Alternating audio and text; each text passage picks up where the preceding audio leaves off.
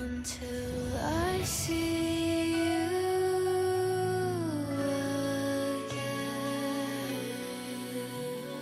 To the end we begin. Taste the sun, stay alive, hold me tight.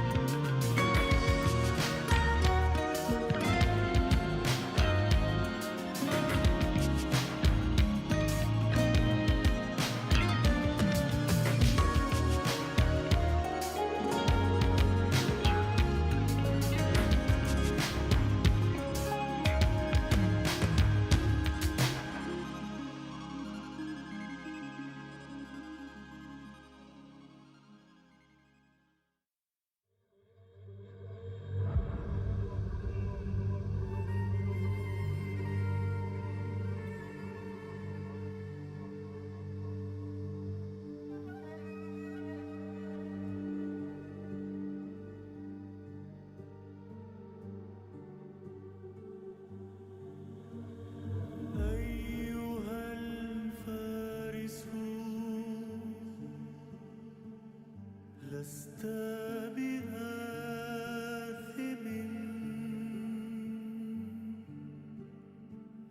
إن وزر هذا العالم ليس لك وحدك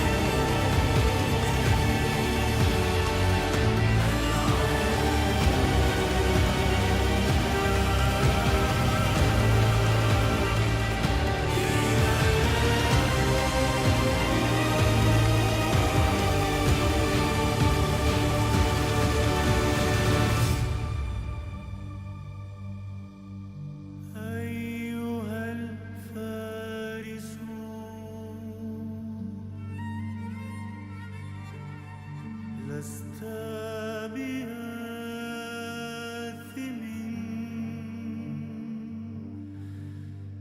لست بآثم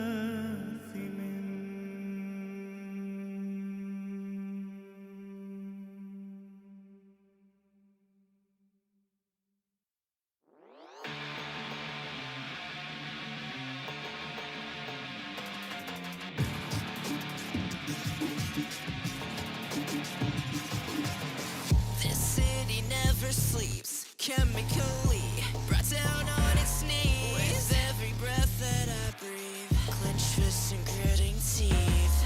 Tonight the energy flowing in me is waiting for release. Thunder beneath my feet, I sight you on my life until the dawn. The darkness falls and I lose control. I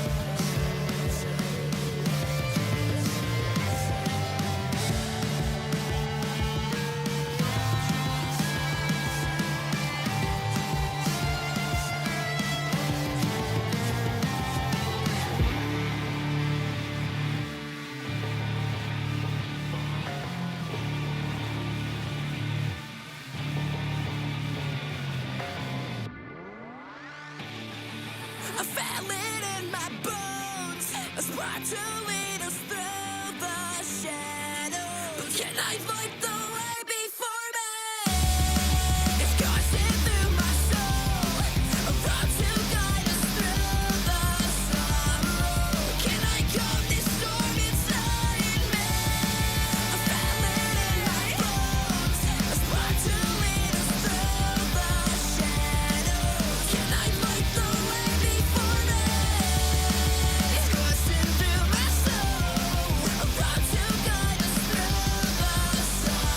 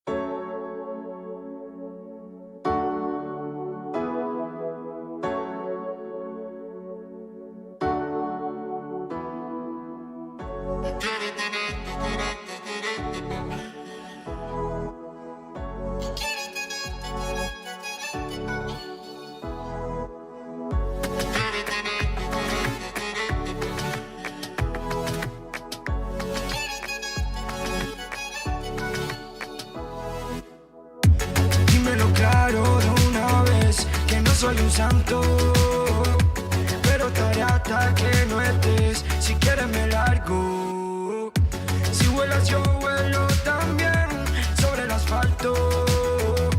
Más vale mala que buena en conocer, por eso aquí te guardo. Una egoísta, te busco la noche si no estás pues parto la pista en busca de otra para llenar el cuarto. Una egoísta, te busco la noche si no estás pues parto la pista en busca de otra para llenar el cuarto. Yo quiero tenerte por mí. Yo quiero tenerte por mí. Ay. Yo quiero tenerte por mí. Yo quiero tenerte por mí.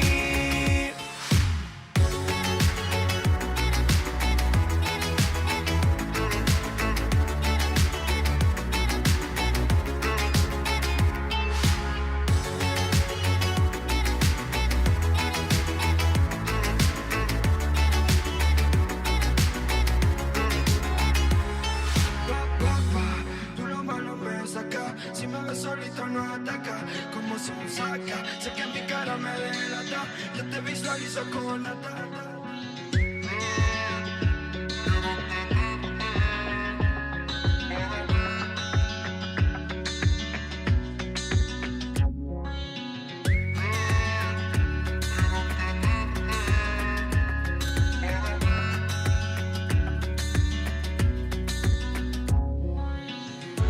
Quiero tenerte pa' mí. Yo quiero tenerte pa' mí. Ay. Yo quiero tenerte pa' mí. Yo quiero tenerte pa' mí. Quiero lo mismo, sé que tú tienes mi egoísmo, también sé que va a mi ritmo. Tú eres una diabla, se te nota cuando me hablas, que te pica si otra me habla. Tú lo malo me saca, si me ves solito no me ataca, como se me saca, sé que mi cara me delata, yo te visualizo con la tata. Yo quiero tenerte por mí. Yo quiero tenerte pa' mí. Ay. Yo quiero tenerte pa' mí.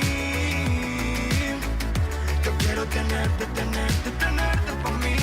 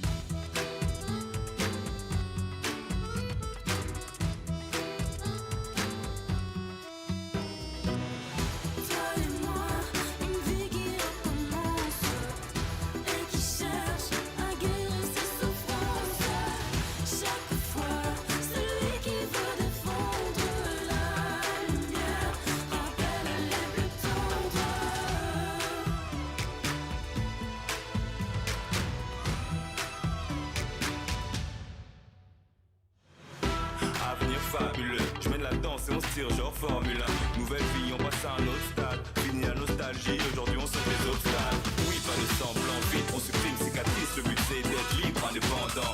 Viens ma main, lance sur la danse. Le chemin de la victoire nous attend. Chaque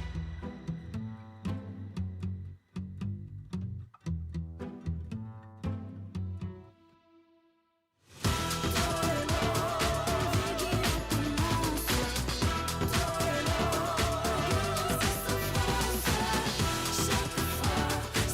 qui veut défendre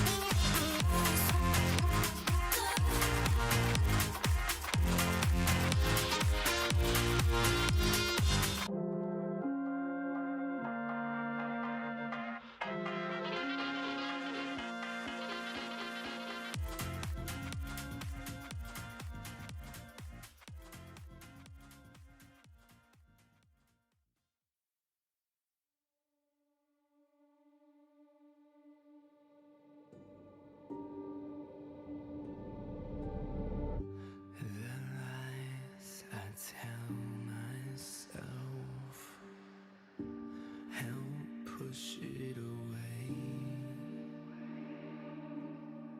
In dance chase and whispers before they all just fade. So how can I leave it all behind when I refuse to watch it fall to dust? I will find a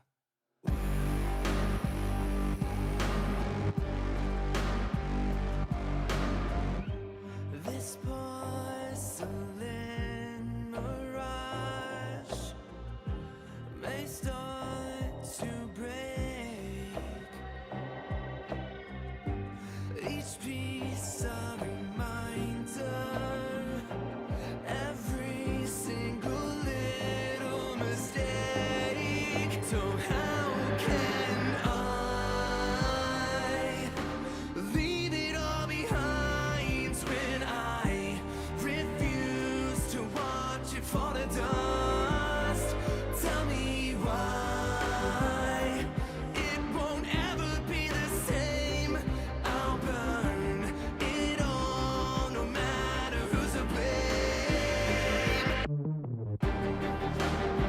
I'll find a way. I'll find a way.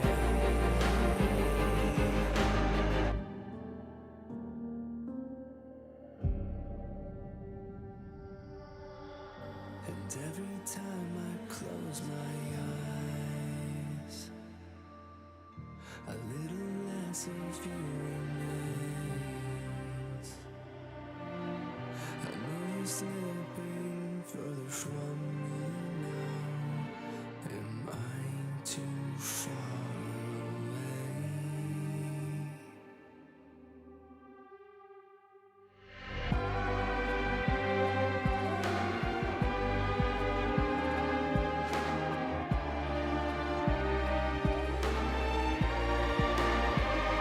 Tell me why I won't ever feel the same. I'll try everything until you're back again.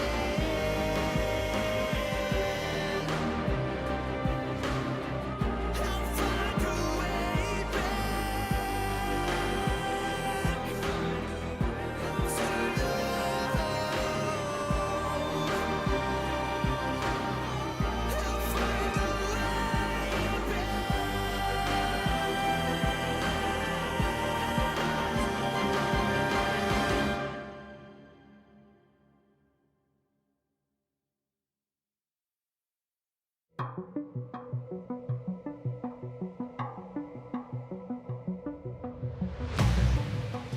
Wherever you roam, there's no place to go. Nowhere feels like home. From a deadly kiss to this apocalypse, you feel so alone.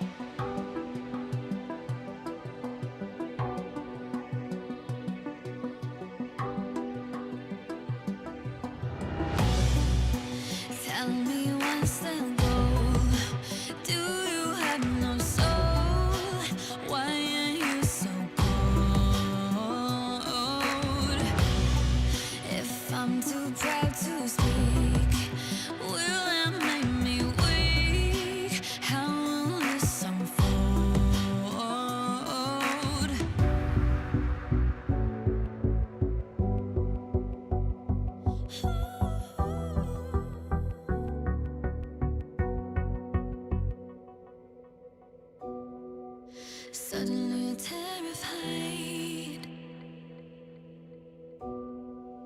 Looking for where to hide. The wolf is at your door. Can you hear him roar? Maybe I'm the monster.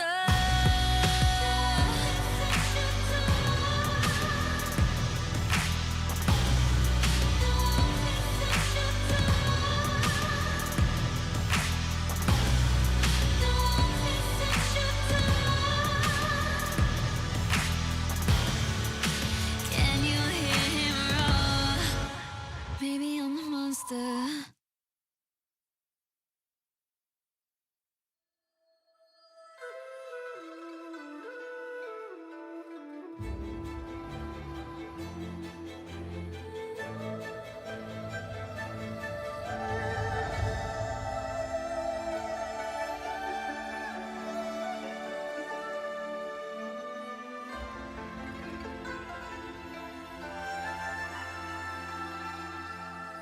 Golden days live in my head. Now I face the world in gray. What I wouldn't give for you to stay. Echoes of your laughter fill the emptiness I feel. Am I holding on to something real? I won't let the moment slip away. Live a life stuck in yesterday. Though the world has pulled us far, you're always in my heart. I know someday we'll find our way.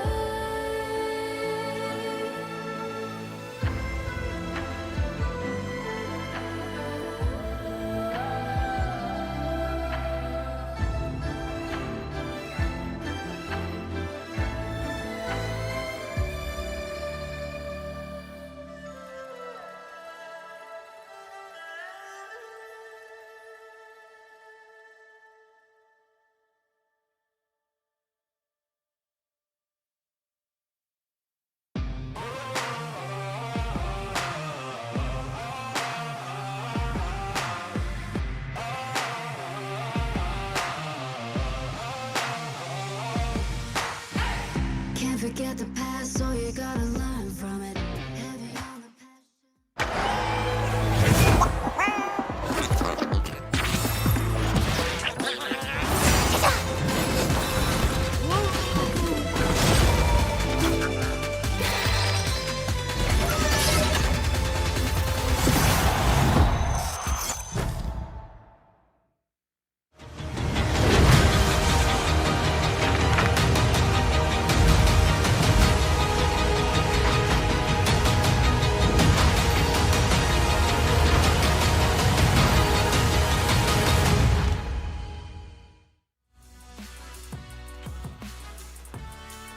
Hello, everybody, and welcome back to the Tacticians Crown broadcast for Lore and Legends. Today is a very special one because it's the grand finals, but we also get a chance to show you a sneak peek of Set 17 Space Gods and an exclusive show match that we will be getting into shortly before we get into our first games of the day. This is also going to give you plenty of time to make sure that you have finished your pick'ems powered by AWS.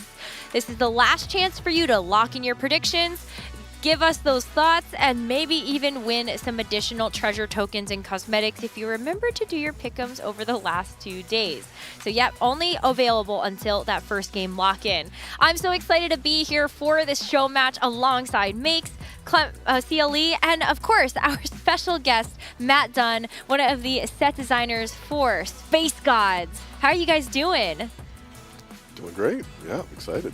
Yeah, absolutely. I feel like you get away with it. Clement and Celia, they start the same. So, True. but we appreciate you. I really tried hard, and then I heard it come out of my mouth, and I went, oh, I did start saying the wrong name. You caught me. He complains all the time. that our names start the same because he can't ever find his own name on things. Anyway, At least I it's didn't fine. call you Klee. That's I appreciate it. I do. I appreciate it. That's great. Today's going to be awesome in so many different ways. Obviously, the show match is going to be fantastic, but also we get to crown a champion and celebrate set 16 and get ready for what is to come. Matt, this is the Frune's first big look at what set 17 has to offer. So what has been one thing that you've been really excited to show people since you started working on this set? Oh man, I think there's so much in the set that we are excited about, but more than anything, it's got to be the Realm of the Gods. It's the big new thing with this set. It's, I believe the word is out now, it is replacing the carousel rounds, and we'll get to see it in action here in the show match. Really looking forward to that. Wait, yeah. where is Carousel? It's gone, but where did it go?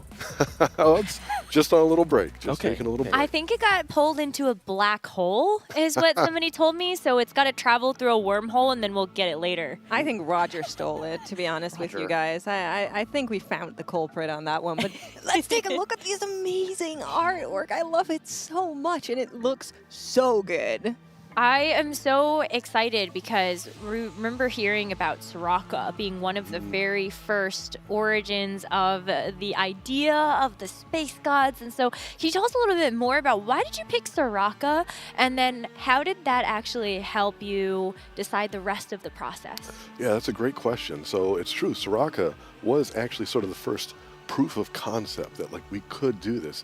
The idea being, can we take these characters from our League of Legends universe, rather the various universes we have throughout all our different skin lines, and find ones that we could transform into a sort of divine role. So in this case, Soraka, in her Star Guardian skin, takes on the role of the God of the Stars.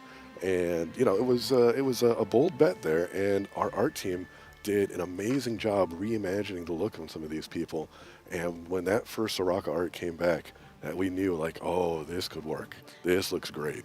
Oh my gosh. In the dev drop, I loved being able to hear about the design process for Echo to join the God rank. We're so excited to be able to showcase even more features about set 17. But before that, I think one of the things that we've all been eager to learn more about is what was Hwamie going to get as an augment in game to commemorate his win at the TFT Paris Open. You guys created a special prismatic augment, given that that was his second major TFT win. And so tell us a little bit about this, the Baron's Lair. Yeah, absolutely. So this one was cooked up by Kent Wu. Some of you more familiar may know Kent's work already on the game. He did a great job here. I know him for Lilia, but I was going to say, I'm surprised But I know Lilia is not in this one. Man. No, this is Hwamie's augment, not Kent.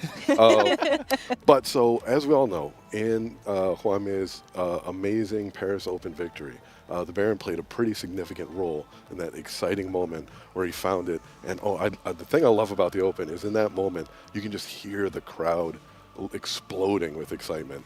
So we really wanted to capture the essence of Baron with this augment.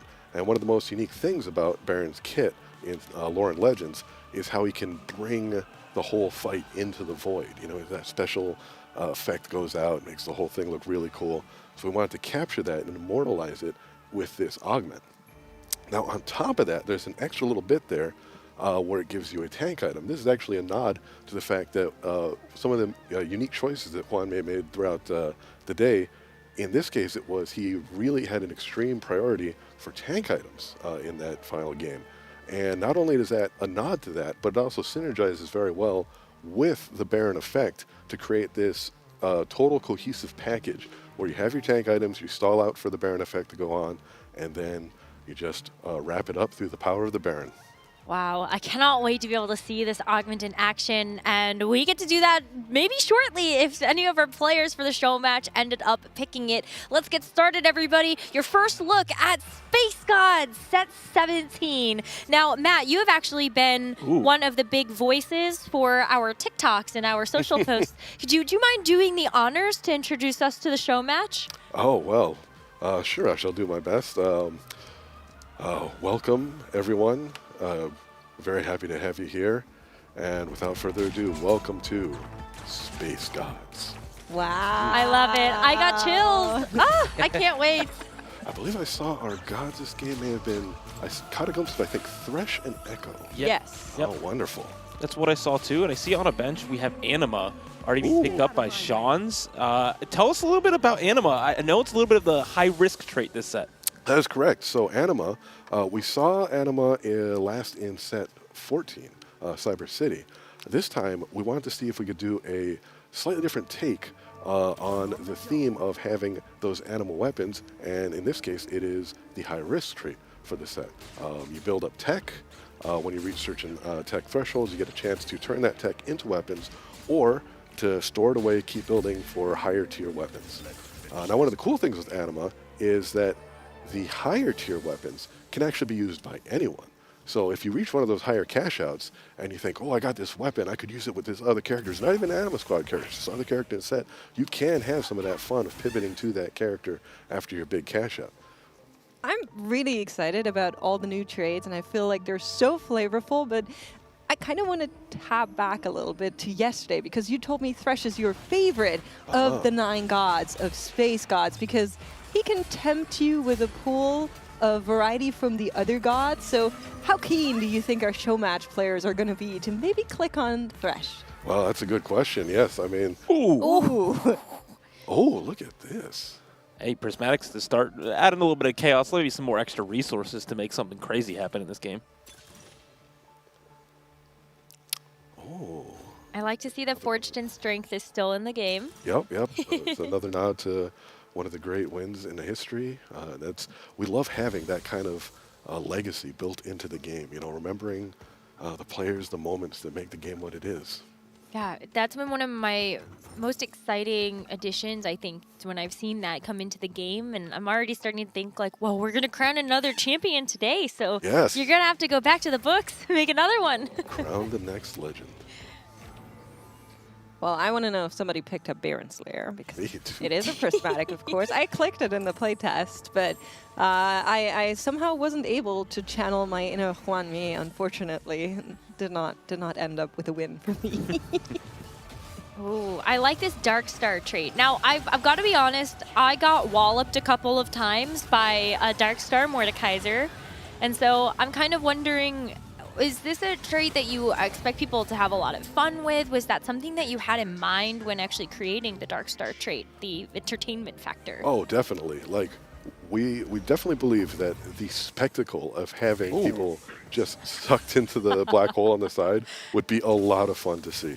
So, you know, that you get that right off the bat, like it's unlocked at the very first tier, and you just start to have fun seeing people pulled to their demise. And looking at Lukeware's current spot on the board, playing going long, being able to have a strong board early, I think this is obviously a great setup in any set. And now looking at an early upgrade here for that Mordekaiser specifically, I'm pretty sure this is one of those units that has those 3 traits, and so it's kind of like the glue to a lot of boards. That's correct, yeah. It's in addition to Darkstar, which is a solid splash all on its own, you have Channeler, which is one of our new caster traits, and of course he's a Vanguard up in front, a nice tank trait. And not only that, he also has his own hero augment. I believe it's called Heat Death. And it has a really, really cool way it works. Would you mind explaining that one? Sure, absolutely. So, yeah, that one is very straightforward, but at the same time, it is fun to watch. It starts as just an AoE around Mordekaiser, and that just keeps growing. That's so sick. Yeah, it does damage. When you cast, it has moments of doing even more damage, but yeah, eventually it can just envelop the entire battlefield. Necro. Do you see what I see? It's Vigar. Yeah! That too. He even has a radiant death cap. That's awesome. Nice. Yeah, Vigar, one of our meeples. They're the trait that have little meeple buddies that help them with their spells. They're a lot of fun to watch. Ooh, here we are. The god coming in. There's that random boon. Could be anything. Also a spatula, so 2 pretty high variance gods here. Wow, so random boon. What is in the pool for the random boons? So that pulls from any of the other gods' offerings. So you can get just anything that they could offer, plus a little gold on top. Of course, the risk is you don't know what you're getting. It might not be suited to what you're trying to do. But, you know, you get a little bit more raw power for that. So are you willing to take the risk? Are you feeling flexible? Do you need to take a chance? You know, I mean, knowing when you are in a position in which you need to create the opportunity to get lucky, that's a skill all its own. That's true. I like that you can also see what people have picked if you look at the little pedestal on the bottom right of somebody's board. Yeah. I can see, okay, a couple people favored Echo. I know Makes you were kind of wondering, who do you think people will pick? Yeah, absolutely. Because I feel like on the playtest, people really enjoyed sticking to one of the two gods. And it does matter to an extent because later in the game, there is basically a treasure round where your god of choosing then gives you something extra. And so the one you picked 2 times will decide what you get in your treasure round, which people should maybe be a little bit aware of. Would you recommend that people tend to just like pick God A and then pick God B to then see for the third one where they want to go? Or is it more like a Legion? You can end up wherever you want. If you want to go Echo all the way, that's also super viable. Yeah, I think there are a lot of good viable approaches to that. I myself tend to just go in the moment. What does each of these blessings give me that I'm looking for? But if you want to plan around the big payoff at the end, I think that's also perfectly fine. We're also currently seeing a trait on screen that I'm super interested in. I was reading about it last night. Arbiter. It reminded me of Admin, which was one of my favorite traits in the past. Can you tell me about the design of this trait? Absolutely, that is correct. Great call out to catch Admin there from the past. Admin from set 8. Arbiter, in a very similar way, lets you sort of create your own trait from these little building blocks. We present you with some options that are inputs and outputs, causes and effects. And you choose one cause and one effect, and that will build your Arbiter effect, essentially. So, for example, you might have every 3 attacks as your cause, and maybe get AP is a very simple one as your output. And you would have someone that, as they attack a lot, builds up a lot of AP. That would actually be pretty solid for someone like, say, LeBlanc. But there are some wilder outputs out there as well, and some interesting inputs to build around. I played a set of Arbiter, or a game of Arbiter in the new set, and I believe I clicked on, for every star level that you get extra attack speed. As a reroll fiend, you know, I was really having a grand old time making my entire board golden, and it worked out pretty well. So that was super fun. Awesome. I'm glad you enjoyed that. That's exactly the sort of, like, have a few of those in there that, like, oh, this could be a fun little build around with my Arbiter trait. So, yeah. Oh, I think we're seeing our new unit there. That's Meepsy in the middle. Yes. Ooh. Tell us about Meepsy. So Meepsy is a little meep piloting an asteroid golem. They are So cute. a new unit for the Meeple trait. They're a 2-cost tank. And yeah, we are very happy to have gotten them in here. Wait, so how did that even come about? You know, were you just like, oh, we're really excited to build the Meeple trait and we want to keep creating new champions that kind of fit into the convergence? Yeah, so in a way, like, it's, we knew we needed tank. Like, that was the hole we needed to fill. We were looking through some of our options. And so one of the astronaut skins is Ivern. And Ivern, of course, has the Daisy summon.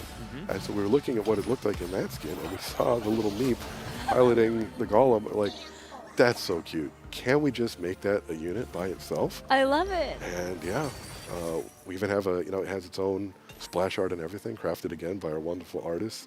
It is a very cute addition to the roster. Seeing the little meep in there, just like vibing, just moving around is hilarious. I love it. I love it. I actually, wow, first off, I'm looking at this feeling lucky, and I'm like, okay. Yep. People like to, no. Oh. What? Where's all these fans coming from? Having the Tactician's Cape, obviously great for these boards. Meeple is one of the big verticals in this set. How do you get to that 10 trait? Well, it's not easy. Okay. You will need some emblems to get there, but yeah, it's the payout. Should someone get there, is a fun spectacle to watch. Another thing that's super fun to watch that we're just seeing Manuta put on his board here is he unlocked Shepherd 3, which is another one of these chase traits that you're mentioning here, CLE. And I love this one because it's another new character you guys added into the game. And not only is it a new character, it develops the more you put. So Baya and Baijin. Bia and Baijin is the name of the summoned shepherd. Yes, Bia and Bayan. They are our new summon unit for this set. Yeah, so Shepherd is the summon trait. An interesting note with Shepherd is this time around, it is more of a class than an origin, which means it's not tied to any specific skin line. A lot of times in the past, our summon trait has been like, well, we'll take this skin line, turn it into the summon trait, so forth and so on. So it gave us a lot of freedom with what to do with the look and feel of this summon. And so, again, our great art narrative team, all that, like came together and said, okay, we can craft something from whole cloth, make something entirely new for TFT. What can we do? And they came up with this pair of the little baby beast, Bia, and then the big mom beast that comes in at the higher tiers, Bayan, and then at the highest, they work together as a unit. And So yeah, cool. I love that. a lot of fun to watch. Bia is very cute, and Bayan does some pretty sweet stuff. And they don't take up a board slot, right? Oh yeah, that is correct. As a summon, they're just a bonus unit there for you to have. We are going to be going into our next carousel round, so I kind of want to take that as a pickup because there's been a lot of confusion around the gods and the catch-up mechanic. Yes, I'm calling you out specifically, chat. A lot of people don't understand how exactly the catch-up here works because, of course, carousel used to offer 5 costs, 4 costs to those players that are lower in standings first. So could you elaborate, maybe for everybody that is still a little bit confused, how exactly does it work for Pengu to cut you up? Sure. Okay. So, yeah, Pengu is one of the things that are working as part of our catch-up mechanic. Because as you know, one of the things that Carousel does do is allow for a bit of a catch-up for if you are a little farther down. You have a chance to get back in the game by having first dibs on what's going on in the carousel there. In this realm of the gods, after your major gods have given you their offerings, you've made your choice, we also have the third god there, Pengu. Pengu is the god in the set. He offers you another set of options you can choose from. He'll always help you no matter who you're aligned with. He's always got your back. But if you are doing a little worse, your options are just a smidge better from what Pengu offers you. We're talking like maybe a gold or two a difference, something like that. You know, I mean, much the same way that like the range of units you would see on a given carousel might be between like 1 and 3 costs early and then a little higher later on. Exactly. So here on stage 3, we saw 4 costs offered to a duck who would be, first pick on the carousel, which would be, hey, there's 3 of those-ish on the carousel. There was 3 options there for him. So seems very, very similar, if not almost the same, except maybe the components, come with it are a little bit different because of how the gods work. Yeah. It's there is another subtler catch-up thing built into some of how the PvE rounds work right now. It's basically some of your components may be replaced with anvils instead, giving you a little bit more selection. Not more components total, just a little bit more selection when you're placed a little farther down. We have it. The Baron's Lair is here Oh, yeah? No way. on board for Hollythoth. Nice. Oh, and we got augmented power, so it looks like we're going to be seeing gold or silver augments for the final one. But wow, I can't wait to see this particular augment in action. And also, he's using a trait that I would love to know a bit more about. That's the Timebreaker trait. I remember the dev drop talking about this a little bit in terms of it being able to give you some additional rewards. So what are those breakpoints? What do they look like? Oh, sure. Okay, yeah, so Timebreaker is pretty straightforward. The 2-piece, that's what opens up the sort of econ aspect of the trait, I suppose you could say, where on a loss, you get rerolls. On a win, you get XP. And much like older traits, like, say, I believe Exalted did something like this, the XP is stored in a little thingy on your board that you can then sell when you're ready to get that XP. But yeah, losing also gets you the rerolls. So it gives you, like, whichever direction you're going, like, you get a little extra stuff on top. At the 3 and the 4, it becomes more of a combat boost. You get some bonus attack speed, very straightforward stuff. Perhaps the interesting part about Timebreaker is its 1 cost. Ezreal is a special scaling 1 cost in this set, whereas he builds up more takedowns. You might be able to see him in action here. With more takedowns, yeah, you see a little barrage of lasers from his drone backup. He's similar to, well, not exactly the same, but similar to Kale was in previous set where she ramps up, so he can do the same thing, right? Exactly, a similar kind of goal. Have this 1 cost as a dream of scaling throughout the game. One Cost Reroll is back. Let's Me, go. Ezreal 2020. Yes. Nice. Ooh, Twisted Fate also I've seen be a fun reroll to play as well. But I want to call out that we see either 2 Timebreaker on this board that's going fast 8. It's a very good splashable thing. It kind of reminds me of Bard from the current set. Bingo. Yes. Yeah. Yes. Yep. Yeah, it is a nice little bit of extra boost that you can splash in if you'd like. One thing I want to call out because one of people's favorite things about set 16 is the flexibility of it. Yes. Talk to me about Kane and Redeemer. That's his only trait. Ah, so Kane is a pretty interesting one. Or is it Rost? Which one is it? This one's Frost, I think. It is Rost, yes, Okay, you're right. thank you. Rost, yes. So Rost is a tank in the set, has the Redeemer traits. That is the only trait. Rost is sort of an invitation to a different playstyle in that Redeemer has a built-in build-around to it. It's for each trait you have active. So you're trying to like just have a bunch of traits active. And so by having that built into a unit as opposed to an augment, we give another way to like present this mini game to you. Here, here's this other direction going. Now, it's interesting in that like that is not, he himself is not really a flexible unit in the sense that like you can't just throw him in. You have to like build around what he's doing. But when you get him, he has the opportunity to nudge you on a different path than what you're doing. And in that way, we're hoping can encourage some of that flexibility. Like, I was doing this thing, but now I got Ross. Maybe I'm not going to do this other thing now. Very cool. So did you kind of envision him then to be sort of like Bronze for Life, or? Yes, yeah, exactly. That kind Yes. of, like, we're going to get as many traits active as we can and benefit from that. Okay, I have another quick question for you. How did you get Rammus back in the set? Yes.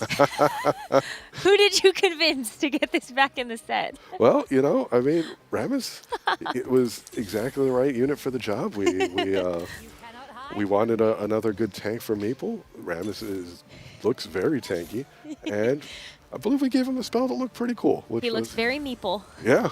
Very. Yeah, you can see when he gets the Maple going, I believe they all sort of hang out on his shell there and help buff up his defense. We did see Trisha just roll down a little bit, and a lot of the legendaries were popping up in her shop. We have Shen on the board as well. I know, Cieli, you were really excited to see some of those favorites kind of return, a lot of legendaries for the first time being chosen to be one. How do you decide which unit gets to be legendary in a set? Oh, that is a really good question. It's a number of factors. I mean, we are certainly aware of which units have not yet had a chance to be one. Although, related to that question, though, is do we feel there is something we can do with this unit that would feel legendary, that would fit in this set, all that sort of thing. So in this case, we did find ones that we felt like would work for, Shen, Vex, the Graves, I believe is another one. Yeah. Yeah, that whole cast. We're looking forward to landing, hopefully, people that are big fans of those champions will get to enjoy those 5 costs. Well, I'm seeing one, Jin. Why Yeah. is he so big? So that, I believe, yes, they have 6 Darkstar active. So with 6 Darkstar, one of your Darkstar units becomes super massive. And in this case, I believe it is Jin because he is quite large. It also gives you 2 little, smaller black holes to place on the board. You can see one right there, which, in addition to helping absorb a little damage in your front line there, I believe they also deal damage around them, as a black hole there.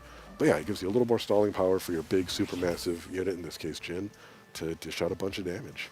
Also, what are we calling this now? Because Migs last time called it Carousel. That is not what's happening. Fair. The Realm of the Gods? Yep, that's Okay. what I Alright. call it, yeah. My bad.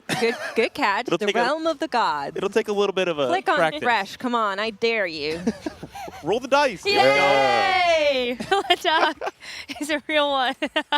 Ooh, 5-cost Graves being an option here. He does take it. This is a unit that I'm very excited to play. I didn't get a chance to yet. Tell me more about the design behind this unit and how flexible it is. Okay, so Graves is a very cool one. Graves has an entire tech tree built into him. There are a series of upgrades. Basically, each round you get offered an upgrade. It starts off pretty quick, so you have a chance to get a few upgrades right away, and then it slows down over time. But each of those upgrades can potentially put him down a different path, a different tech tree of what you're trying to build. So you might have a more traditional backline carry. You might go a more castery route. You might go for a more like mid-range fighter type of upgrade path. But there's a lot of different ways to slot him into your comp, and whatever items you might have lying around spare, it's easier to find a home on Graves. It also gives them a big scaling fantasy. I believe all in all there are something like 30 different upgrades available for him. That's crazy. Even more if you count like the different levels of some of the upgrades. Like some have like upgrade 1, upgrade 2 of like the similar thing, but they're stronger. But yeah, there's a lot you can do with that unit, and I think people will have fun experimenting with all the different options. Is this something that you looked at, like Rise, for example, from this set, and you said, well, people love being able to kind of flex around with Rise, make those spells? Oh yeah, absolutely. Having some of those units in there that are like, oh, here's what can I do with this? You know, what can I build with this? How can we cook? Yeah, exactly. Sorry. I'm freaking out. I saw the UFO on Cesar's board here, and I want to see it again. He's playing around those meeples, and he has Bard, which summons that little extra. But here's our treasure round happening right now. So we can see Thresh's Blessing. What exactly is that? So Thresh's Blessing, I believe, will each round roll a die for you and give you a different upgrade based on that die roll. So again, Wow. a little more chance. Ooh, the anomaly? Yes. Oh, yes. So Echo's Blessing. Echo gives you a bit of a blast from the past. It's an anomaly item that you put on one of your units, and depending on what the roll is, it will mimic the anomaly effect, one of the anomalies from set 13. And this, I'm so excited to see this happen. But so the treasure realms, though, those rewards are going to be the same based on the allegiance that you had towards a god at the end of it. There's no like power scaling for your allegiance to them, like if you pick them 3 times, for example. No, yeah, it's the payout should be the same whether you did it 2 or 3 times, it's just whichever one you aligned with the most. I believe there's one exception with Yasuo where, because Yasuo powers up your the hexes that he gives you, Yasuo gives you special hexes. If you only chose them twice and you only have 2 hexes, to kind of make you feel a little, like you don't want to feel like, oh, I have one less hex, it's just worse for me. We give you a little gold as compensation. Something I also wanted to note, you'll see over on the right side of the screen there, you could actually see some of this after the second round, but once people have aligned with a particular god, you can see which god people have aligned with next to their portrait there. So after round 2, anyone who had chosen the same god twice, you would have seen that that image next to their scoreboard name there.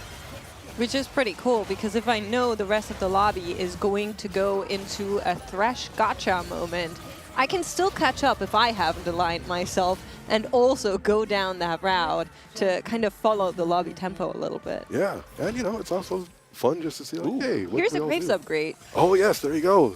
So you can see, here's all the different upgrade options you have. There's a gold cost for some of them on the bottom. Of course, some of them are also just, hey, free. And we'll see what happens when you pick one. Look Whoa! at that. Wow, Your he got brand new Graves. delivered. Yep, So cool. factory new. So what is this bench slot that Ooh. Ramus is in? Okay, so Meeple at the higher tier there can create this the cloning facility on your bench. These little meeps hang out and clone whatever unit you put in there. It works very much like if you remember set 11. Wait. Yeah, Yep. exactly. After enough rounds equal to the cost, you get a new copy of the thing. So once you get to that gold level of Meeple, you can start cranking out more units. This giant Tom That Kent. thing is huge. I'll bet that has an anomaly. Yep. Yep, sure does. Also, we see Aurelian Soul. I know he's a god in this set, but he's also a unit. So yes, most of the units that are gods do not appear in the set. Aurelian Soul is one tiny exception because in this case, it's a mech Aurelian Soul. We figured it made some sense that, like, sure, in this world, why wouldn't someone make a mech that looks like this god? I could It believe makes it. sense, actually, especially if you worship Aurelian Soul, then maybe you would actually make a mech out of him. Yeah, and that did give us the opportunity to. So the mech trait allows you to transform your mechs between 2 different modes and 2 different forms, that is. And so the form that Aurelian Soul transforms into is the jet form, the spacecraft form, which then operates much like the old Set 3 Aurelian Soul, the battle cruiser flying around, launching fighters.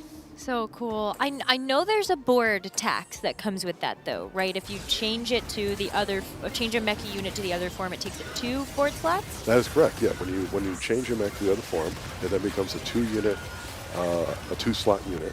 And you can switch it back. There's a controller to switch them back and forth as you want. The idea there was we wanted to have sort of an opt-in dragon type of thing. If you wanted to create this 2-slot unit, you could do that and have your whole, like, celebrate that unit a little bit more. But if you didn't want that and just wanted to sort of like have them fill a role on your team, you could do that too. We just saw the Thresh Blessing roll and give us 3 artifacts. That was insane. Forge and I think strength. that was Forge. Oh, okay. I was shocked. I was like, what? All right, yes. Yeah. That's a lot more reasonable. As wild as Thresh's payouts can be, I don't believe it's that extreme. What do you think is the best payout that Thresh can give people from the rolls? From the rolls, boy, that's a tough one. It's a good split. It's a lot of minor ones that can add up over time. Sometimes you get some stats, sometimes you get some goals, sometimes you get some rerolls. You're never really sad to see any of them. I think it's a pleasant little surprise it gives you there. I like it. One of the things that players are theorizing, and I'm sure a lot of the players that are highly engaged in the competitive scene are thinking about, is how do these gods impact the play style of the game? Does something like Thresh, can you only play it from ahead where you have some HP? Is there thought about that when we're designing these things?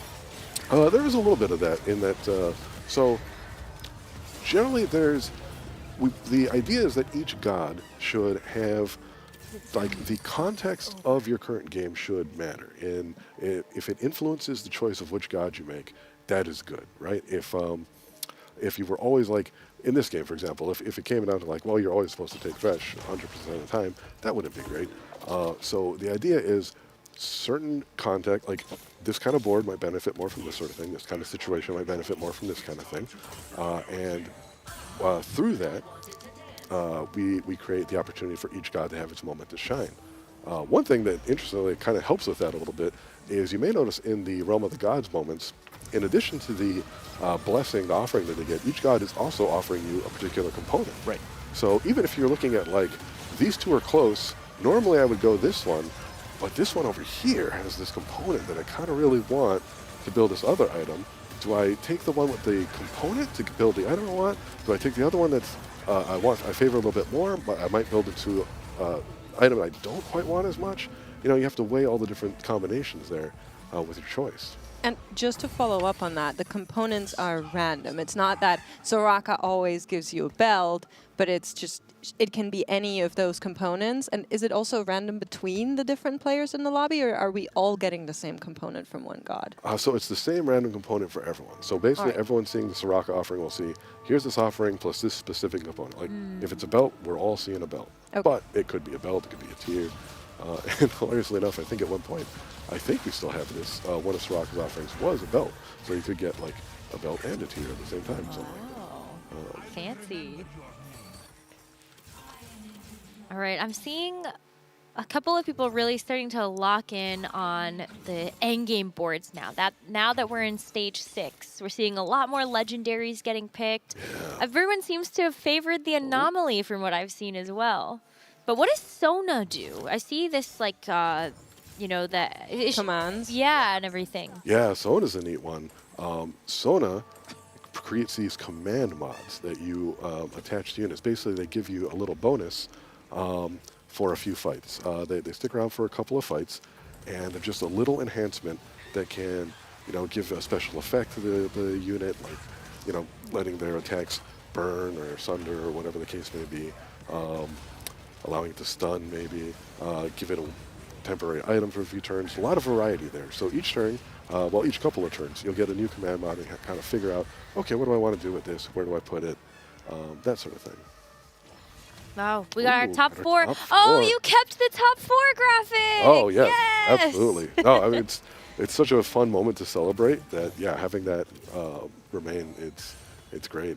That was something that I was so excited to see get released in KO Coliseum because it feels like I actually celebrate the top 4 more. Yeah, okay, that's the hope exactly. one of the things with TFT, sometimes it feels like players may not realize that like doing top 4 is good. Like Yeah. it's not that like people are like, well, I didn't win. It's okay, but top 4 is still, you did kind of win. That's your. You got you're the top half. LP. LP go up. Right. Yeah. So celebrating that moment a little bit more, so you feel like, oh, I did it. Yeah. Then that lets people feel good. Blitzcrank also being featured on the other side is a 2-star. This is Ooh. a damage dealer? Yes, this is a fightery, brawling Blitzcrank here. So he's part of the Space Crew trait, and he will uppercut people into disco balls, creating big old disco explosions. I love it. That is awesome. Oh, we're getting to see an Anima Squad cash out here. Ooh, okay. Ooh. What do we got here? Prototype. Okay, so this is one of the cheaper ones. Okay. Yeah, so once you, there's a spread of different tiers of anima payouts. Again, your highest tier ones can go on any unit. There's a middle tier which are particularly useful on certain anima units. So if you're sticking with like, I want to play like, this anima unit, you might find the item that pairs very well with them and use that. And then we have our very cheap tier that's like, okay, I'm still getting some payouts. I can maybe find a use for this thing. This is also Fiora's first time being a 5-cost. We just saw her right. not quite make it through this fight. But tell me about Fiora and what she does. All right, so Fiora is the Divine Duelist. Some of the damage you deal, some of the player damage that is, gets healed back to you. But also she has this little thing that as the greatest duelist in the land, if she's ever one-on-one, she will just win. Hold on, what is this? Why is there a dragon on our board, What? Matt?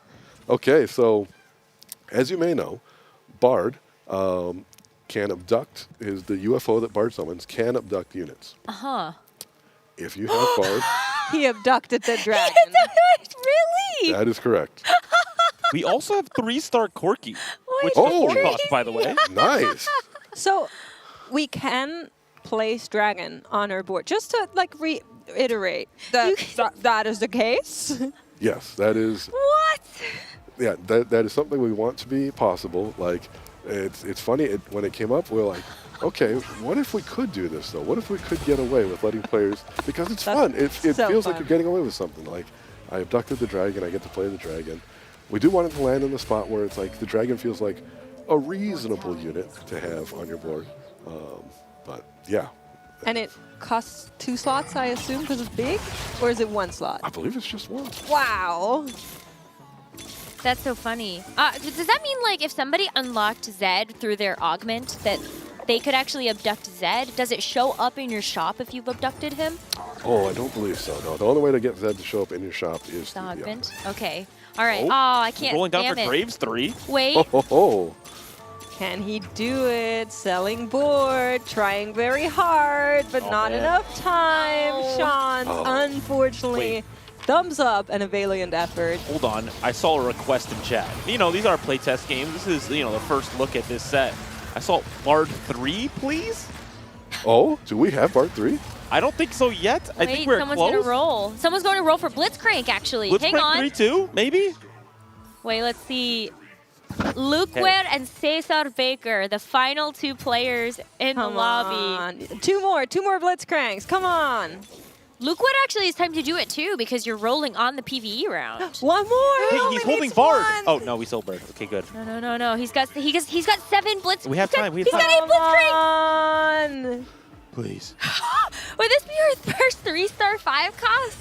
Oh, Wait, dear. does this count for pick'ems? No, I think that's already done. Sorry about that, Seal. Okay, he has Come to on, do come it. on, roll. Please. Maybe Thresh can give us something really good? Okay, not quite. Just more gold. We need gold. Oh, wait, we're one off here, too. Bard 3, maybe Bard 3? Wait. I know he has this UFO. We have so much gold we just sold, so now we can continue to roll. He saw a Blitzcrank in his shop. There's the Blitzcrank! Blitzcrank 3 on Luker's board, no? Is it not? Maybe? I didn't see the 3-star. I Oh! didn't see the Bard 3! 3-star! Oh my god! Wow. Let's go! Wow! Wow, I did not expect to see this today. Wait, look at all the UFOs. Oh, Who two could off. win? Oh no! Wait, what happens? What Cast comes does through? you- Oh my god! Dude, the giant UFO. That is one way to win a show match for sure. Yeah, that is quite a spectacle. What a fantastic showing of the new set. I'm so glad you folks got to see that. That is really a very fun one of the five cost 3 stars. I also may have gotten a compilation of some of these, and I think it steals every unit that was on the opponent's board. I think so. That's incredible. Wow. That's so I incredible. mean, you know, it's at that point you've kind of already won the game. Sure, we'll give it to you. Hey, that's so fun. Wow. Okay, so I'm already super excited to see the set launch, and we got to cover a lot within the show match. But Matt, is there anything else that you did not get a chance to see in game that you're really excited for players to discover when they get their hands on this set? Oh man, really, there's so much of it here that I'm just looking forward to everything. Seeing you folks experience this. Definitely, I'd love what we saw here today with the Bard 3. Really fun. There are other great spectacles, both with the prismatic trait and the 3-star 5 costs. Looking forward to seeing some of those, discovering those. But yeah, just everything in the set.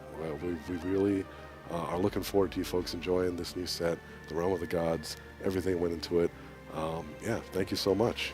Can we talk about that artwork really fast? Oh, absolutely. Because that was something that I think we were all oohing and awing at while watching this game play out, is clearly the care and detail that went into actually crafting the gods, but also the music and the sounds and the feelings of when you actually use these champions.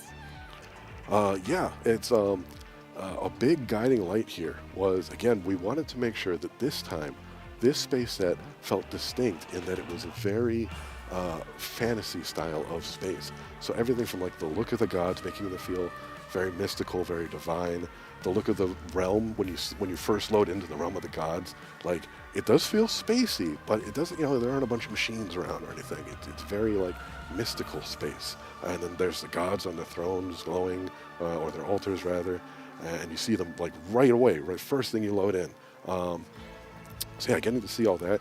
And you mentioned the music. The music, I think, does a great job of like riding that line between sounding sci-fi, having great epic moments as well, but also embracing some of the lightheartedness and silliness that like traits like the meeples, for example. Like TFT always has a bit of lightheartedness to it, and I think it's the fact that we got to keep that while also keeping these grandiose gods is wonderful. As soon as I saw the meeps, I just typed in the chat of the preview thing. I was like, meeps 2020. No matter what Everybody happens, did. I We will were be all playing this giddy. every game. Yeah. So I good. got obliterated by somebody that hit the meeple prismatic. Oh, really? Oh, you got to see it. I did get to see it. So can I spoil? No, I don't want to spoil, okay, actually. okay. I don't want to spoil. But all I have to say is that if you get a chance to actually hit the meeple prismatic in game, you will enjoy it just as much as I enjoyed getting destroyed by it. It was very cool. Yeah. Please do experience it for yourself or see it. Yeah, like having us describe it to you, I do feel like would be sadly a criminal underselling. You're right. But yeah, I'm glad you got to see it though. That is a fun one. It is super cool. Well, Matt, thank you so much for joining us in Spain to give us more insight on what's to come in Set 17 Space Gods. Any final words that you want to say to the fans of TFT that are looking forward to seeing this on April 15th? Yes, I was just thank you very much for having me here, and thank you everyone for taking the time to watch this show match, and as always for just playing our game, sticking with us all these years. We're really excited to have you see this next new set, Space Gods Set 17, and yes, thank you so much for always being a part of TFT, making it what it is, keeping it the game that it is. Thank you so much. Thank you, Matt, Thank once you. again for joining us and for also, of course, putting this amazing set together. Set 17 is going to launch on April 15th, so make sure that you stay tuned to play the next set.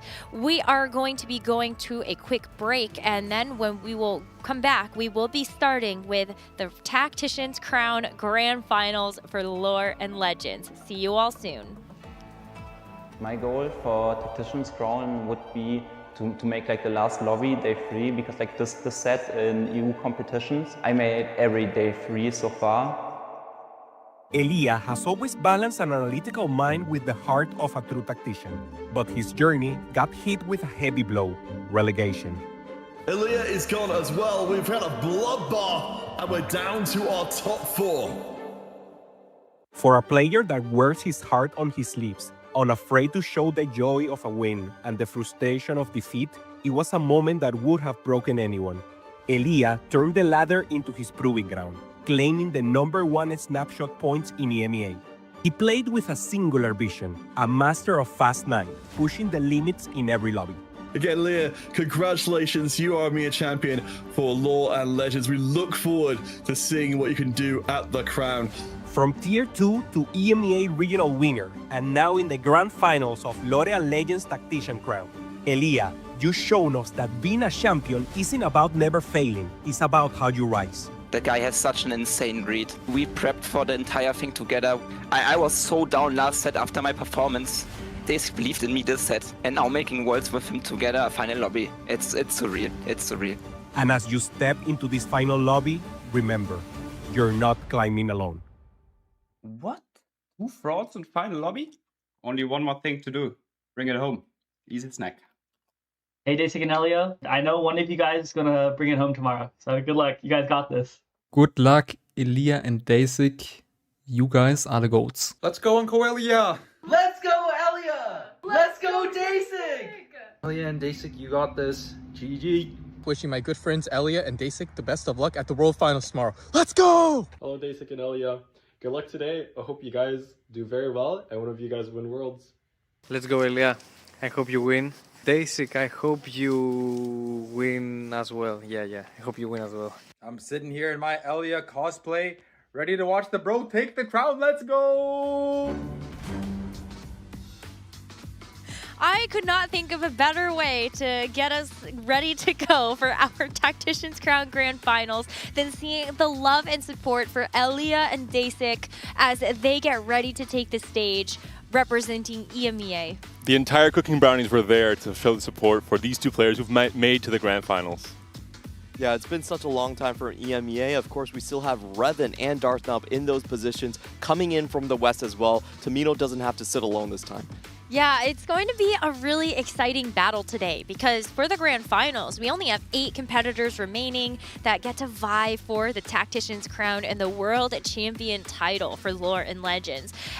Elia and Dasik are just 2 of the competitors taking to the stage today, and I also want to take a moment to actually talk about Darth Nub because from the Americas, last set, they were not here in the Grand Finals for KO Coliseum, so that was definitely a little sad, but Darth Nub does stand as the last competitor from the Americas that we can cheer behind. And he's a player that has a very first or 8th playstyle, which is sometimes not what you expect to see in a Swiss stage coming into day 3, but if you end up making it to the Grand Finals lobby, this is a huge advantage. You have a lot of comfort playing around Galio Rise, for example, these really high cap comps that can win a checkmate format.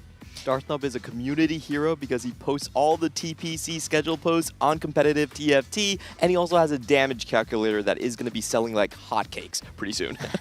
I've always just heard good things about Darth Nub, just as like a person as well, not only how he ends up being that community figure, as you're saying, but also just how he supports the rest of his study group. I feel like when it comes to TFT, we always say it takes the solo player to actually play the game, but it takes the whole team to try to get the win. And so you could hear that not just from the support that Elia and Dasik were getting, but of course the way that Darth Nub helps to build up his friends in the process.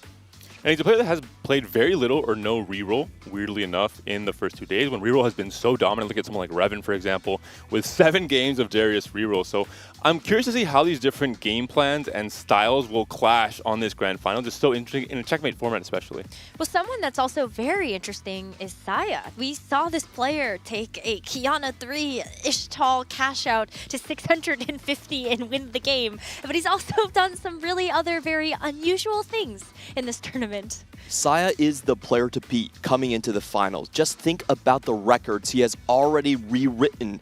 78 points in the group stage, the most dominant that we've had in TAC Crown history. If you look back to his regional performance, he has not gone 8th place for 30 straight games. Even his run yesterday, 46 bomb day 2, another record, and then not actually going into the 8th base at all.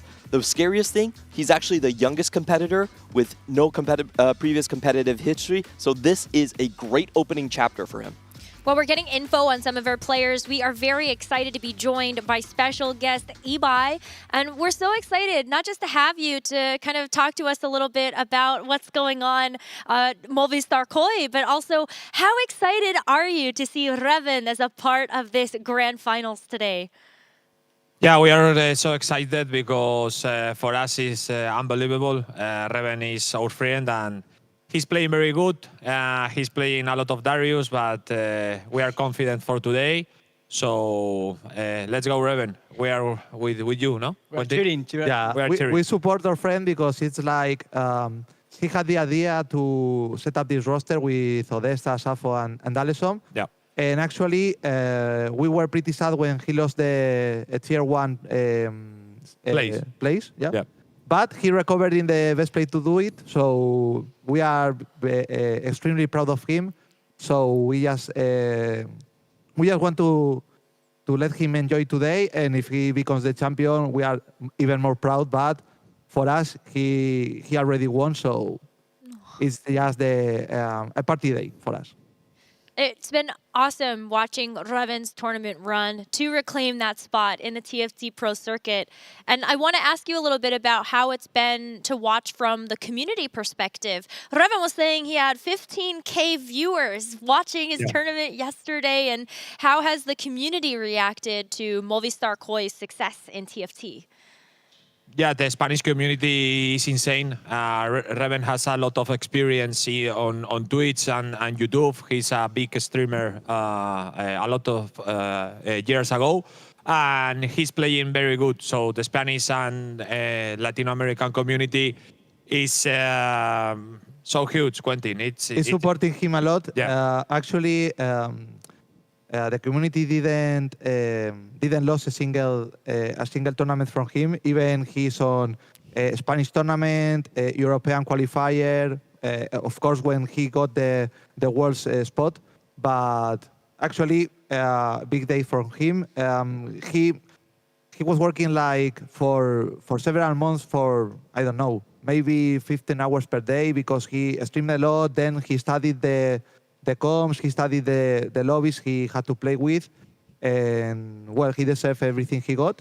And of course, the community supporting him. Even we have a community who is like really troll sometimes. And he's like, you made the bad decision here, but Reven is like, okay, I won't listen to you today. And well, they will be here to be on your side, on his side and on our side, of course. I love that. Any final words of encouragement that you would like to say to Reven before he plays this grand finals? Only big W's for Reven. We expect a high level performance and let's go. We trust him. We trust. I love it. He will do.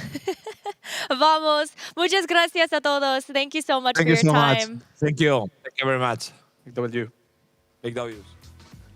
I love that. Big W's for Reven. Lots of encouragement. I mean, Panda, this has been an org that you've also been a huge fan of with the Spanish roster that they've put together. So, yeah, how has it been from your perspective to kind of watch this community grow? It's really crazy from Reven to think back. Set 14 Cyber City, he came in to form this roster, as they mentioned, for 4v4. And he came in having not played TFT competitively for 2 years. His last competitive experience was in Set 7 Dragonlance Regional Finals.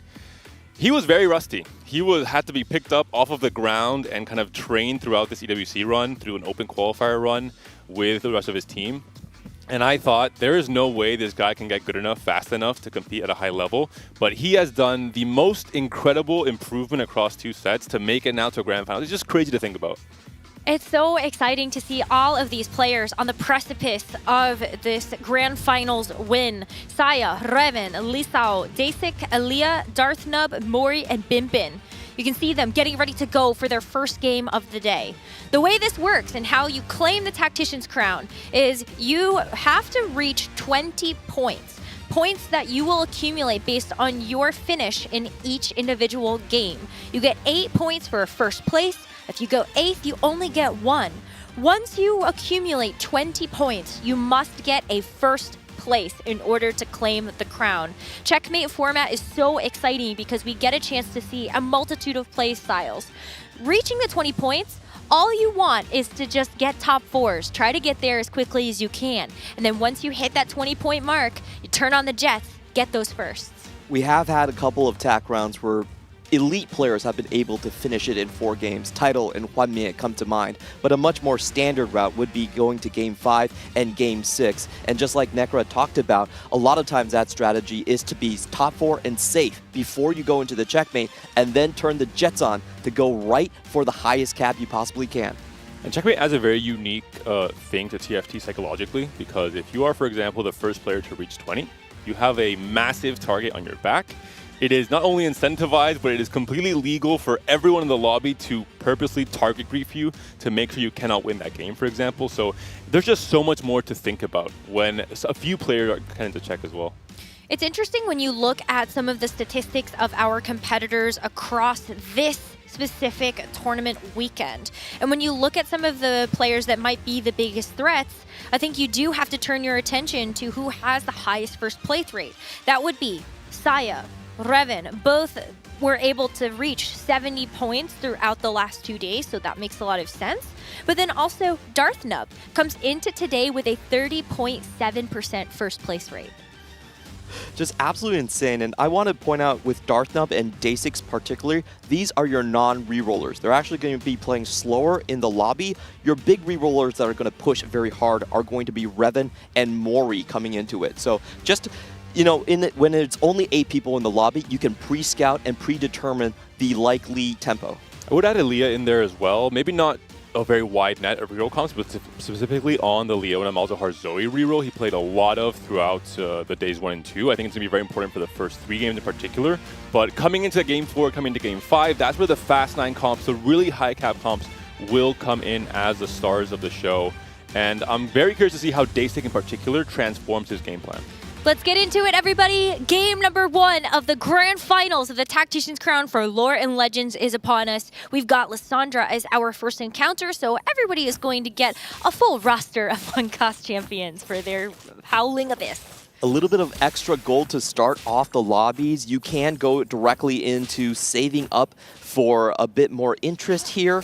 And if we're looking at the one cost, one champion I would like to mention is definitely Ishtal Kiana. That is one of those champions that can take you through 1-4 without being itemized, and also gives you that chance, as we've seen from Saya yesterday, to go for that Ishtal early. I'm also excited, though, to be able to see Viego, for example. While Shadow Isles has not been a super hot topic coming into this tournament, it has actually been a composition that several players, Dasik included, have looked at as a comp that you can unlock, be uncontested, and just try to go down that route with the early Viego too. Yeah, in this field in particular for this top 8, it's only Dasik that's played a game, but he won with it, right? So he has very good feelings on this line. We're seeing the Nivea here, possible upgrade for Saya, has a fairly good start into some kind of AP line. We haven't seen Demacia AP being very good in the stats. That's mostly because all of these players know how to pivot out of Demacia into Galio Rise, which is one of the highest cap comps in the meta right now.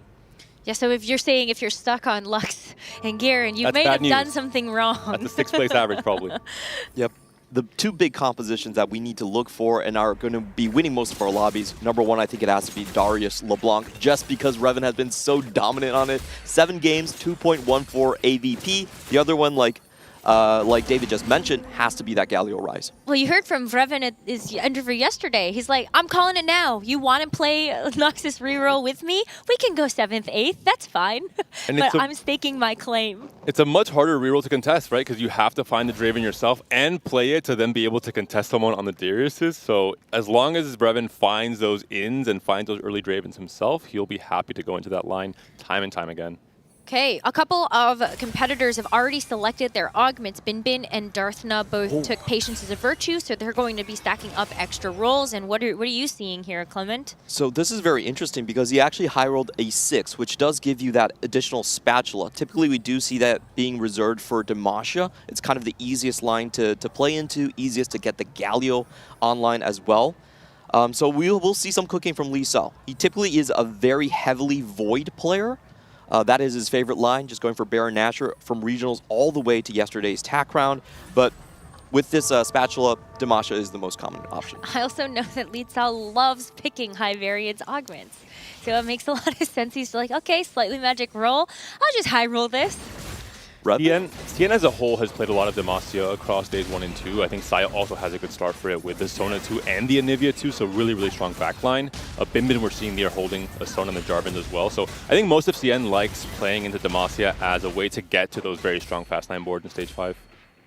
It's a really good start for Revan. You know, usually when you're looking for the delayed start, you don't want multiple backlines. He has 2 bruisers and another fighter that can be sandwiched in between. Strong start. And then he has the Lulu, just in case. And the duplicator, more importantly, for a 3-cost reroll player. True. What? All right. Another high roller here. Saya already finding the Vi 2, one of the strongest starts that you could possibly ask for. Has Continuum cogs as well. This has been mentioned by Weijin as kind of the strongest if you're going to the AP line, but of course Blast Shield is a little bit more flexible. Decided to go for the Blast Shield, yeah, but I thought that was kind of wild that he was holding on to 4 copies of Alawi. Very interesting. To make gold here, he actually sells an Anivia too. He thinks, I am so strong, I'd rather make a little bit more econ and make my board weaker overall, just trying to walk that fine line. I think he's in potential to be a 10-streaker, right, if he's able to really continue pushing the tempo like this. This is really interesting because actually Anivia is a lot stronger than the Sona, so he's leaving himself more open to the Demacia line by doing this. He doesn't really have any chill on the board right now. Could buy the Zoe, but it would be even more expensive, and already has a crit, which Anivia would have built into her crit. So I kind of like the, as you mentioned here, just the more efficient holds for Demacia overall. And this is where we have to look at Binbin's board. There are 2 players with Patience as a virtue. They will most likely be rolling down for their Bard and also Direction. So we have to see where they want to go with this one. Already a Draven found. All right, well then Binbin might also be staking a claim, but he actually just sells the Draven in order to try to make 20. Binbin was one of the players that actually bullied Revan off of the Noxus reroll yesterday because Binbin locked into Noxus with no scout, no pivot. We heard Revan yesterday. He has nothing to lose. Yeah. I think he'll allow it one time, but the second time, no sir. He does just hold hands. Basic is holding on to a singular Draven, 40 gold right now already before the stage 2 carousel. Dasik is a player that also, like Darthnub, doesn't really want to play into low agency lines. He doesn't want to play into reroll at all. So we saw him playing a lot of spots that looked strong for Noxus reroll yesterday, ended up becoming Mel flex spots and just pushing to level 8 and level 9. Bit of a crazy hold coming in from Darthum. He's actually missing Econ on his bench right now. So this might signal that it's not going to be a full commit to the Ishtal questing line for the Brock, but likely just a resource step. Do you care more, though, about like being able to have the pair of Malzahar versus being able to make the Econ? Well, if he gets the Malz here, that would be the correct call. No, true. No Malzahar, though, so I think maybe you just have to go for items. Also the worry, I think there's quite a few players that are hovering the idea of playing around Demacia, but obviously it's a line that really cannot support more than 2. Even that second player who's rolling after the first is in trouble because you really have to stabilize around Garen 2 and Lux 2 in stage 4. Yeah, we also didn't get a chance to take a look at what Darthnub's quests are, so that could potentially give us some inkling on where he is going. In the meantime, Li Cao just picks himself another belt. Freljord, again, one of those stronger emblems to hold. 400 extra HP early, can stabilize your board quite hard. And he's also unlocked the Tryndamere, so very strong inclination of going into the Freljord and AP flex line. Cool. So maybe trying to get Rise unlocked at some point in the game. And with the Freljord emblem and how much easier it is to guarantee you unlock Volibear quite early the moment you go 8, it is quite strong to play around the 7 Freljord trait as the way to, I think, fight against the weakness of Freljord, which is that stage 4 where you're level 8, you're trying to find a way to get to actually play Rise on stage 5. 7 Freljord is a very strong and cheap way to do so. I do wonder if Dasik has been swayed by Revan to go into the darkness here. He actually hasn't played a Darius LeBlanc game, which is very special during this TAC Crown run, but I think after the Ibai interview, he's going to try it for himself. It would be interesting to see then where Revan decides to go. I mean, while of course we can look at the fact that he played a lot of that Darius LeBlanc, he did show us some really strong games of being able to go fast 9. And so I think he would also be fine with this delayed start, being able to put together... Oh, he actually got his win streak snapped though. I wonder if that was Saya. Because Saya was looking quite strong. It could have been. Viego does sometimes get out of position as a melee carry. In Stage 2, usually a very easy way to 5-streak, but sometimes you're positioning it off by just a little bit. He gets targeted early, and that's really the big source of your damage. He's actually holding for the Aurelion Soul. We got it online, boys. There could be that chance. No way. We heard we were hyping him up as kind of the hero in terms of the content, and maybe he's taking it a little bit too seriously. Game 1, Acel, save it for checkmate. I thought Mori was talking about this. He was. Unleashing the Aurelion Soul. He was going to make the crowd roar with Aurelion Soul. Maybe that was the script reserved for Saya. Wow, that's funny. I remember seeing that post yesterday from Mori, and I was like, I'll believe it when I see it. I'm just saying, if he gets Cosmic Calling on 3-2, he's going for it. The only player in this field of 8 who played Acel across the Swiss stage was Elia. Can you guys guess his placement? I remember. 8th. That's right. He went 8th. That is probably about what we expect when Aurelion Soul is picked. But I feel like some of that is just also, you're not really sure there's anything else open for you. Maybe if you just throw something at the wall and see if it sticks. Because we did actually have several successful games of Aurelion Soul in the Americas Regional Finals from Ready. Which is why we were like, wow, you sure proved us wrong.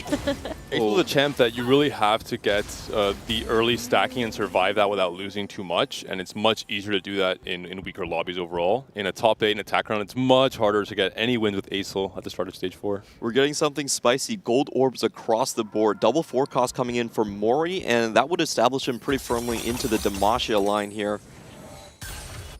I have seen a lot of Mori games to the point where when I saw that setup, I was like, oh, he's going to go into the Darius LeBlanc. But with the Garen coming in so early, I feel like that means a signal for him to pivot off.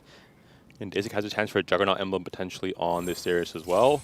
Has a Sterak's already built here, so really looking quite good. Can build a blue buff for LeBlanc if he wants to have more of a backline AP carry. But the 3-2 augment selection is going to be really important for any player trying to go for 3-cost reroll. A lot of potential spats being given, lots of extra econ, so even if you had a bad Stage 2, you can still pick up. This is what I love about Gold Orbs. It really opens up the possibilities here for all these players. And Dasik did perfectly lost streak into Stage 2. He was able to break all of the patience of the Virtues players, so job well done by him. We have seen this script over and over again from Revan. Let's see how he executes it. He's holding Yasuo as well, just in case he finds Yasuo 2. He can maybe play around the Yone Ari he's holding. So Dasik is a player that I think always wants to keep a lot of options open and play for a lot of consistent results. Not really fighting for the first, not fighting for the fame that Revan's fighting for with the Darius. Instead, just trying to get a consistent placement. Gold augments here. A couple of items that can be picked up. Binbin actually going for a big grab bag. We've got Aaliyah picking the dragon golden dragon armor. There we go. You got it, Necra. Golden dragon armor. I was not going to correct you. I know. I trusted you fully. Well, I still like my shortened version. But what a Garen? How did he get this Garen already? Gold orbs. That's the tragedy of gold orbs, is that they can give you the same champion across the board. So we are going to see a contest from Mori and Aaliyah most likely. On the other side, Saya actually with the level 5 Lissandra. He didn't need the orb for that. He just naturaled it. So he's able to pivot off. Some people are just lucky. And right now there's 4 different players that have a Garen 1 on their boards. And we are on 3-2. So anyone trying to unlock Silas might be in trouble. Lisa got Spreading Roots and got a Freljord emblem. Uh-oh. He has 2 Freljord emblems. So that's going to be a very, very easy set. Look at Mori. Mori's like, what? No way. I'm also shooked. Because Mori, he was so happy to pivot off of Darius LeBlanc when he got the Garen, and then he looks across the field, and then there's 2 extra Garens already. This is the problem. If you're not super committed yet onto just general AP lines, it's going to start getting very congested. It seems a lot of players are beelining for a very similar Demacia / Freljord spread, and not everyone will have a clean way to navigate Stage 4. Oh, this is so rough for Mori, because if you look at his backline, he's clearly trying to angle for that early Garen, but that comp doesn't stabilize unless you can hit the Garen too, and that's just not likely to happen in this lobby. see the cash out here from Darth Nub. Decides to push it a little bit further, selecting a new Ishtal quest. Do you have buy 68 XP? We'll get there slowly. I'm just saying, there's another Garen. These golden orbs have literally been planned by Mortdog to just make sure it's as spicy as possible, and they're all competing on the same lines. So then, who are you really gonna play chicken? It comes down to who has the most resources, right? Darthnub will be rolling on PV round. He'll be going to 8s, most likely on 3-7, and rolling down to maybe even 0, at least until he hits the Garen 2 and unlocks the Galio into the 4-1. I think Darthnub, with his current HP, he can't really consider playing his usual style of playing for Fast 9. He will be trying to play a much more consistent Stage 4. It's tough when you already have such low HP. Like, the players that are towards the bottom of our HP totals have taken some big hits, whereas, like, Saya is still win streaking. 7 wins, cool. I really love the way he played the Stage 2. Perfect team fight judgment on how he could get his streaks going. Looking at the units here, there are a couple of big hits. I would say Seraphine's actually quite nice. Lux, especially when you have 4 Garens across the board, is another big hit. A lot of AP flexors, basically. He's maybe concerned about the item quality, picking up another belt here, having already 2 Spirit Visages on the Garen, but he can build for the Morello on the Lux. I think it's not the end of the world. And it's a good thing to get key units from the carousel, for example, or from your orbs, because with Patience of Virtue, you can buy them from the shop, so you have a way to make your board a little bit stronger, maybe not lose by too much the next 2 fights until you can roll down heavily.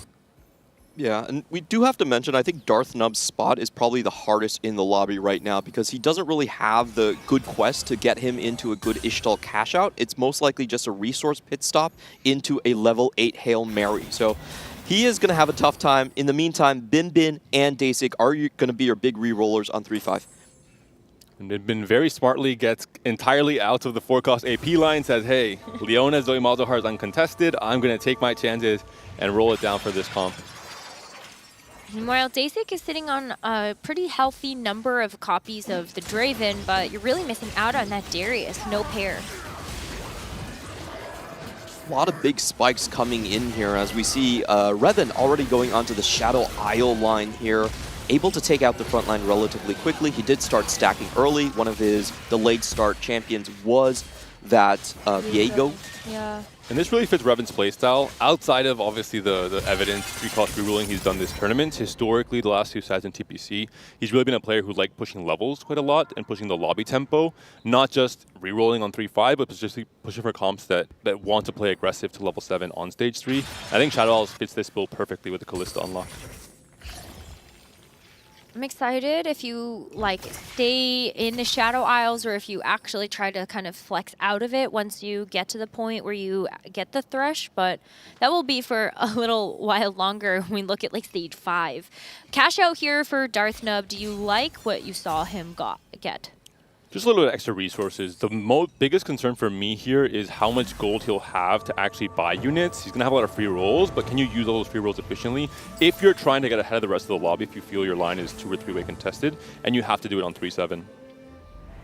Oh, Darth Nub is struggling. This is not the matchup that he would want either. Revan didn't roll too heavily here. He is green for 8 as well, so maybe a chance Darth can win this one. I think it's so rough for Darth Nub. His front line is multi-way contested. He's trying to play AP flex, as most players are in this lobby. So he just needs to have some amazing rolls. We'll see if he decides to go for the level 8 roll to maybe, the PvE round roll, or if he will wait a little while longer. Big winner in this lobby. Saya, 10 win streak, 100 HP all the way through stage 3. Yeah, and, you know, sometimes the rich do just get richer. He was able to natural 2 4-cost in stage 2. This is what we saw from Bin Bin yesterday as well from the last game. Smart. Look, he's going to unlock Mel. Really impressive play. I mean, the Freljord board he's assembled with a Zoe added in across stage 2 and 3, the 10 win streak now. Now you can play for the higher cap comps like Mel. I think Freljord is a bit weak in stage 4 in particular. There's also a 7 Freljord play that's going to make it harder to hit the Braum 2 and Lissandra 2. So he picks a line that is open. He doesn't get into the Demacia or the Rise at all. It just goes straight to Mel. It's really cool. He's going to sell the Lissandra knowing that Mel did just get unlocked too. Wow, it's so brilliant. He doesn't want to be, I think, torn between two different paths. He just wants to have a clean roll down, knowing what line he's playing for. Okay, and this is do or die for Darth up here. Can he hit that front line and back line combination? And the Garens do bless him. Double Garens in the shop. I would have liked to see him hold that fourth Garen, at least for a bit during this roll down, if he had the time to, just to try and grief other players. He did get an Mbessa that he's going to put in, maybe put an item on also to unlock the Mel. That might be another way out of this if he decides to flex into that instead. Yep. Wow, what a great hit for him. Definitely on a tough road there with 19 HP. Yeah, and that means that Mori is now the one in the hot seat because he also needs to find his way through this AP flex. We know that the Lux is pretty much been shut down right now. Mori has to look for Freljord Invoker, but that's actually a very difficult line to stabilize on level 8. He's still trying to get the Demacia in. He's holding all the Demacia units, but most of them are already out the pool. Especially now that we actually saw that 2-star Garen get hit. That's going to be real tough for the front line. And my boy David trying to get him to sink Apex chances by holding the fourth Garen. Listen, Garen is the one unit that you play as if this was 4v4. You hold it because the rest of the lobby is interested either in playing it for Demacia, playing it for Mel Flex boards even, and even for the Silos unlock later on. Aaliyah takes Staffsmith, gets 2 items to try to go into more of that AP style with Demacia. Found an early Zillion. That's kind of cool. If he just hits his front line, he's actually very good to stabilize here. He can afford to roll down to 0. A little bit awkward, the Crown Guard, though, having the 3 items on Garen already. When you pick Staffsmith, you really are hoping for usually the AP backline items instead. But there's going to be the Draven, 3 for Dasik. Unfortunately, missing items. Did go for 3s, has the Arcane Victory as his second augment. Wasn't able to get any item augment. This is something that this comp really wants when you have 3 3-star carries. All right, we'll see if Aaliyah's board is actually enough here. He's not actually going to run the Ornn in the back line, even though that would give him a higher cap. He knows that he has to spike now. And in the meantime, Darthnub already with 2 massive unlocks, the Mel and the Galio joining the fray. That lucky Garen hit might be the way that he comes back into the game. A lot of HP lost for the stage 3 Ishtal, but can it pay off? For now, it looks like it. I mean, having the most of the pieces, but you are contesting someone else to try to get that Mel unlocked. He wants to play the Crown Guard on the Galio here. Doesn't play this on any unit for this round. It's actually a really cool move from Darthnub right there. He unlocked on 4-1 and then was able to roll into duos, giving him, I think, a second Galio. I don't think you're expected to hit 2 Galios that early. That's really cool. But that's true, that the duo queue can give you copies of legendaries that you've unlocked. Yep. Wow. So he really is ahead of the curve. Being able to get the Garen 2 stable now, gets the pair of Galio, maybe able to beat the other Demacia players to the punch. And Revan's spot looks so good. Shadow is a comp that if it falters in stage 4, that's where you get into really big trouble. It's very hard to do well with it if you can't push 9, you're on head of tempo. But 6 win streak here, very, very rich, has the threshold line with 3 items already, has the Mel unlocked. I mean, this is looking like a very strong setup for Revan in this game. That's the biggest test for the Shadow Isle line. You have to go into a Fast 9 composition. If you're just stuck on level 8, it typically doesn't end well for you. There's a lot of extra juice you can add in. Of course, the things like the Shurima lines going into the Disruptors and Ornn are all big hits waiting for you at level 9. More so now where Shadow Isle units have been, their kits are not really as dependent on the souls you've acquired and playing vertical Shadow Isle, so you lean even more heavily into what you wanted to do anyway in the past, which is play around more of the legendaries. Taking stock of the lobby, you can see the compositions from our players at the bottom of your screen. Look at where we have with Mel for Saya and Revan. We do have the Demacia units being selected here for Aaliyah as well as Mori. Darthnub also, of course, getting into that line, but unlock the Mel as well. Zillion pair picked up here by Darthnub. Really big pickup to try and continue his win streak. His goal, of course, coming into stage 4 was to win every single fight in the stage. The moment he loses even one of these fights, he's in big trouble. He'd be 1 life coming to stage 5, and that's where some of these fast 9 players like Saya and Revan will spike, and it could be a dangerous territory. I will say overall, Revan does feel like the strongest spot in the lobby. If you're looking across the board, even Saya had to roll down quite deep on level 8, while Revan is just going straight into the 9 game plan here. So very strong position for a lot of our home crowd favorites and for some of our casters on the desk as well. I'm sure Koi will be very excited to see Revan in this first game. But Saya, like we haven't checked in with him in a while and his board. And he's richer than he looks like because he has so much gold pumped in already with explosive growth, where he only has 40 gold in the actual coffer.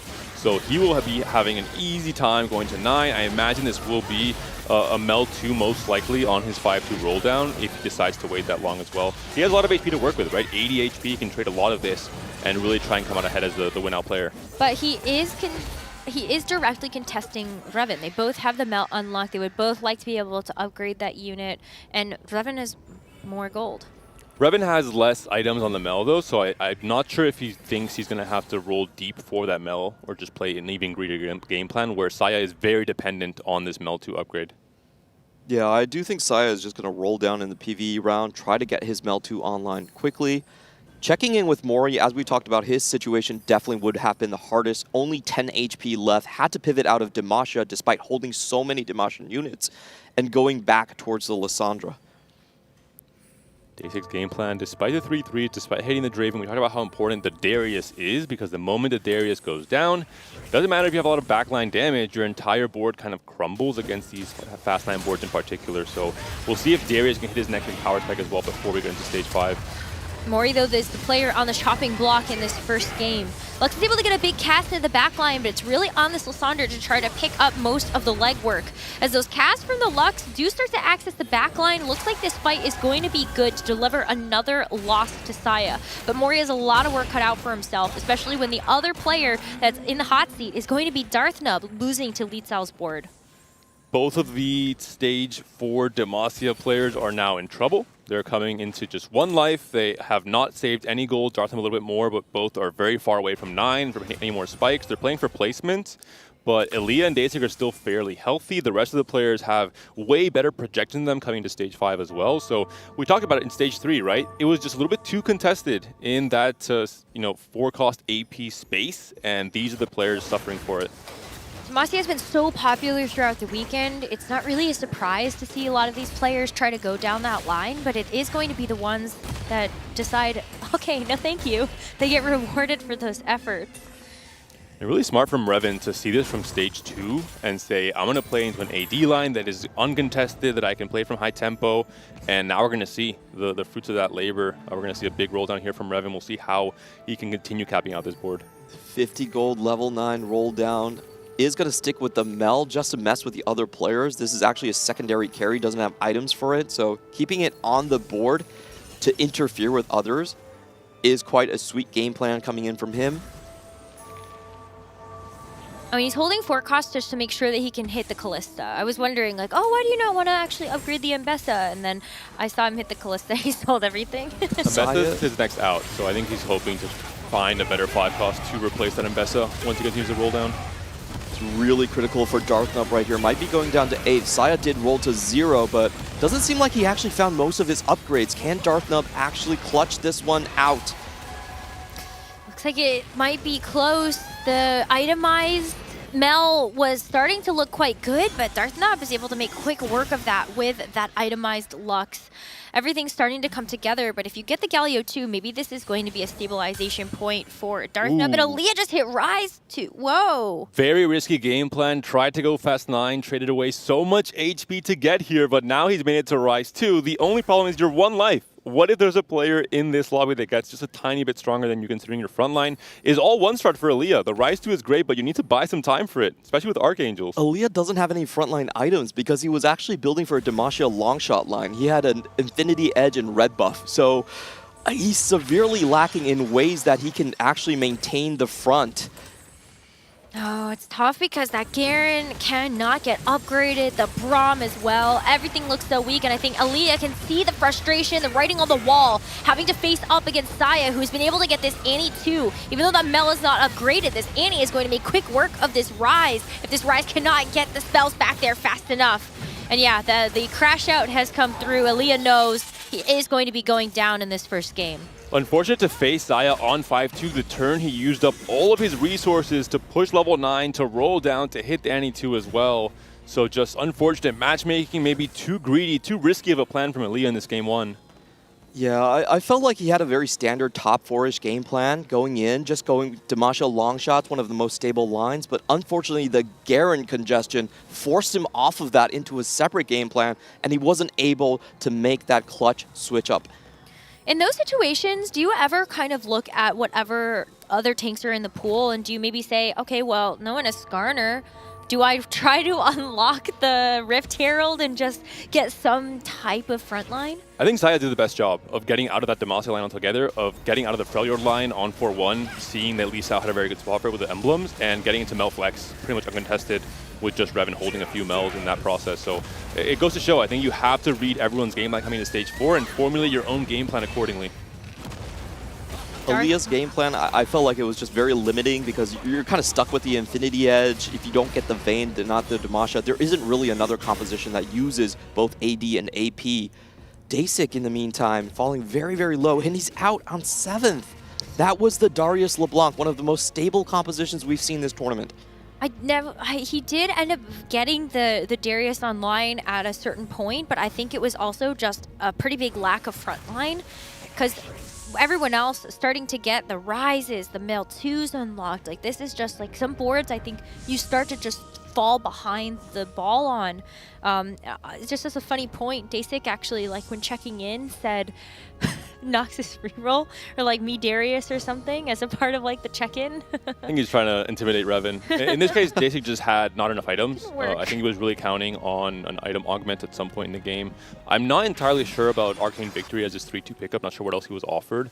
But there was a Draven 3. That was his first 3-star, and it had no items for most of Stage 4. That cannot be a good sign for the Strength 3 comp in Stage 4 in particular, where you're expected to be winning a lot of your fights. And as you mentioned, the Darius 3 came out a little bit too late as well. What the players have told me is that unless you are a habitual 3-cost reroller, Mordog will not bless you. It's going to be harder to actually do it. There is some mastery required in hitting those.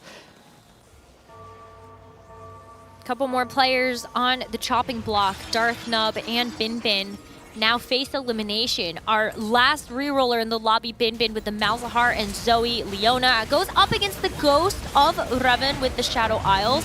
So we're really focusing on Darth Nub right now. Can he get past this Annie? And it's one of the bigger tests he's going to have in this Stage 5. A very capped out board he's facing here. The board that maybe he would have liked to have, considering the strength of this Annie 2 plus the Mel. The Mel has not been upgraded yet. That's the only silver grace here. Does the Garen hold on for long enough? Spin to win, let's go! The burns coming through from the Annie as well. The backline might melt in time. Oh, does the last the Lux cast does come through. The Garen is spinning to win. Clement, the blessing came through. Darth Nub stays alive. What an insane game so far for Darth Nub. And the Zillion 2 reward for that fight win. Saya also with the Mel 2. Things are getting really spicy up in here. And Revan, from what we saw on his board a little bit earlier, I think he hasn't quite been able to translate the gold lead he'd had into board strength. I don't think this board is really as strong as I thought it would be with the amount of gold he had. He did print one artifact already onto the Ornn, but it's still Thresh 1, it's still Mel 1. We expect him to have hit these units at the very least a Thresh. I don't think the Talisman is what I want either from my It's just artifact. extra HP on the Ornn at the very least, but it's not transformative. There's so many good artifacts for Thresh in particular.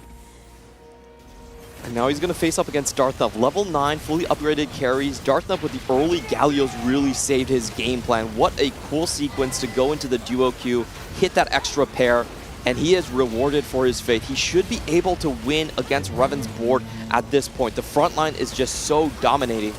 And the Zillion Bomb came onto that Braum at the very start of the fight as well. So really good positioning from Darth Nub, having that concentration of power on that left corner. So many players though, Darth Nub, Bin Bin, Revan on a single-digit life. Li Cao and Saya have slowly kind of crept up into the top of the standings. The big thing for Saya here is, can he actually find that Silas? That is his next upgrade. He's been holding on to it for the entire stage and has yet to be able to hit.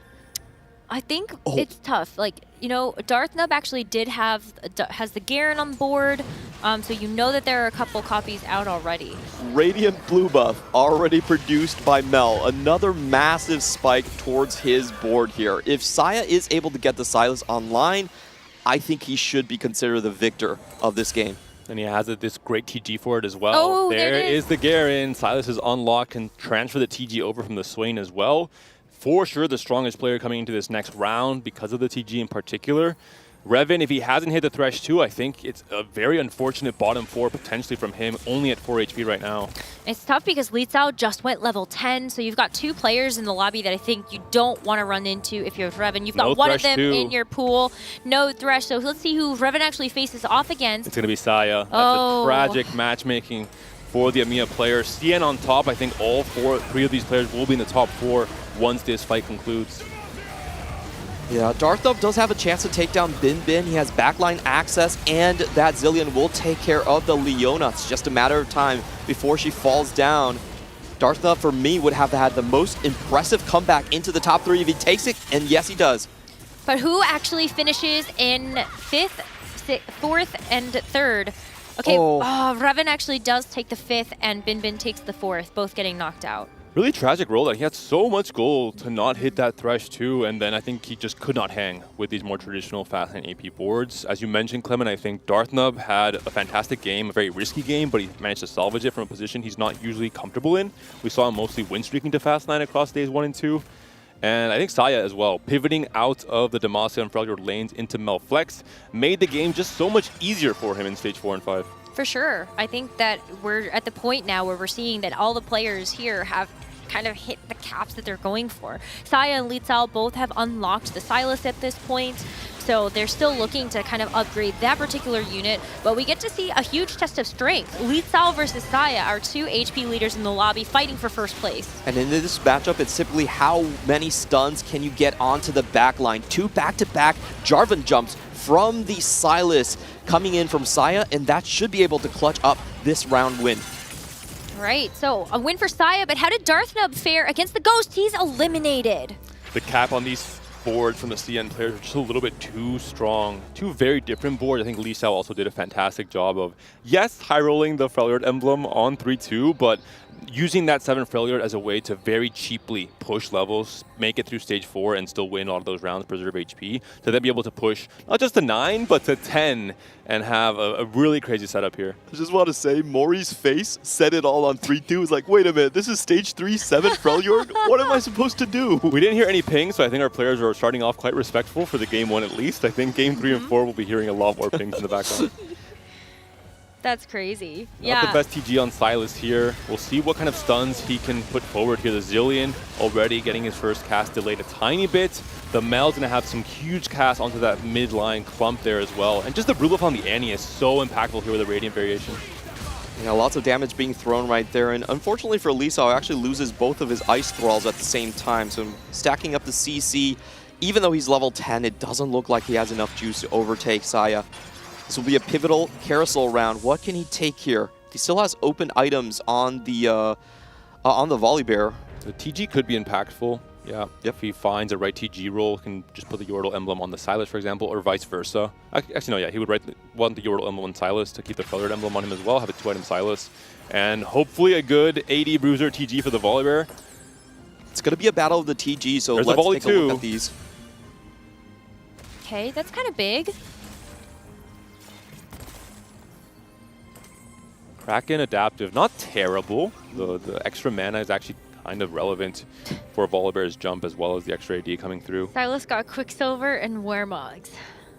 That's Tank Silas. He'll survive to stun more units. Less damage, more stuns. I'm on board. Yeah. Quicksilver is super impactful in this matchup, especially against 7 Freljord. Oh, but do you like the side that this Silas is on to be right in front of the Volibear? Oh, Bear Chomp, come on, let's go. He's getting there. If he gets the 5 autos in and he does extra damage. Oh, Silas only gets 1 stun. The Mel's very far away from the volley. Volibear's going to be stuck on the front line for a long time, and the Annie burn is coming through, but Zilean damage is coming through.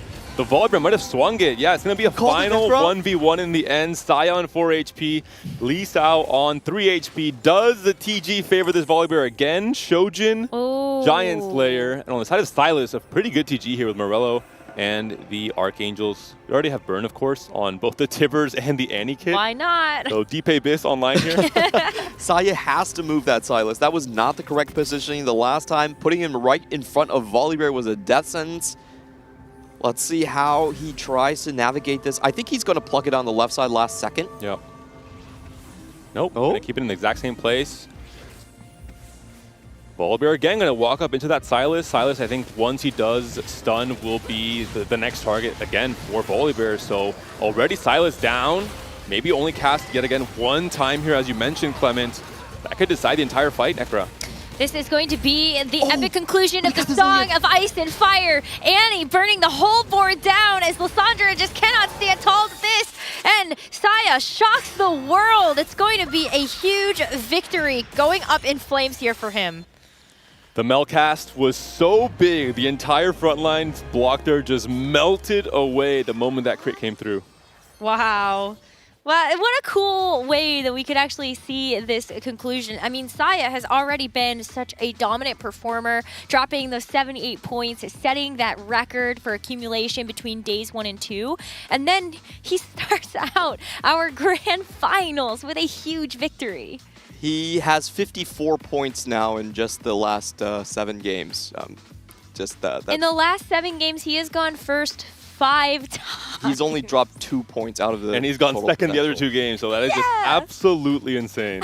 Well, we got to learn more about Saya as a competitor, and to do that, we have CLE with a tactical breakdown presented by HyperX.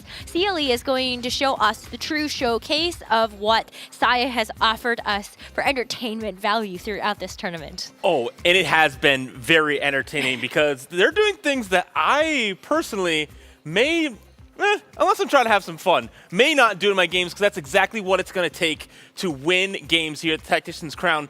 You're looking at this augment selection, you're saying, maybe not this one. I'm not going to go with that one. So this is probably your obvious choice, right? Wrong. We're going for the Rumble Hero Augment for this game. Now, this is a game, game 1 from day number 2. And we see early on, we see great items onto this Rumble. This is 4-1, but we don't even have the upgrade yet. This is a crazy start for Saya. We have lost a good amount of HP, but we're able to stabilize here with specifically on a roll, helping to enable us to get to our 3-star.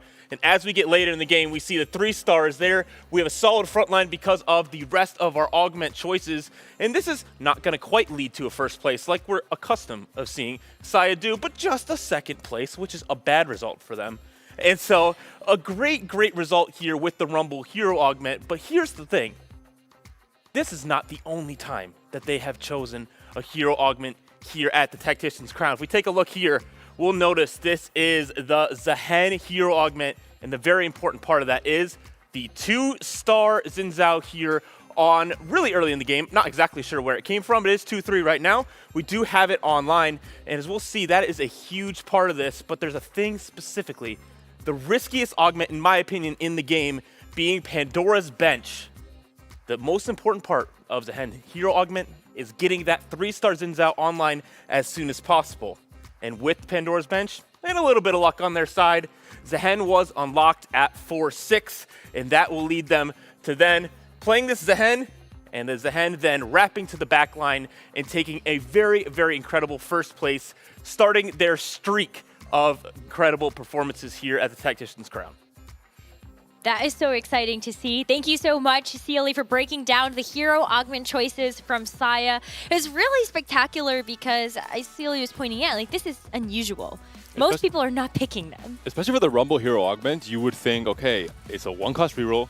I'm going to roll down heavily. I'm going to get him my 3-star, but he played it for tempo instead, getting the Yordle grabbacks to give him those extra rumbles at the very end, and just constantly push levels to get extra resources from the Yordle trait itself. And Rumble 2 was still strong enough in stage 3 and 4. That is a hallmark of a good player. When they have a game plan, it's not about excluding compositions, it's about incorporating them in niche situations. And so far what we've seen from Saya is, hey, you will never catch me level 8 rolling down on AP flex. I am either going to go for a super niche, outside the box, tempo line, I don't care what it is, I'll play it to perfection to make sure I stabilize on high HP and have an alternative game plan. He is never going to contest other players going for the Lissandra and the Lux lottery. And Saya has to be the player to look at now in terms of a checkmate format. Just the message he's starting to send across day 2, now the start of this day 3 as well. Definitely the player that has the best chance to make the level to 20 points very quickly. take a look at their standings. It's only been one game, so there's still a lot of wiggle room for our competitors. But the goal is get 20 points and then finish off the day with a first place to claim the Tacticians Crown. I think we saw like a pretty understandable crash out there from Aaliyah just after how hard the game was, ending that game in 8th place. These are both players, Daisy and Aaliyah, who their entire reputation this set has been built around playing very consistently and almost never ending up in 7th and 8th. So to start this day off like this, when they're not really warping their game plan for these results just yet, is a little bit surprising. I think they have to really go back to that consistent showing. For Aaliyah, I think the biggest thing was that congestion we mentioned on the Demacia line, on the AP lines. It really put him into a very awkward spot where he had to kind of skip stage 4 altogether, play for that fast 9, very risky play, and just was not able to do it with just the Rise 2. Yeah, for me in this lobby, Dasik was sort of the NPC. He just kind of low-rolled on the reroll, and still, even with Darius LeBlanc, it will happen at times. The best player that I felt like was dealt a bad hand, but still made the most out of it, has to be Darthnub. And he went down to, I believe, 13 HP before stabilizing the entire board and then coming into a top 4. I do think he got bailed out a little bit because he was the big winner coming into the Garen War. Just getting the Garen 2 upgraded True. and holding that from everybody else, I think did put him into a position where he could get to a 6th place, a 5th place, and then all of a sudden, he does get that 3rd, and so definitely a great placement for him to start. But it wasn't expected given just the place where he was. And the Lux from Carousel, the Zillion pair from Carousel as well. True. Really, these small little things that helped him dig out of that hole in a big way. Also a bit of a low roll player alongside Dasik, I think Revan. I think Revan was expected to finish much higher. Had a really good game plan in my opinion, playing around Shadow Owls, very uncontested obviously. Just couldn't find that Thresh 2, couldn't hang with the rest of those boards in stage 5 and bled out to a 5th that I thought was a guaranteed top 3 at the very least coming into stage 5. Yeah, I was with you on that. He had 50 gold to roll down on 5-2 and still didn't manage to find Mel 2, did not find the early Thresh 2 either. So unfortunate for him, but this is where mentality and composure comes into the equation. When you are fighting against the best, knowledge and skill and execution, those things are locked. It is how you perform in the moment. It's how you keep your spirits up, how you roll with the variance that makes a champion. I love that Darthnub is like, he's vibing. Let's go. What music would you lock into? If you're listening to music on a tournament day 1, is that something that you do? And 2, what would the genre be? I would have to recommend Cambuli's playlist. It is unnecessarily hard. Really? Trap tracks all the way that you have to get shaking. You cannot fall asleep with those. The player that I've seen best utilize music to his advantage for me has been Bensak. We saw him last Tac Crown, for example. So I would actually message Bensak for his playlist and then probably go with that. I think it's a lot of French rap and other French songs. I feel like you would have to have that one song that puts you into the headspace for you to lock in and get ready. Game 2 now for the Tacticians Crown Grand Finals. And let's see where what we've got. It's Lissandra again. Right, extra gold, extra tempo from the additional possibility of hitting these one-cost pairs here. And we'll see how these players kind of rebound and shift their game plans around. There is a very strong urge to just play for first place if you've taken a bad beat early, but sometimes that's not always the right call. And the consideration that even if someone like Saya can reach 20 points very quickly, it's statistically unlikely he can end the game in game 4. He'll have a huge target on his back. Everyone's going to try and stop him and delay him from that happening. The most likely ending will be around 6 games. So even if you started off with an 8th or a 7th like Dasik and Aaliyah, you have still a lot of time to catch back up, to be in check yourself. I will say, though, we've also seen people kind of have that come back to bite them. If you are trying to play doorkeeper from somebody else, you might actually be unintentionally hindering yourself, and it might work against you in that way. For this game too, I think Dasik and Aaliyah don't have to think, I have to go first. I think that's one mistake we've seen a lot, especially from someone like Ironbog, for example, that starts off his first or 8th playstyle, goes 8th, and then continues to fit this same mold because he wants to catch up so quickly and kind of feels like he's far away from the pack. But I think looking at a more long-term vision and hoping it doesn't end earlier might be the better play in checkmate. I feel like Tomino in the last Tac Crown was a great example of having composure and then coming back, and also then losing it again, but he did make the midway comeback after like a 7th and 8th place start. Yeah. Uh-oh. Has PLE No. blessed our players or No. brain controlled our players to trying to pick Rumble Hero Augment? No. Basic is not a fan of the tactical breakdown. Basic had the stream muted. He's making sure we're not poisoning his thoughts. Bad. Branching out into Longshot Emblem, which is a game plan that Basic actually piloted in day 1. He played a Shadow Isles Callista Longshot. Curious to see what he ends up doing. He's also very comfortable on Demacia Longshots. He's one of the players that played the most of it alongside Bin. This is an interesting shot for Saya. Will he decide to hold these champions? Nah, he's going to go for the full Patience is a Virtue roll right here. Sometimes just watching those two Ishtal is just, it's so tempting. You can always lock. I think you want to get the bar roll for sure. Yeah. So you can lock the shop and then just roll on 2-3, for example. Just lock twice if you're that interested. But there's a pretty high chance you're going to find a Nico and a Kiana anyway on your rolls. And Dasik is going to go into the Bilgewater line. Already 2 items on the Twisted Fate. Will summon the Graves into his pool. And actually sold the Jinx. Wants to play around the Bilgewater a bit more. Kiana, your favorite. Only Kiana 3. Kiana 2. Oh, okay. I sleep. Li Cao got Teemo from the Caretaker ally.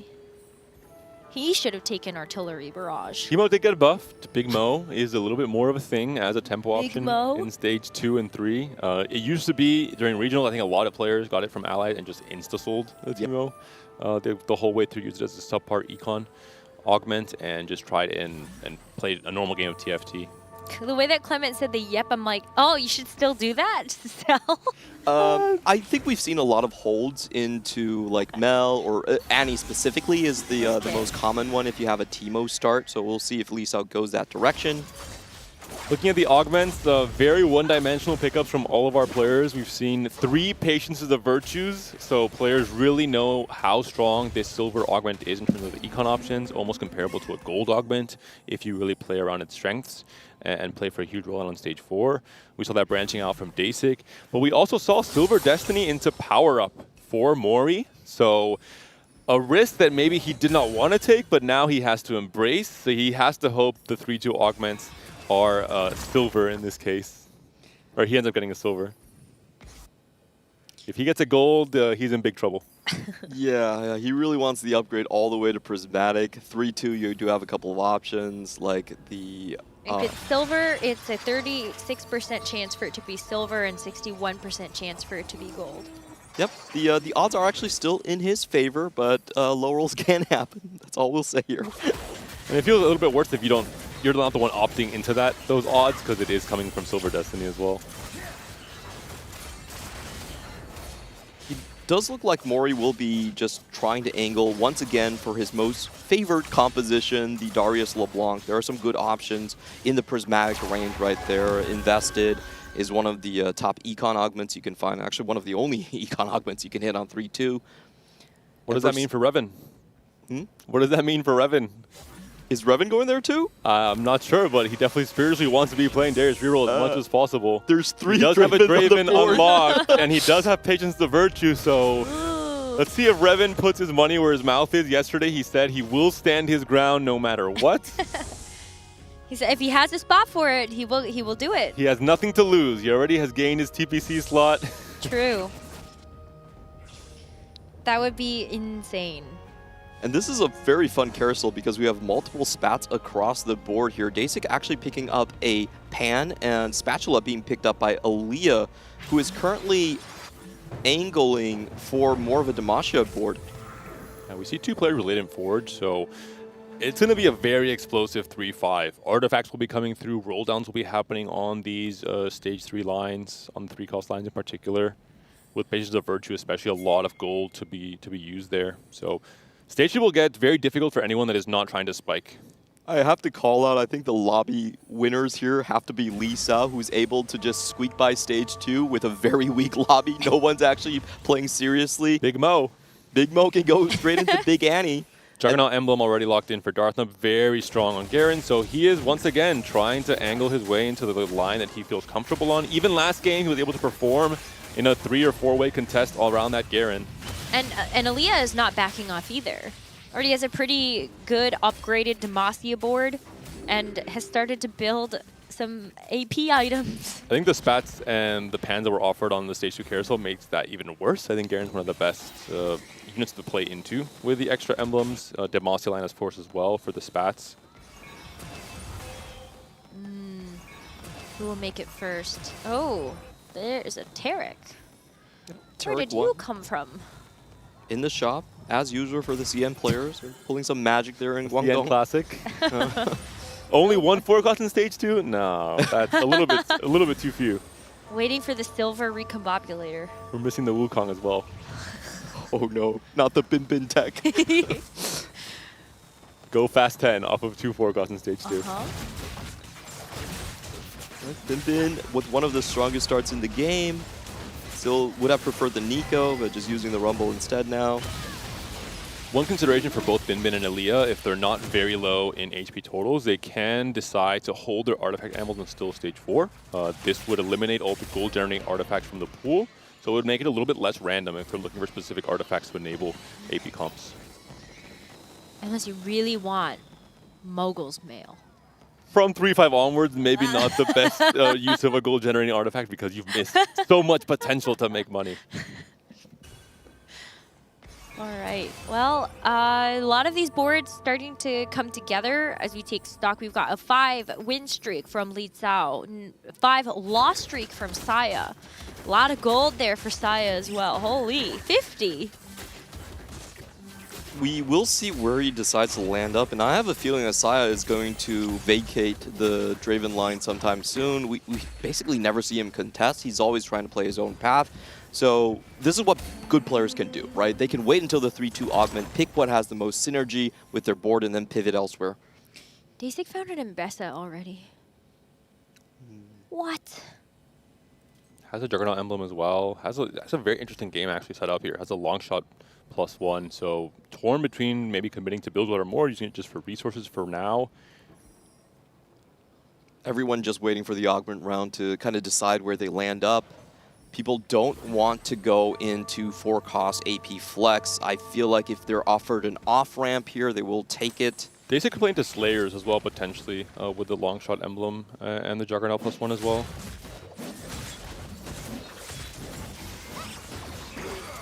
Especially important for Mori, especially with the Silver Destiny giving him that power up. Can he hit the Prismatic? If it's just a gold, that's a massive low roll for him. We'll see. And it's a gamble he didn't opt into himself. I guess he kind of did. It's a gamble that became another gamble, but we'll see if it ends up paying off for a player who needs it. Only on 3 points, 6th place in game 1, needs to come back in this game 2. Oh! It is going to be Prismatic. Trifecta! Does have Trifecta. This might push Revan off of any kind of reroll angles, considering it's a very good spot to take this. Oh, but if you're Mori and you need points, do you not want to play for... Don't confuse my boy. Don't confuse my boy. I think he's scouting Revan, waiting to see what Revan commits to. Revan has picked solo play. That's a pretty good tell. You want to play into either Leona or the Darius reroll. Most likely the Darius, obviously, if it's Revan we're speaking about. We do see a Darius, too, from Saya as well, with advanced loan on his roll down. I think he's actually pushed to 7 early and used up all his Patience rolls. So this could be a 3-way contest into some kind of Noxus line. Wow. I mean, whoa, early Azir as well. Very interesting setup here from Saya. On 3-2. For Shurima, is it time? That's the alternate game plan that we were talking about. I don't think he has the HP to pull it off, but we'll see if he can summon the Xerath. The most important thing about the Xerath play is you have to win one of those matches. So he's choosing, he probably should choose to spike very, very hard in the next round. What a smart use of both of his augments here. Spiking on 3-2 instead of waiting to 3-5. Does want to stop the bleeding right now and also make the game plan a little bit harder for both Mori and Revan in the process. Really interesting. I think very CN-esque, right? Pushing lobby tempo so much in stage 3. Yeah, does want to avoid, like we talked about, just getting stuck between Lux and Lissandra is probably the worst place to be on the patch. He's actually looking for the win right here. Bow diff. And that does mean he can lose the next one. And then spike 3-5. What are these 4 costs? Come on, it is making it a little bit anticlimactic if he's getting that much free stuff. The Swain? Oh, and is he going to put the Darius back in the pool? No, he's just going to make a weaker board. And Revan has to be sweating. He is fully locked in as well into the 3-cost line, has the Darius items, has the solo plates, is probably scouting around and saying, uh-oh, are people catching on to my game plan? Am I finally being contested on this strong of a line? Well, I mean, Dasic called it out at the beginning of the day, even before we got into games. I will say for him, the most likely scenario is that it's just a two-way contest, right? Because Mori and him are probably locking heads, but Saya is taking himself out of the contest. He said, I actually have a better line to play for. Do you ever take this and actually go Jinx instead? Yeah, for Mori, I think there's a good chance that he actually ends up on Jinx. If he can find the copies, sometimes it's better to contest if you just don't end up finding anything. And the items are just really good for Jinx here as well. The better than they would be on Draven even. Whereas Revan has less of an out, having already built some AP items. Yep. I guess you could play into Leona Malzahar Zoe, but it's Revan we're talking about. I don't think he's pivoting. No scout, no pivot in a different sense. Are there any big spike units for Saya here? That's going to be the question. It's a Swain pair, right? Oh, okay, denied. Does pick up the Guinsoo's Rage Blade, so if he can just round out his front line and no one spikes harder, he wins the 3-5. Xerath early, that is a disgusting game plan. That's crazy. Revan has either the Guard Breaker, the Sterax Slam if he wants it, or he can hold this for a potential Nashor if he thinks he's losing these next few rounds anyway. Ooh, I want to see the epic conclusion. Oh, well, there's an artifact first. That's the Latent Forge. Looking around, Demacia long shots for Bin Bin. He didn't hear you. Gold Collector's Gold Collector. Gold Collector's very good, actually. Oh, I no. Gonna go for Wit's End in the end on the Kaisa. Yeah, two very good options for long shots. And Bin Bin's a player who played 4 games of long shots across the 2 days yesterday. You didn't want Kappa Juice?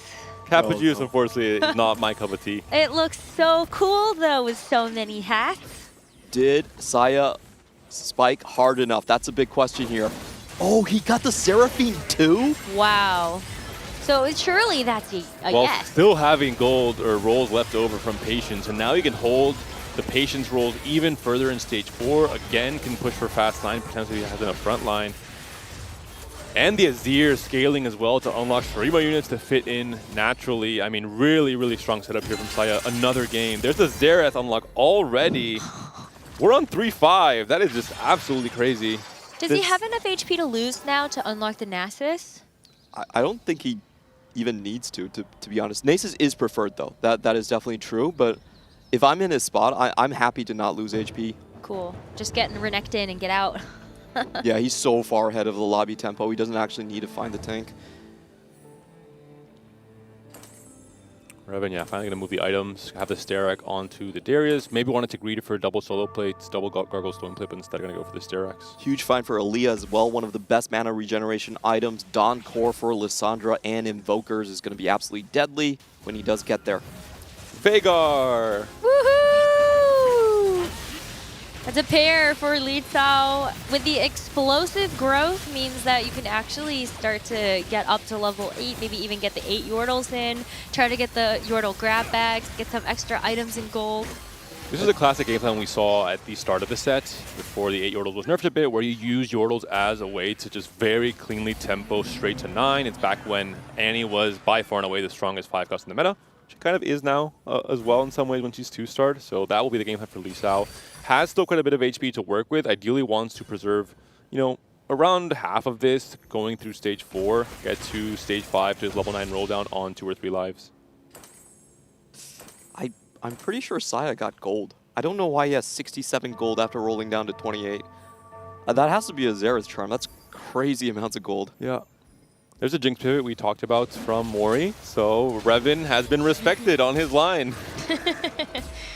I feel like it was always going to be a bad choice to try to contest Revan or anybody on a 3-cost reroll, but you can pick another one with Trifecta and you're fine.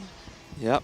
Mori will have a very hard task ahead of him. He's only sitting on 1 Jinx copy. A little bit awkward for Saya here. No tank items that could come back to bite him coming into stage 4 if his 4-2 augment is not some way to itemize a tank to buy time for Xerath to cast 1 or 2 times. Big Where roll is Darius down. 2?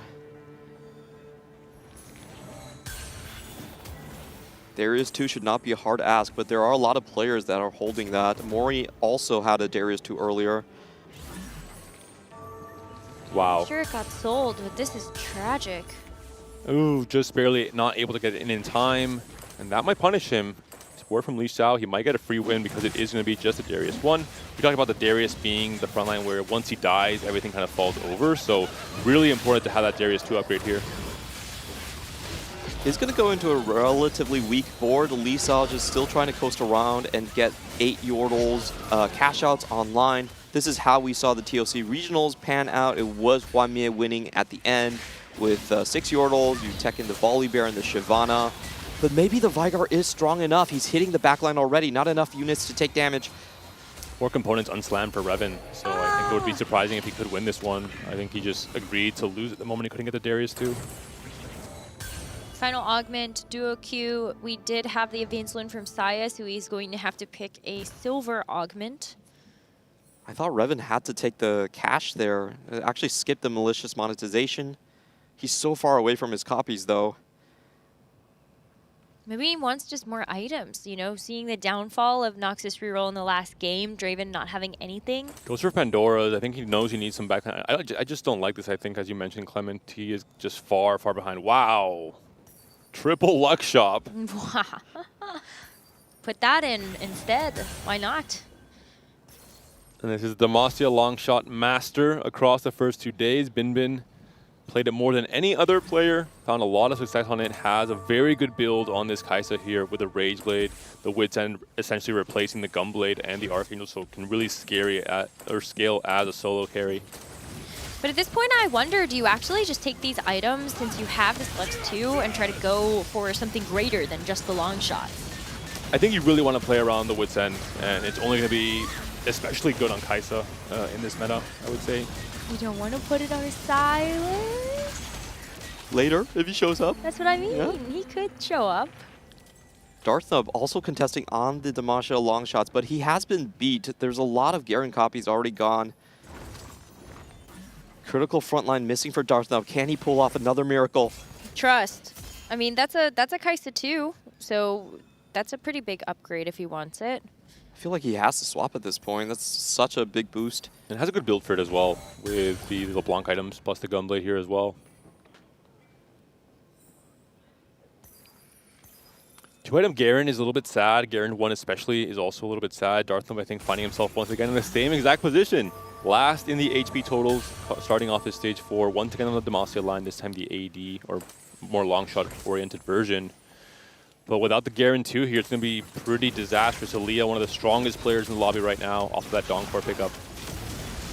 I like how Darthnub had the same game plan in 1 and 2, basically gambling on 5 costs. Gilded Steel gave him that chance again, but this time not really finding the Zillion hit that he needed. Big Galio stun there. So it's enough for now. And Aaliyah has rolled down to 0 as well. It's not like Aaliyah's trying to push 9 and just taking his hands off the wheel in stage 4. So a pretty important win here for Darthnub. Revan on Last Life. 9 HP and a Dream. Still no 3-star upgrades for those Noxus units. We have to lock onto him after we come back. This is going to be the roll down that defines his run. 32 gold. He's actually very far away from the copies the last time we checked. Maybe Mortdog will bless him for another game. He is the Draven Caller after all. And even if there aren't players going directly into the reroll line, the fact that a lot of these copies were out of the pool in stage 3 where you're not hitting the natural shops with Darius is also a problem. And this is definitely a spot where Revan, we've usually only ever seen him from very high roll Darius spots. Wow. Navigating a low roll spot is the difficult part here. It's only 3 copies of Darius still. I think there's no salvaging this game, to be honest. Yeah. Swain 3. What do you want, Wei? We're still 5 copies off, but if Necker believes, I believe. I believe. True, true.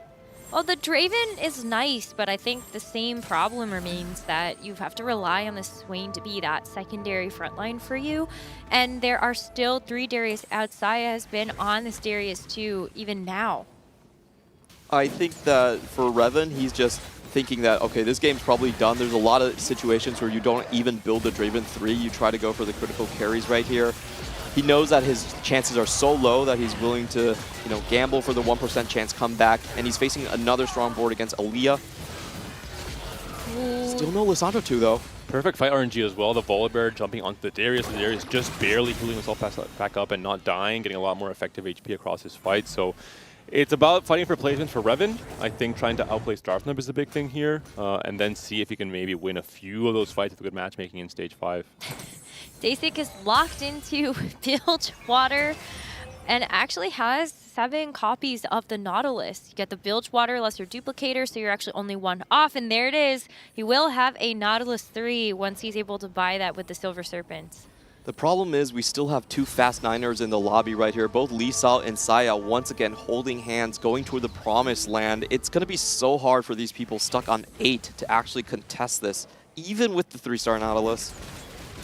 Revan fighting Dasic now. Dasic has hit quite a few spikes. The long shot emblem on the MF with the very cool synergy between adding the Caitlyn and the Lords with the Warden. Makes up a pretty strong board here for Dasic. So it looks like LeBlanc now target down to the MF. If she gets her last cast off, that could be enough to win this fight. But right before she dies, she does get it off. So Revan will be surviving at least one more round here. That's tough. I mean, now the HP totals have gotten quite close. You're looking at Saya, Dasic, Darthnub, maybe 3 players that Revan is hoping will fall first. And Saya has to find 2 tank items here, or he could be in fairly big trouble. Yes, the Xerath is very good, but he has no frontline items whatsoever right now, and once the damage starts ramping up in Stage 5, with the big DPS carries, he could be in trouble. He has 100 gold, though. Yeah, the gold is very strong. I mean, we saw his position in coming to Stage 4, right? But he still needs tank items. Even if you're level 10, if you have no tank items, it's going to be a problem. Even if your tank items are terrible, I almost feel like that much gold will buy you enough copies of just, you know, Wait, Shyvana? Yeah. He's up to 130 gold. Oh, he rolling, need another rolling. gold charm? Please, come on. Don't make the game so easy for him. Please. Okay, let's go. Oh, I mean, if you get Annie in, there's the tippers for you, too, if you wanted that. Xerath, The Xerath too, wow. that's absolutely massive. Hold more copies. Why don't you? And the Golem will help as well here with buying some more time for the second should-be fight-winning cast from the Xerath. That was from Charms. Yep. Jeez. He just got 2? All right, actually, I'm less impressed with this game because it came off a 1% Shurima roll. So, you know, this is standard. This is standard. Still very impressed with the execution and the roll downs, but very high roll game for sure. Fun game. True. That's what matters. Well, that was an easy win, but can Revan be lucky? Darthnub as well, very close to elimination. Finally able to get the Darius, and he has the LeBlanc and Shrub, so he just wants to be able to survive this match. It's just one fight. The Lonkas are ramping, but I think it's going to be good enough. The Darius is going to heal one more time. LeBlanc is still alive. The Kaisa is down. Revan has turned the corner right when he needed to. The 3-win streak now could become a 6-win streak with the Darius 3 now online, with the solo play in particular just so strong to get more HP alongside the resists. How does he keep on doing that? He only had 3 copies on Stage 4. He's the chosen Mori, one. you had one job. Just don't pivot off the line. Do you know what he did? He waited for Saya to sell the Darius on his board. Uh-huh. And then he went roll, roll, roll. And we all know what happens, the theory about how it comes in waves. It's great that Saya had enough gold to roll that early in Stage 5, or else he would have maybe hit the more typical 5-2 roll down instead. Very Darthnub cool. and Dasic, one of these 2 players will be going down. Demacia AP with a long shot, the Kaisa, and Demacia AD for Dasic here. I'm just looking at the Nautilus right here. He still has his shield on, hasn't been taken down whatsoever. Kaisa finally locking onto him, but is it enough damage at this point? Doesn't look like the... Oh, MF goes down in 1 shot. The Juggernaut Garen is just way too tanky for the MF to break through. Unfortunately, Dasic not having the start of the day he was hoping for. A 7th place in Game 1, now an 8th place in Game 2. Now you do have to start playing a much riskier 1st or 8th style to catch up. Oh, wow. We got news from Hupe-san, who's one of the reporters on the sidelines. Actually, Revan got the Darius 3 because he sold his Draven 3. I think that's the right play. Yeah. I feel like in those situations where you don't have the gold, you have to sell the Draven. Wow. I mean, what a phenomenal goal, though, to be able to get here with it. That was enough. It was at least 2 points, that play. Yep. Yeah. And that's the mastery of the line, to know what spots you have to make some unintuitive plays to find more placements. Once again, Darthnub facing a player that is also facing elimination with Revan here. Is the Darius going to be enough to heal past the damage coming out from the Lux and that Kai'Sa in the backline for Darthnub? The Garen's also really tanky here. The LeBlanc has to burst it down. I think Kai'Sa just started on that unit way too late at this One more point. heal does not come through for Darius. I think that might be a win for Darthnub. It's so close. The cast does not come through from LeBlanc. Revan is also down despite finding the Darius 3 in 7th place. Emiya, once again, 7th and 8th. Not a good start for the region. No, I think it's tough because at some point the pressure just gets to you. And I think unfortunately for Revan, they didn't have enough gold to get the Darius early enough. Imagine if he had found Darius 2 a couple stages before. Then you actually might have enough HP where you can take a hit like that and you don't have a 7th, that's a 5th or a 4th. He was 3-way contested on the Dariuses, so it was expected for him to hit a little bit later. I will say I'm very impressed with Binbin's game plan. I thought he was going 8th very quickly. He rolled down deep, did not find the Kai'Sa 2, goes straight level 9 and sells it for the Ziggs upgrade instead. I was considering it might have been a pivot into Anti-Flex off of the Yordles, but instead playing into the Ziggs, kind of the really OG way to play the Yordle line. Saya is, of course, a scarier player now. He has found both of those Warmogs now, has some more frontline, and the Xerath too has so much damage coming out from his cast with this build. I do think this game is going to come down between Saya and Aaliyah, the two highest caps that we have on the board here, while Binbin is just looking for placements, looking for any chance to hang on. Both Darthnub and Binbin had pretty good games to start off game 1, but now it's about just continuing to accumulate those points to get to that 20-point check. It is the Xerath down. Darthnub takes a win, and Binbin is so close. That's another win for Binbin, keeping them alive. Lee Sao now very close to the end. CN is looking very impressive as a region. All three of these players putting up some really interesting game plans to try and make it to these high cap boards.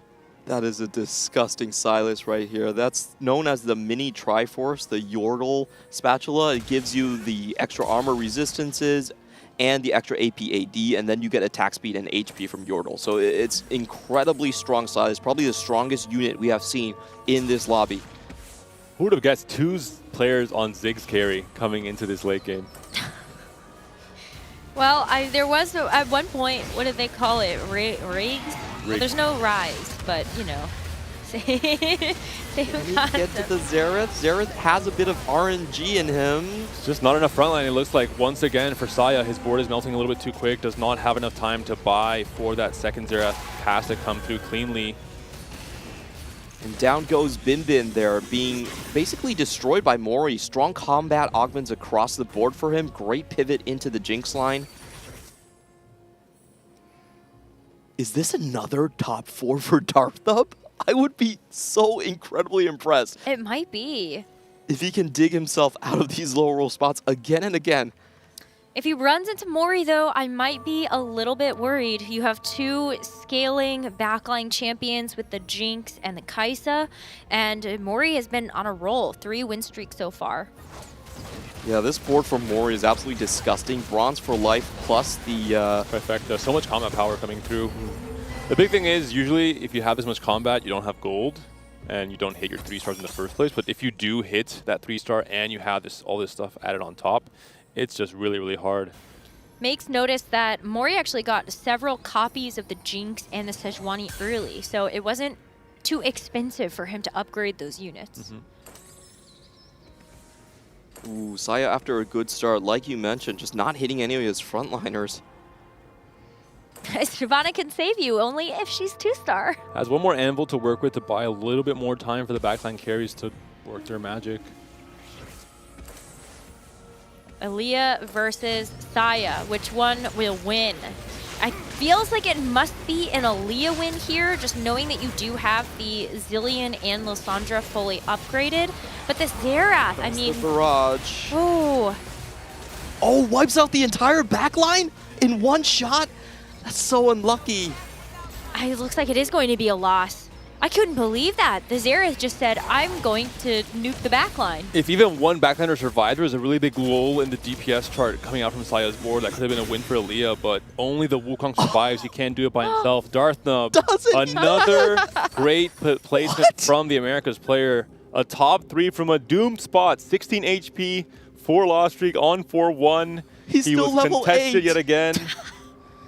He's fighting for placements, but he just keeps scratching his way up the standings. How did he beat that Sylas 2 and level 9 Yordle, capped board? There was a Volibear and Shyvana there, but he still manages to clinch it. Absolutely insane stuff from Darthnub. The Gilded Steel, I think, just really impactful as well with this specific setup. For the second game he gets in a row, that could be the secret sauce that he's piloting into this top 4. Durability plus Juggernaut Garen, that was the key to his success. Another big test here for Saya as it's now against Mori's Jinx board. Can the Xerath be as lucky as in the last game where you are able to snipe that backline? Jinx actually takes a huge hit. But he's not down. The Xerath couldn't reach the Jinx on the opposite corner, and for that reason, Mori is able to win that fight. Saya is taken down. Oh, it's a double kill. Darthnub taken down as well. Mori, who only got 3 points in game 1, comes back in a big way. In the same way we saw all throughout day 2, a player who can really clutch it up and get those first places. Not bad, though, for Darthnub. Back-to-back thirds. A great start for Saya with a first into a second place. And these standings are starting to look mighty interesting. EMEA has to wake up. That is all I'm going to say after these first 2 games. Daylight savings debuff. What can I say? And we do have to mention it's becoming a 2-man race in the next game. Both Darthnub and Saya can clinch their check right now and end it in just 4 games. Saya only needs a top 4, while for Darthnub, he needs to play for first. That's the only way he can accelerate himself. What's the bet? What do you guys think?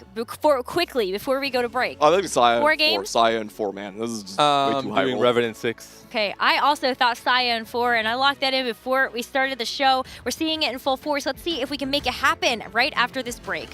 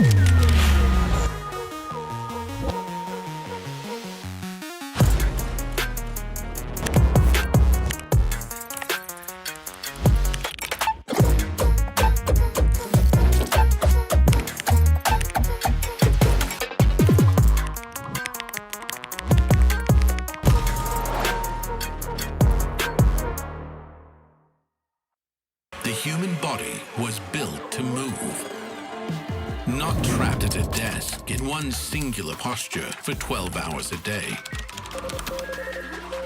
It's time your chair evolved. This is Secret Lab Titan Evo. Ergonomically engineered for you. gamers, hybrid workers, artists, backing your every move.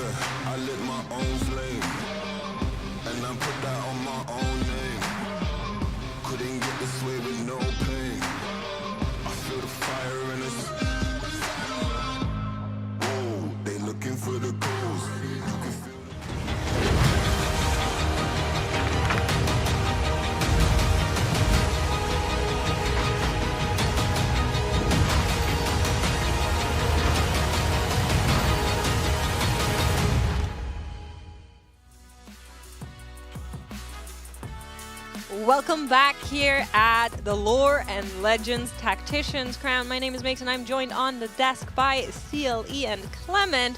And honestly, it's only been 2 games so far here at the final day, but the field is looking scary already. 15 points on Xayah, chased by 2 players on 12 points. We have the potential to have 2 players on check after our next game. That has to be the biggest story here, guys. I love when tac rounds are absolute dominations. Usually in checkmate format, there is a lot of talk about it's just down to who wins the first game. But if we see it end in 4, there can be no dispute who the actual best player is. Hwanmie did it, Title did it, and now we have Xayah chasing for that goal as well.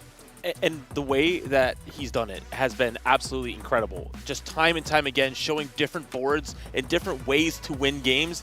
This one was one we hadn't really seen. Playing around Shurima, it was a second place. Again, not the best result that they've had, which is usually they're accustomed to a first, especially the last few days.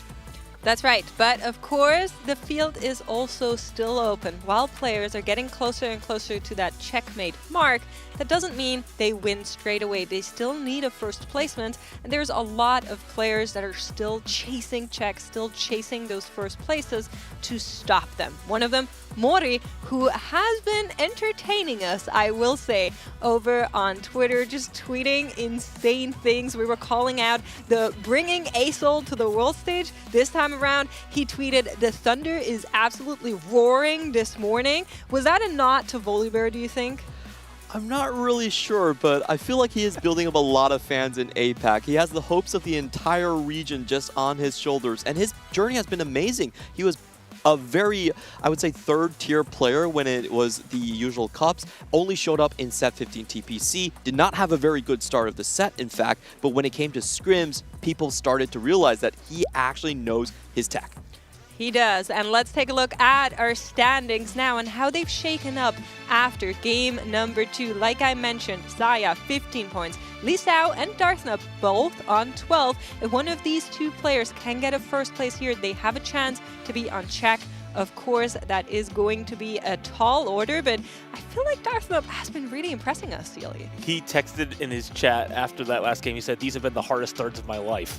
It has just been a grind for him to be able to come back from his low HPs, and he is one of those players that loves flipping games, and he's done so pretty successfully so far. I love the way he played the Ishtal stage 3 just to get some extra resources and come out of the body pile of that AP flex on level 8, the 4 Garens on across the lobby. And the second game, he did a very similar game plan where it was about the synergy that he built on his Garen 2 once more. The Gilded Steel damage reduction into the Juggernaut, getting extra HP was so cool to see. He had no business being third. I don't know how closely you, Clement, were watching Xayah in this game, because I know, Celia, you and I, we took a really close look at what exactly was going on there, and we were low-key shocked at the things that we were seeing. What charms did he get? He was so rich. It wasn't even the charms that was the incredible part. It was the stabilization on 3-5 to get that last round win to unlock Xerath to even get charms. the Seraphine 2, an incredible frontline built up. It was just perfect synergies across the board. He had his level 8 unit ready to put in. It was just an absolute masterclass that they continue to put on over the last few days. 130 gold floating at one point in stage 5. I think that's the most gold I've ever seen during that stage. Yeah, I think a lot of us are rarely seeing these kinds of numbers, but Zaya certainly has impressed us here, and like you're seeing, is leading the lobby on points.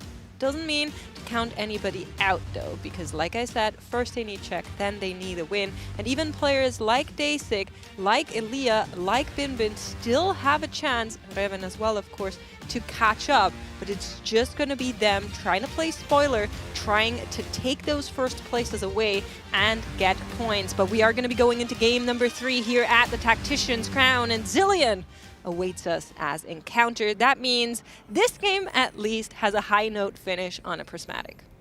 Prismatic finale gives a lot of econ there for options, so you will see a lot of players actually holding on to the Void units early on. This is a game plan that Lee Sao in particular really gravitates towards. This is my favorite part of checkmate format in TFT specifically, is once we get in the situations where it's, hey, I only need to get a top 4 if I'm Saya to get into check. Actually, yeah, and then you need to, hey, maybe I need a big comeback if I'm somebody like Dasik, and so I need to start playing for first right now.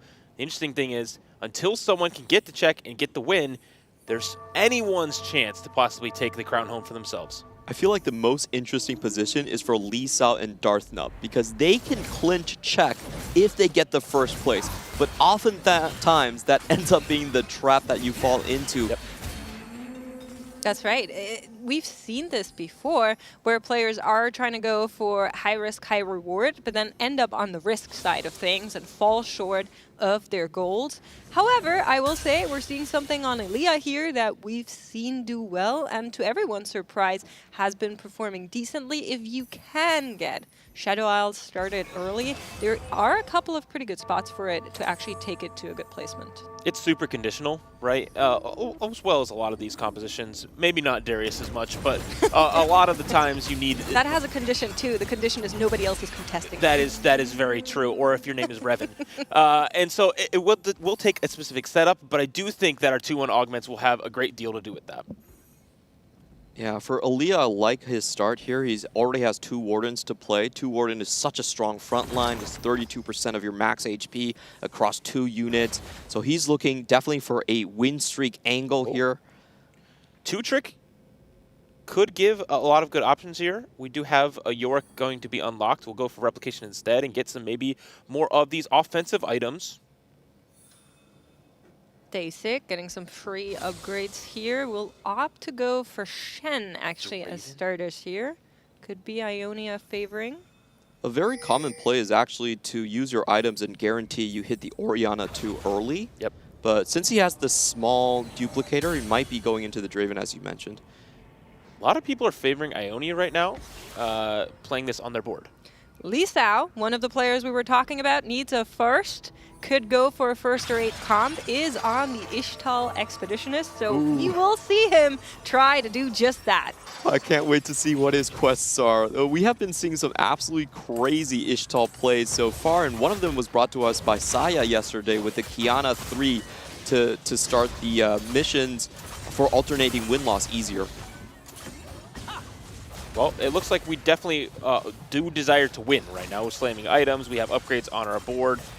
We did also have a couple other augment choices that are a little bit more around the high cap. We have Reven taking Slam in to help you get higher in levels, but also Mori specifically taking late game scaling. That one specifically giving your 5 costs a lot more combat power. We're also hearing from Nekra, who's one of our sideline reporters for this game, that Zaya, after we shouted him out for hero augments, was tempted with the Trials of Twilight as a hidden augment and did not go for it. Instead, is playing around Bodyguard here. I would have loved to see it once more. He took it to a first place, but says, I don't have a Sin Sao 2. I'm not going to go around this path this time around. I think that's a smart move considering how many Demacia AP flex we have been seeing in these lobbies over and over again. It's almost triple contested, and why that augment is almost never picked. Across the tournament, though, it makes sense that people are going that direction because Galio and Rise being on your board are the keys to success so far at the Tacticians Crown. Not only getting a good placement, but also going for those wins most consistently. And Saya does look like he's just going for a top 4 composition, most likely going to the Slayer's line, holding on to 2 of those Yasuo copies for the Yone unlock. This might be the first time that he breaks that streak of top 2 placements he's had for 8 games right now, but I think it makes sense for his strategy. Yeah, I agree. We're going to be seeing what our other players are on to. We mentioned Darth Nub's one of the hardest 3rd places of his life in the past 2 rounds. Maybe he can get a little bit of an easier time this time around here, but it doesn't look like he has everything settled just yet. We'll unlock the bar just to play around for tempo a little bit more. Could be thinking about Jinx, but we don't really have bows, so a little bit of an awkward spot. I'll take a stab. I think he's playing Demacia. He's really comfortable on this line. He can play this from behind very, very well, as he's done so the last 2 games. Now, it hasn't translated to a first place for him yet, but, you know, 2 top 3s, he can go for a first possibly here this time and absolutely getting to check this game. He was considering holding on to a potential very strong Rek'Sai 2. Doesn't find it in the roll down, and I agree with you. I think he will be pivoting into something that is less tempo dependent. Again, Darth Nub for him, the best situation is actually to aim for a first place and get that check immediately. We did get word that the Ionia for this game is Path of Blades, so a little bit more combat-oriented. And you notice on the other side, there's nothing on Li Xiao's bench. Well, that's on purpose. 4 rounds of that in a row will get that first cash. That's right. He is playing units on his board, though, which is leading to his win streak. Namely, this Kiana 2 unit, she is very, very strong. And we're also seeing an update on Elia, who is opting to lean into that Shadow Eye line for now, has the Yorick on board as players are picking from Carousel. Very early unlock for Saya here. He was sitting on the Yasuo pair, now makes it into a 2-star. Means that he doesn't have to fish for that unit later on. We are going into Blades, which means that you know, typically the cap with Ionia is a little bit lower. I think Slayers with Yone is a pretty good direction to go for. 2-star Yasuo being online means that as soon as we get to level 7, we will be able to get that Yone. That's often the hardest part, is getting that unit upgraded and then, you know, placing items on there. But if you're able to play around that early and already have good items for the Yasuo, it can be a really key to success for some tempo Ionia play. And how did he get that Darius 2? What is going on? Well, actually, how? I cannot tell you that, but I can tell you that Evan does not have it. You heard the question mark. It's like, what? 0 reaction on Day 6 phase. He did check in saying Darius. That was normally our players write 1 in chat. Look at he Mori. said Darius. He meant it this time around, and he will just play like, on what it. is And this Mori, not happy about this. I mean, honestly, same, because Day 6 should be fine for maybe the whole next stage as well. I mean, we have great items. Also, we get 1 cloak, and this thing is going to be unkillable already. Can someone please make me a Mori reaction gif? It's so funny these 2 times. We're getting word from Hoope that when he unlocked Darius, he had 3 of them in his shop. That has to be the luckiest shop of this tournament thus far. Well, Basic is chilling. Mori has a puzzle to solve in front of him once more, but it worked out the last time. He found himself contesting Reben, went for the Jinx instead. If his items are gracious, he could be thinking about this once more. I will say, for Dasik, he is due. He only has 3 points, lowest in the lobby. Very, very hard low roll games in 1 and 2. So, okay, Mortdog, he's doing his job. He's giving it to him this time. This game is balanced. Yep. You get some good games, you get some bad games. You know, it happens all the time. But that was definitely a blessing, and we'll allow it this time. We do see an interesting mirror match with a lot of people playing on Noxus this game specifically. It will be level 5 for Mori on the other side, where Bin also just playing around some strong AP items, which we know is a great plan. But it looks like we do have only 1 streaker in the lobby, and that will be Elia. That's right. We know he is on that Shadow Isle trajectory. It's a very strong unit to have early onward. That Viego 2 with items, as you're seeing here. And that Swain might have helped as well. He is having on his bench there, moving around a little bit. Quickly want to give an update on Li Sao, because of course he is on the Ishtal line. He had the 4 rounds empty bench, as you mentioned, CLE. Now we're on 48 XP that he needs to buy in order to unlock the next one. So he should be able to do that rather soon.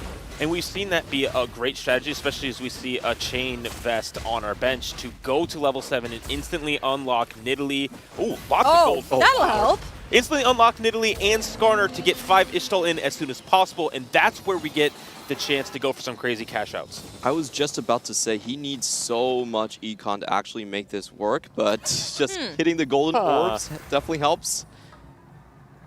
There we are. Are we going to do it right now? Are we going to wait around? I try to pre-level there if I can stuff my Nidalee, stuff my Nico. Yeah. Put the chain vest on a backline unit. Darthum again committing to the long shot line. Worked 2 times in a row. Can you blame him? He came out of the previous game, which had so many players on the Demacia line just angling it, was able to out-tempo them. I think that's perfectly fine for him to go down this route and say, I will keep doing what I'm doing until it's no longer working. For now, he finds himself opposite of Day6, so he will get at least another loss on this loss streak. Yeah, he did kill a single thing. But this is a composition that he's very, very comfortable with. He was in the scrims known as the player that was playing it almost every single game. And this was before it was nerfed. We do have silver augments coming through, so nothing too game warping, unless we want to click Recombobulator, but that doesn't seem like a great option in this spot. But Darth Noob was somebody that we thought coming into this competition, because of the way he's practiced so much on this Demacia long shots line, that he would be someone we would expect to not do well. Now, he proved all the doubters wrong. I'm one of the doubters. Well, another player here is putting a little bit of pressure onto the lobby. We were talking about the fact that Li Sao could go to 7. 2 players have. Elia and Saya both going to 7 here to try and get early unlocks. Will try to get just that, and Li Sao. He's hiding his Ishtal into the last second, so nobody can scout him. I feel like that must mean a lose streak quest going on here. He also got branching out and got Disruptor +1, which I feel like in this line is very, very good when you can play around that Seraphine quite easily. It is 3 losses in a row. We are getting confirmation. You're absolutely right there, Clement. And just a nice little tech, you know. You know who started all this trend and made everyone have to do faster APM? YBO. It was Double. Oh. Double started that last set. It was like, okay, now we all have to do it. Starts the trend, and then everybody has to follow. Your favorite augment was also chosen. Bin Bin taking Dumbify as well, so going to have a giant dummy in the front line. All right, top 4 secured. Dasik, no! Dasik has the most broken combo ever. Twin Guardians into Darius 2. Please, how easy can this game be for him? Oh, sadly, Elia's win streak was broken just before unlocking this Callista, which would allow him to stabilize even more. For Dasik, I mean, we're chilling, no? I'm sure that's who Elia lost to. This is absolutely unbelievable. I'm not really sure if you should have leveled that aggressively if you have Dasik in your pool. I think if you are on the point score that Elia is on, similar to the top score points or the top point scorers, you need to try for some fancy plays, and so trying to hold pressure to me makes sense. I think his board was strong. Was it strong enough to contend with the Darius 2? I'm not sure, but he could have been lucky, right? He could have avoided Dasik one more round, unlocked that Callista, which I think in that case, it probably could have gone his way. So a little bit of a brave play that unfortunately didn't go in his favor here. We'll have to see how he recovers. For now, he has a little bit of HP to fall back on that he can use. But we will need to see what this carousel brings for our players, particularly those that are thinking about the Ionia line as well as the Demacia line. You know, there's a couple of target units there. Darthdub does have a chance this fight because he has on such a big lose streak. Oh, actually, he just flipped into win streak. But he would be the most likely player to actually stop Li Sao from getting his quest going.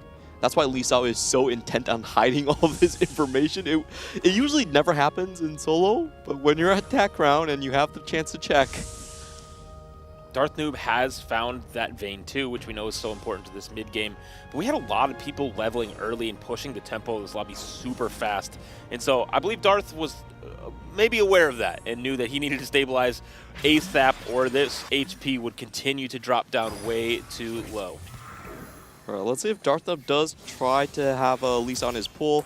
I think we should focus on just the Lee Sol cam and not get surprised if someone does actually just kind of grief their board a little bit. Juggernaut emblem on this Garen. We've seen again a huge, huge problem for enemy boards.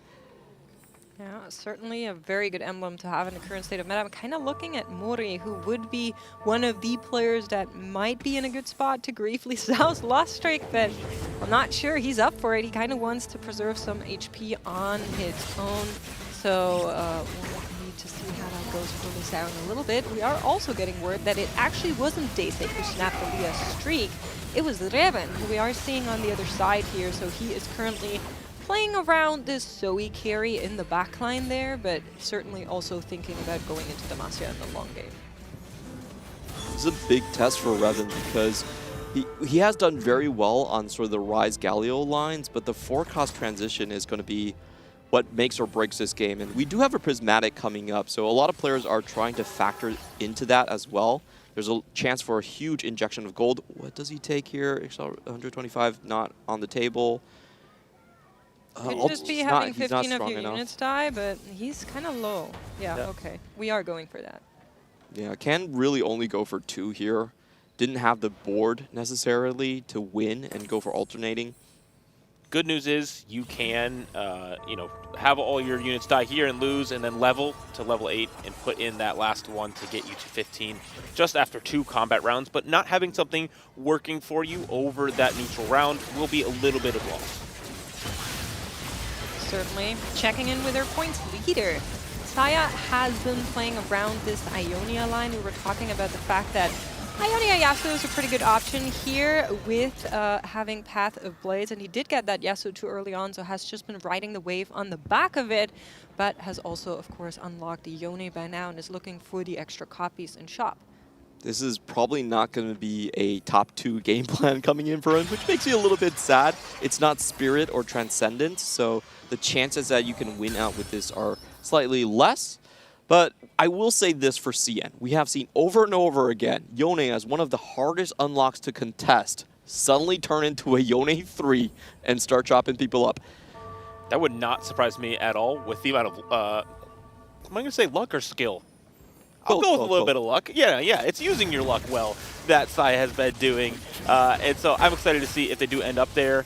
And we look like, wait, why do we have all those items on the on an Aphelios in the front line? It's a funny looking Aphelios. There's a Diana unlock. Guys, wait, do you know what this unlock is? He's here. He has arrived. Mori making true on his promises. We trusted in you and you delivered. He's bringing Aurelion Sol to the world stage, and it is for one he has him pretty early. I know you guys are both doubters, so I'm not even going to ask you what you think about this. That's the roar. Mori was vague posting. He was trying to rage bait us. We thought it was he was actually fair. specific posting. He said verbally he will bring a soul. Oh, come on. When you said the roar, did you think it was Aurelion Soul? There's no way. That's like a fast 8, like directly to 8 composition. You know, played 3 times, only 8th once. The other times it was also about 4, but I was gonna ask. But only 1 8, so not straight to 8. Oh no! Why did you need to tell that? Wait a second. Oh, that's Day6 board, and Reven's just, you know, standing on top of his units. He's just sad. He's a little jealous, I think, Maybe. of Day6 spot. Does he get the Galio unlocked? That's a big question here. With 6 units, he only needs 2 upgrades. Okay, there he does. Okay. Well, I have great news for our Ishtal player as we are getting our prismatics in. He has found Mel, so we should be able to stabilize here, but let's see what the prismatics bring the rest of the team. Reven picking up call to Chaos. At least I was still thinking about it. Is there a red-blue buff for Mori? That's the question I have on my mind. That's the way that you want to play the Aurelion Soul. So he already has a red buff on his Mel outside of the augment. It's about the extra dupe that you can use. Goes We're still waiting. before Call to Chaos gets 3 gloves here. Thieves gloves. I do also want to check on Revan, who got a Call to Chaos as well. I do believe that it is not something that he was hoping for. He has 29 rerolls left. But no gold. And no gold to spend. This is completely unideal. He does have the Lissandra 3 angle. Oh, wait, is that 2 Lissandra 2s? Yes, that's 6 Lissandras. That might be the win-out plan. Don't tell them. Mori, on the meantime, not getting the extra dupe, is going to go for Lucky Gloves here. Any round you can win early with his Cerulean Soul is just a bonus because he's so weak in stage 4 when you only have that 1-star copy. He did win the previous round, is the big story. So first round, Aesol in, he did win that. Unfortunately, this one not won by Mori, but we'll keep an eye on the stacks on the Aurelian Soul and how he pairs up. Okay, we will keep rolling. I haven't heard any pings come through or any chat messages. None of those things right now. No one has any Lissandras on their bench at the moment. And so I'm curious how long we're going to stick around on this and see if we can just hang out and fly under the radar. We have 1 in Saya's shop is what our co-casters are telling us. So that one is currently not available to Revan. He also just doesn't have the gold to beat that deep. We do have to point out that is most likely out because he's so far behind on the rest of the board. Just not a very good Call to Chaos. The carousel could be massive for him if there's an additional copy. In the meantime, Aaliyah does find the most important cross carry for him, but it's already getting challenged by the Diana. Damage reduction going on to that unit. Yeah, the Lucky Gloves obviously paying off quite well there. There's great items on this Diana. And it will end up taking down the Callista. The Aesol is starting to get online, and the later and later this goes, it will continue to ramp up and get more of those upgrades to its abilities. Well, let's take stock of the lobby right now, as there is a Zillion and a Kindred in this shop that our players could be interested in. I'm just looking across to see 1 Ornn, 2 Ornn on these boards. Aaliyah would so like to have one, doesn't have one.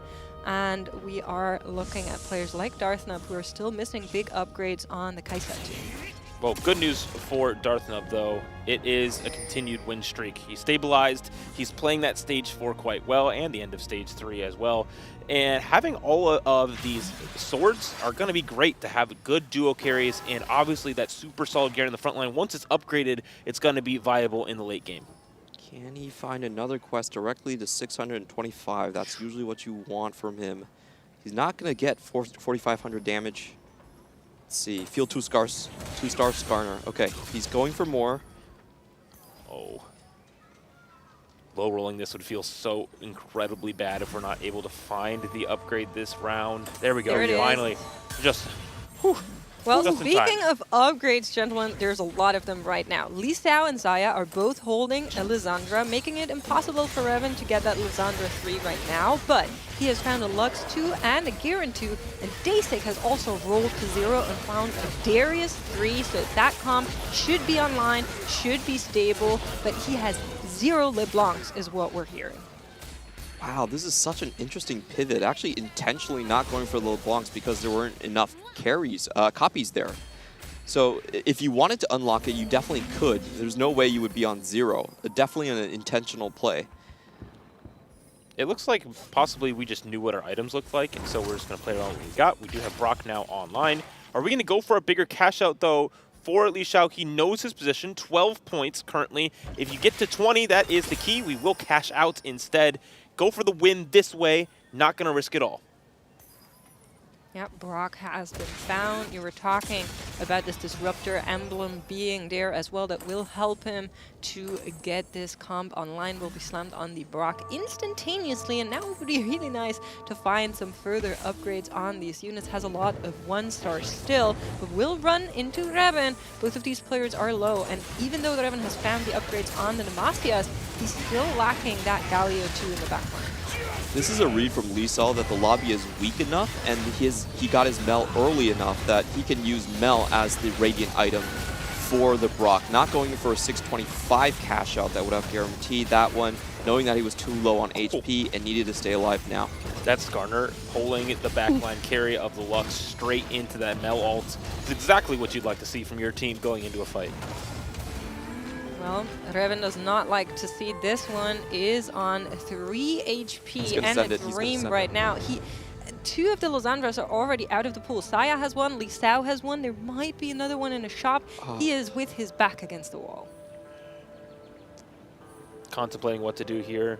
He's looking around, I'm sure. You see that the dummy's on the board, so that means he is scouting. He is making sure. Li Sao now has 2 Lysandras. Okay. He knows he cannot do it, so he's going to have another game plan here. One of those 2 is in the shop, so he does not know. He's actually rolling, trying to see if maybe there's a chance he can find something here. Swain 3 as an alternative chance. Just 9 rolls left. No golden orbs for potential duplicators. Oh, that's tragic. Yeah, it's really hard because there's so many people playing around AP. And so Swain on everyone's board that's playing around AP. This Lux is often a flex unit. You'll see that Darth Nub is also playing around that instead. And so it's just going to be impossible to find any of these 3-star forecast outs, especially when you're playing a line like this. Yeah, I feel like this has to be the end of the road, but the opposing board isn't as strong as it could be here. I'm sitting on the Annie 1. Yeah, good news is that Lux does have backline access. If she can take out the Seraphine on the other end, there's a good chance that maybe something can happen here. Both Mel and Annie not upgraded yet, so Reven might just hang in there for another round. Question is, what can he really do with that? He's in a really so close situation, but able to at least get one more round. Yeah, the sigh of relief there. He gets another round to figure out a next game plan. It is 5-2, so many of these boards are getting incredibly strong. Bin playing around that Dumbify, but not finding any of the other huge upgrades. We do have a pair of Ace-Soul here for Mori, who is, you know, as we watched the show match earlier, is a champion and a god next set. So Mori's just getting ready to roll. He is. He's on 300 charges for this Ace-Soul, but he would very much like to be on 2 stars, and those are the ones, like you mentioned, that are missing for him still. Also, Tarek 2, an upgrade that he would have really liked. He's been rolling to 0 and cannot find anything, unfortunately, which is kind of rude if you think about it, as nobody else has unlocked Ace-Soul. Lucky Gloves going into the backline, sniping out Annie in the first try. A huge win coming in from Mori. He's shaking his head. I need those Mori meme packages right now, chat, please. The reaction. He has been giving us great reactions, I will say. The way he looked at that Darius from Dasik earlier, that was amazing. But I believe we kind of need to look at Reven and see if he can clutch out yet another round against this Darius. Does take out the Darius, is going to be able to find the win against the Ashe as well. Reven somehow, by a threat, by a silver lining, is hanging in here, has given up on the Lysandra 3, looking for the Lux instead. 2 copies short. We're going to keep rolling. He did do a quick scout. All right, he needs to start selling parts of his board. I don't think... Who does he have in his pool? Darth Nub, Saya? Oh, those are very tough boards to beat. Don't think anyone else has one on their board. No one is holding Lux. We're getting confirmation. But he doesn't have gold. One on Carousel, one in the next shop. Agreed. Well, he needs to pass Saya first. This is what you need to get through to make it to that Carousel, to maybe have the chance. Lux is on the right-hand side, or the left side, but the correct side. Moreover, that unit does not reach her in the immediate. The front line has already crumbled. There's no one there that can protect her. And Reven, unfortunately, is going to be taking an L here. Bin will too, though. Minus HP might matter, but I believe it will still be Reven on the very bottom. Unfortunate game for Reven right there. The Call to Chaos really not providing him what he wanted. He would have preferred the extra gold, but the extra rolls with nothing to buy just hit him so hard. Bin also just stuck on level 8, wanted to go fast 9, not enough tempo generated by Dumbify. Our other 2 tempo players, Darth Nub and Aaliyah, are both now within danger of dropping out with a bad loss. Darth Nub played around stage 3 and 4 with that tempo, where Aaliyah played around that early game with Shadow Isles, and now both have lost a few rounds in a row and need to figure it out before it's too late. For Elia, the big upgrade has to be that Thresh 1, that he's sitting on 1 copy short of not being able to get that 2-star online. But somebody is looking at these two and preying on their downfall, because Xayah is still in. 2 players have fallen. All he needs is top 4 to make check. Darth did hit that Garen 2 in the front line, which is an extremely good upgrade, especially with the Juggernaut emblem. But Elia is also close to a Callista 3. This is the Wigwug tech coming in from North America. If you can't find anything to put on your board, how about 2 Callistas instead of 1? And it actually did get a a lot of third places. Not really a first comp, but a very strong way to play the board. Well, is it good enough is the question. On the other side is no one other than Dasik, and Elia would so like to get a better placement here in the overall tournament, but can he get through the Darius? It doesn't look too good. He does take out one of those Noxus units, but both the Draven and the Darius remain, and he is going to get knocked out here. Left-hand side. Oh my God! Those Gunblades are going insane! The Garen would not fall down with the backline healing and also the Spirit Visage. That was insane! He beat the Brock board! That is the Immortal King Garen for you right there. Insane tech coming in from Darthnub. Radiant coming in here. Oh no, one of the best Brock. ones. Come on now. Very happy to see Radiant Sterix here for Lisao, and that Brock is going to be one happy camper. Still has potential to upgrade that Brock to Brock 2, Mel to Mel 2, Azir to Azir 2, Swain to Swain 2, so the potential is there. Can Lisao live to make it happen? This is huge for him because his board is the strongest cap out of any right here, but he is going up against one of the best boards. We'll see if Brock can avoid and walk into the backline directly. We're going to keep our eye on the Draven as it ramps up. The Darius has now reached CC immunity status, so the Skarner will not do too much, but as the rocks come down from Brock, the HP bar is standing strong for now, but as the front line falls down, the Darius is now can't take down the Bramble Vest Skarner, and so it will be a round win. The Asol is still 1-star. Darthnub takes a bot 4 for the first time. That means Xayah will get check after this game. Check in 3 games for the CN player. The Cinderella story to the world stage for him. Question is, will he be able to make it in 4? Of course, but there's more players trying to take that check. Lisao still has a chance to get there too. Oh, what a find coming in from Mori, getting that Luden's Echo onto the Aurelion Soul. Big burst dragon, hear me roar time. The big question here is there enough gold for him to potentially get that Aurelion Soul 2?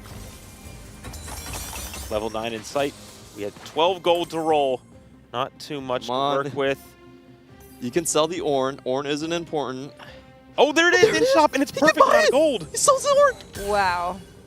I called it. 600 on our Asol. This could be something that wins this game, especially with an artifact. But think about how chatty it is to play Asol thrice in the tournament, only get bottom 4, then play it in the final lobby, make top 4 on the back of it, and put yourself in one of the best positions to maybe get check after the next game. Mori unfortunately 1 point short here, but he is certainly the king of the hearts right now, playing around this Asol line. This is the best time to do it. You're at 11 points. A win doesn't even get you into check, so why not experiment? Why not be flex? Why not give us more meme templates to use right here? But the Aurelion Soul, he has a giant Atacon in front of him. He still pulls through. What a fantastic board. Li Xiao is going to be the other main character with the Brock. Is he? Oh, is he out? Takes him down? He is out, so he will not enter check. Xayah, only one that is going to be in contention to win the very next game.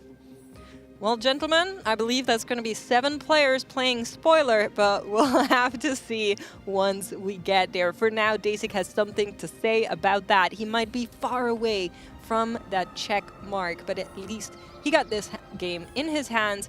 Would like to claw his way up into the top 2. Can he make it through Asol, through Yone? We were talking about the potential of getting a Yone 3.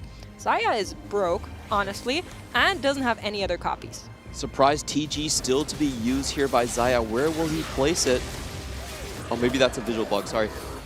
It could be, but we know that the amount of CC that comes through in the backline access from this Yone will be incredibly important to now get on to the Draven in the backline and take it down with that ability. Another top 2 coming through from Saya here at the Tacticians Crown, taking down Dasik. That was such a cool tech from Saya, putting it on the third row and then wrapping around directly all the way, assassinating the Draven 3. He also held on purposely for that TG to slam afterwards so he could get that set faster back into the field. Yeah, very, very cool to see it. Question is, can he do it against the god himself? Aurelion Sol, 738 stacks right now. We're going into what should be one last round. I'm not sure we're going to see this carousel 14 and 15 points respectively as Saya tries to take yet another victory lap. Let's see what this Aurelion Sol can do. The question is the wrap. Can he clear the left side and go directly towards the back line, or will he get stuck here on the front? The set is now doing sit-ups on the right side of our screen, and the Yone is now fighting against the world. One more cast coming through could provide a huge amount of CC and take down the key units. The set evaporates to the Mori and Saya run it back for another game in a row, and it ends the same way with Mori on top.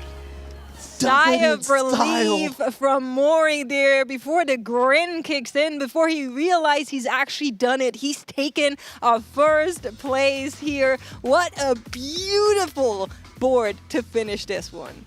And that's just so amazing of a game plan. He called what he wanted to play. He sold to the last gold to find the Aurelion Sol 2, and Ornn gave him in hand one of the best artifacts to have in that Luden's Echo. The stars aligned for the god to come down. All right, I got a pitch. All right. If Mori wins the Tactician's Crown, all right, called shot is just his augment. Right? It's gotta be, right? He's calling his shot. He knows that Aurelion Sol was the game plan, and it now won a game here, really reversing the stats, what we all thought from this composition heading into this game. Well, I'm not sure that's going to be possible because first he needs to get there. Hey. And while Mori deserves a lot of credit and respect for this board, we have to talk about the protagonist in the room. Saya making a check on the back of that has to be our biggest story here. We were talking about the players that were able to do it before. Names like Title come to mind, Hwanmye, and now maybe Saya. Xayah in 4 would be such an incredible comeback story for CN. They have awaited 9 sets right now for a return to the TAC Crown Championship. In fact, the community has been so demoralized, they often look forward to the regionals more than even towards the Global Championship. So I want to see them invigorated. I want to see the youngest player on this field make that incredible story, make that incredible opening chapter for himself.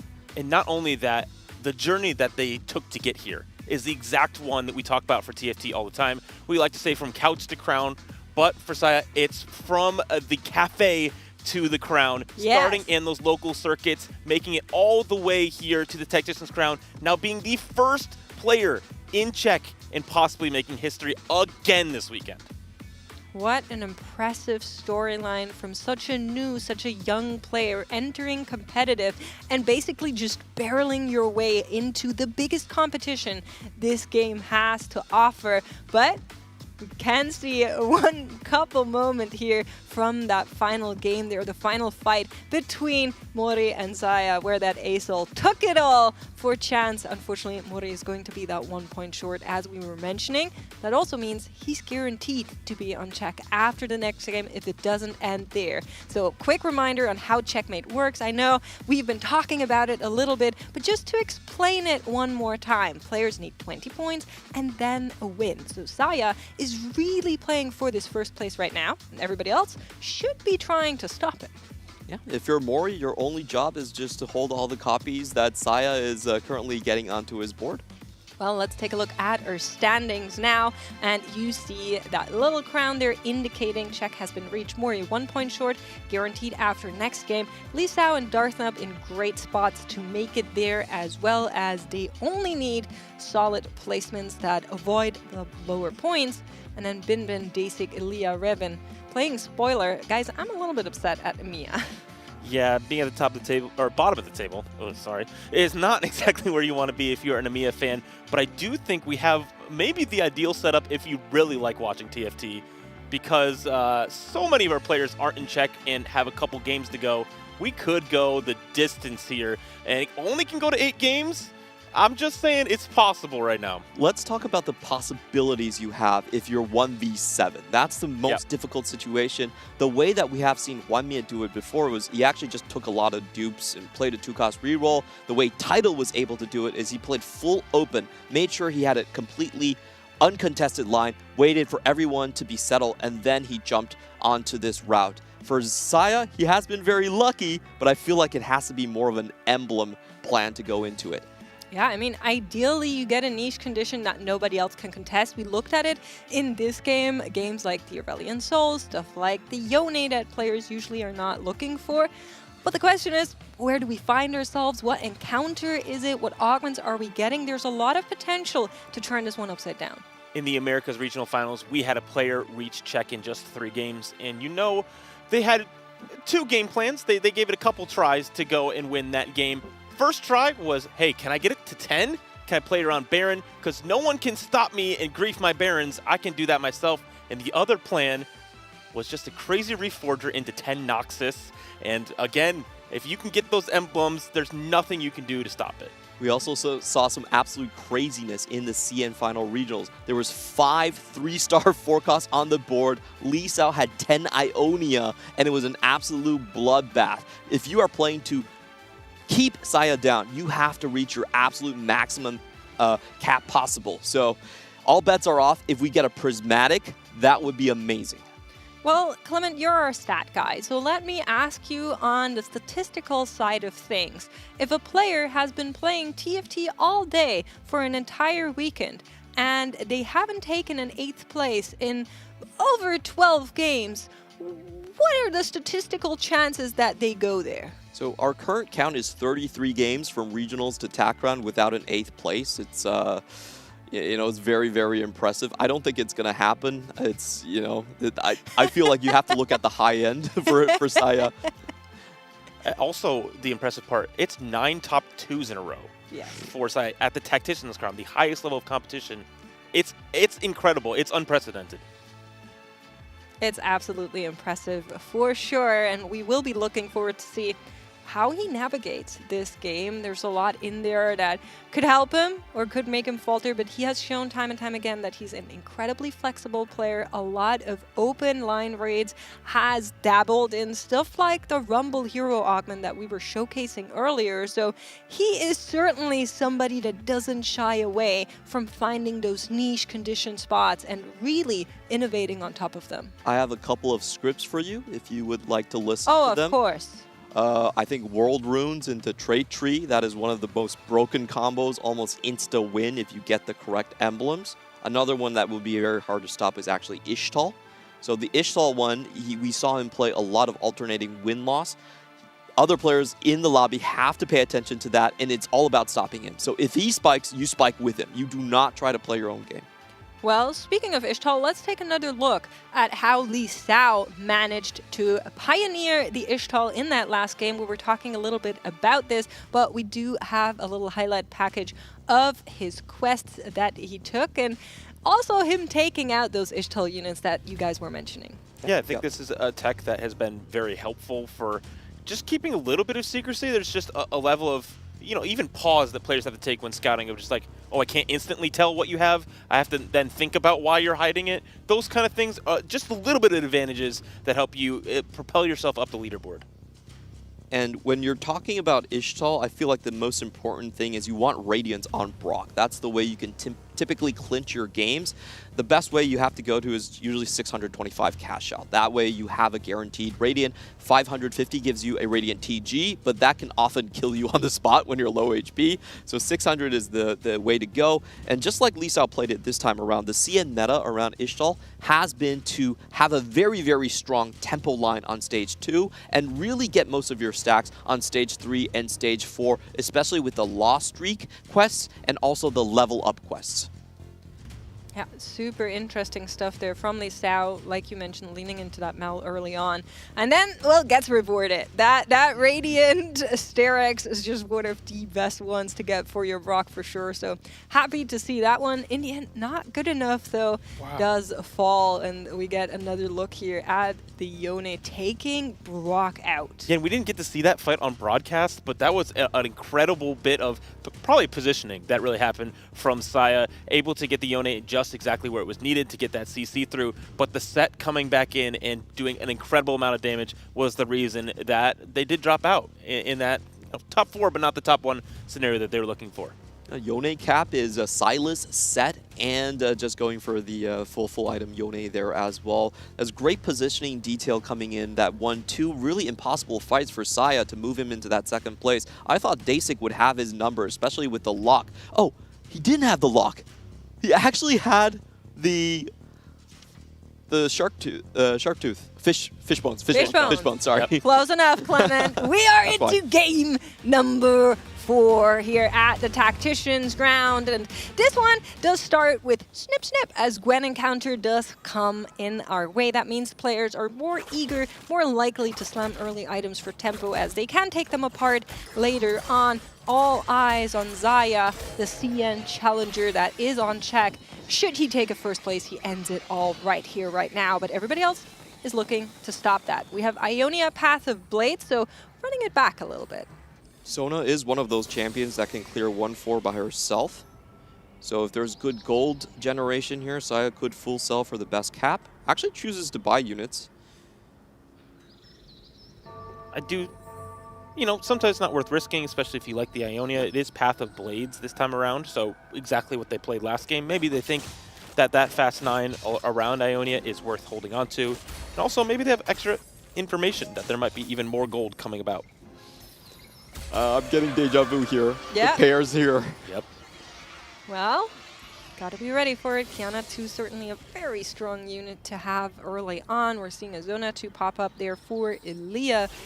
But of course, our players are always thinking about leaning into things that nobody can contest them on. How likely do you think players are to hold Zaya back here? Because at the end of the day, of course, when it ends, there is going to be your points that matter as well. So propping yourself up for maybe taking a 2nd place is also something that has to be on their mind. And they're also, of course, wanting to get the points in case Zaya is unable to get that 1st place. We've always said it's a respectable play if you want to go for the $50,000 instead of the $150,000. It's not the play I want to see, but I respect it. It is the player's livelihoods on the line. Going to be starting us off here with Silver Augments to start this game. Let's see what we're going for. Ooh, decent high roll 6. We got a spatula on board, so Dasik, I know one of the most popular strategies with that is to play around Demacia. We had 4 people taking Silver Destiny, and Revan still has not chosen. And so we have a lot of randomness entering our current lobby state. Saya's going for the Bin game path. Go straight to level 5 and just hope you high roll a 4 cost. It can work. That's all I'm going to say. We'll see if the script writers are gracious on this one as we're waiting for those destinies to show up. We're seeing the gloves come up here for Lisao being one of them as lunch money is being picked up by Leah. Man. That's definitely one of the ones you don't want, especially when you're Leah and you had nothing on your board. It's one you want to try to win streak with, maybe even just around stage 3 when there's more units to kill and more damage to do. But it requires a win streak most of the time to help reward that early. Yeah, not something he's very comfortable on either. He's been playing a lot around those loose streak openers, selling board, playing least units possible. So certainly not going to be too happy about the selection. I would have to say if Saya breaks his streak here, this game plan is probably not worth it. He actually straight levels to 5 and he gets an MF already. Never mind. Does he? Doesn't have any of the other Bilgewater units, but I don't feel like you could give up a 4 cost.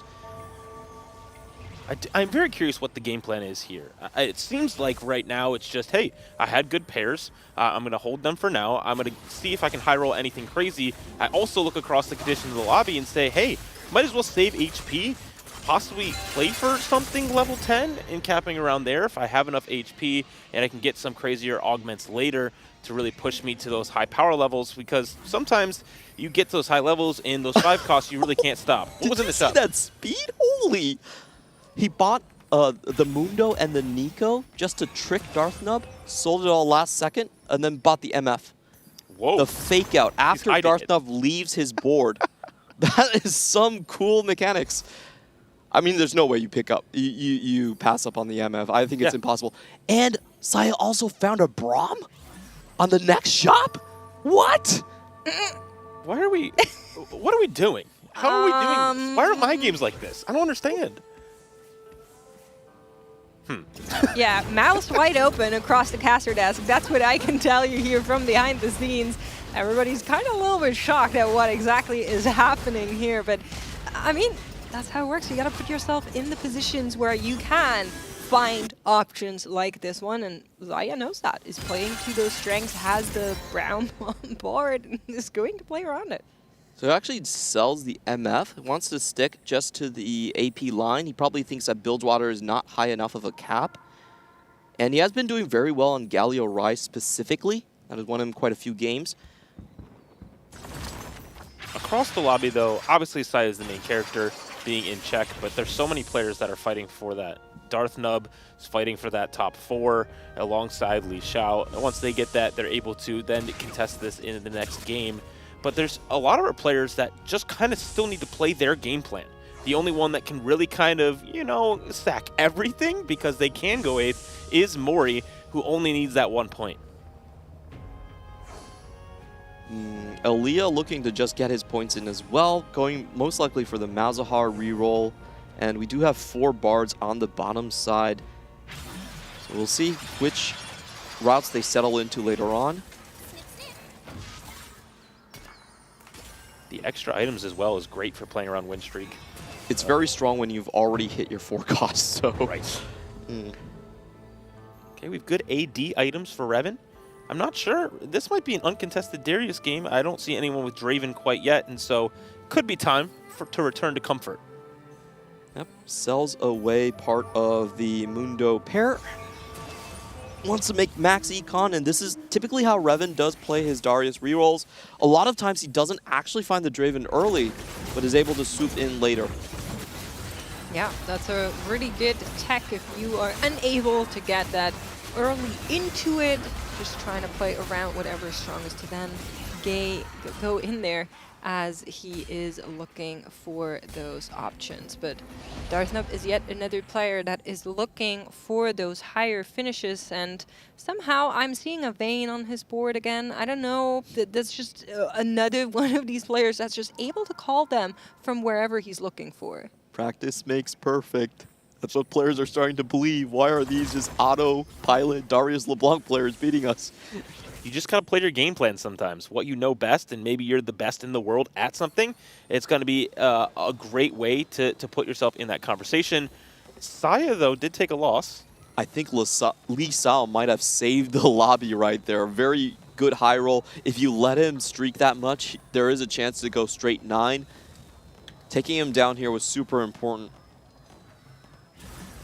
Yeah, let's see if he can get this win streak going, or if somebody is going to knock him down a little bit. It is Revan on the other side. And Draven, you're looking at each other and you're thinking, come on now. This used to be my comp. What are you doing? Oh, Revan seems quite in distress here. He's really far behind the ball compared to Li Sao. I feel like he has to pivot off.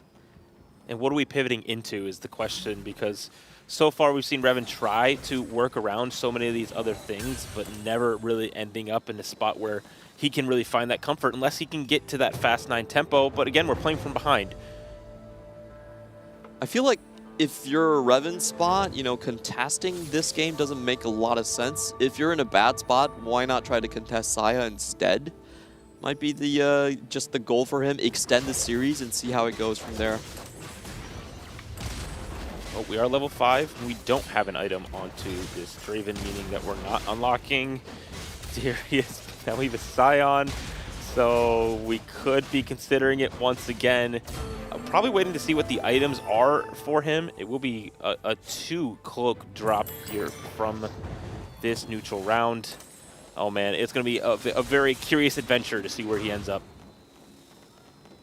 I love curious adventures. Me too. Yeah. Our players do too. That's why they all pick Destiny. True. This 3-2 augment, though, is going to be very important, especially if we can get more variants or people take more Destiny augments, or we get prismatics would be a fantastic way to push this game into hyperdrive. And hyperdrive might just be what players need. Look at what Saya's doing. I was thinking about this. You should level to 6 here in case you hit forward thinking. So he knows his win-out conditions right there.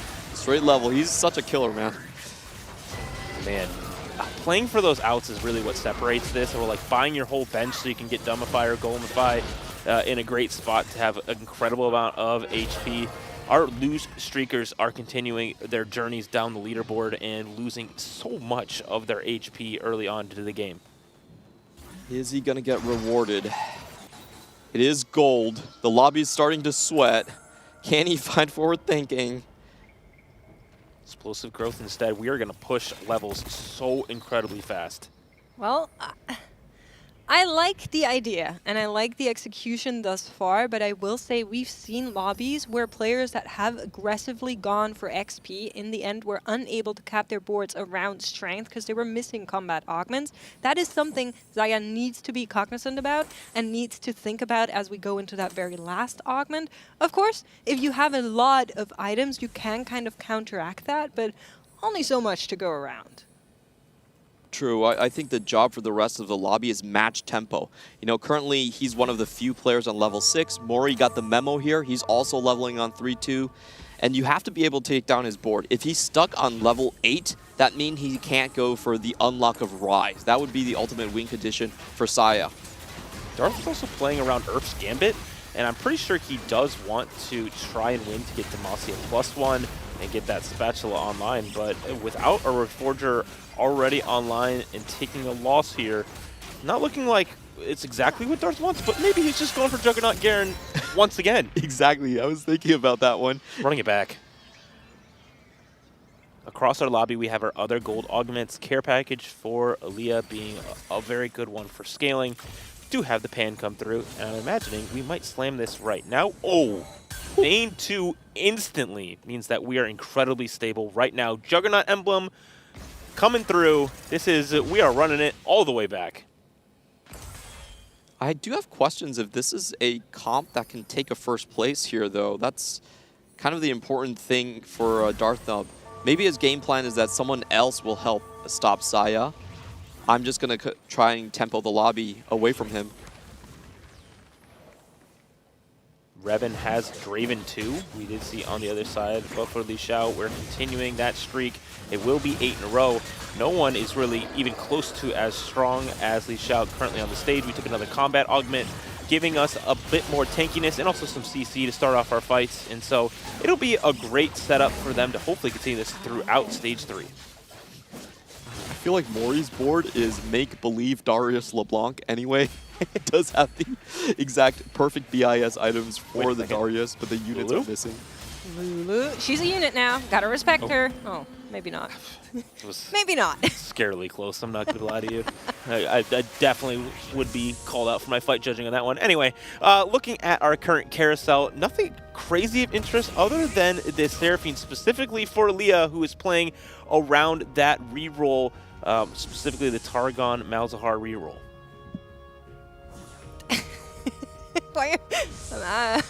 I mean, I'm just thinking about Aurelion Soul now. Mori did this to me. That's all you want now? Yeah. Just more Aurelion Soul? Hey. It looked amazing. It took a first place. After all, why shouldn't we? Looks like Xayah just took a 4-cost extra gold. And this is when everyone is going to get some more items here. It looks like Xayah's trying to just get as many TGs on the board, spike as hard as possible. Wow, we are rolling with so low gold here for Leah. He knows he has to stabilize right now to use this lunch money properly. This is just not Aaliyah's day. Yeah, he really needed that frontline upgrade, and it's not even close. Very unfortunate situation for him. Okay, we break apart the items.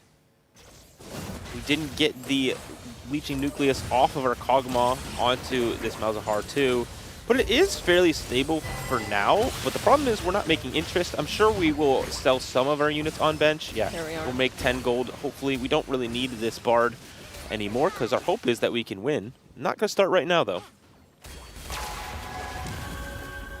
I believe it was Blades Ionia. I'm not 100% sure. It is. Oh, okay, thank you. And it does look like Mori will be going to that direction. So we have a couple of rerollers, but nobody really contesting on the Fast 9 game plan. So it looks like the 1v7 scenario is just for everyone to out-tempo Saya. But so far, he's still on 77 HP. This plan is... We'll see on stage 4, but it's not working so far. Right? I agree, and I think a big part in that is actually fellow countrymate Lisao, who has just been putting pressure on the Tempo 9 win streak so far, is going to run into Dasig right now, and certainly has a really strong board to contend here.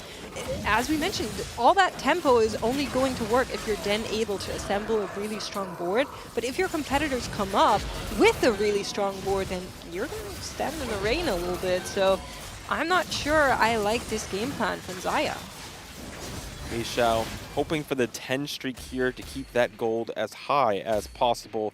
That Yorick 2, though, is being very, very pesky and will not get taken down. Aww. Healing up just at the brink of elimination there.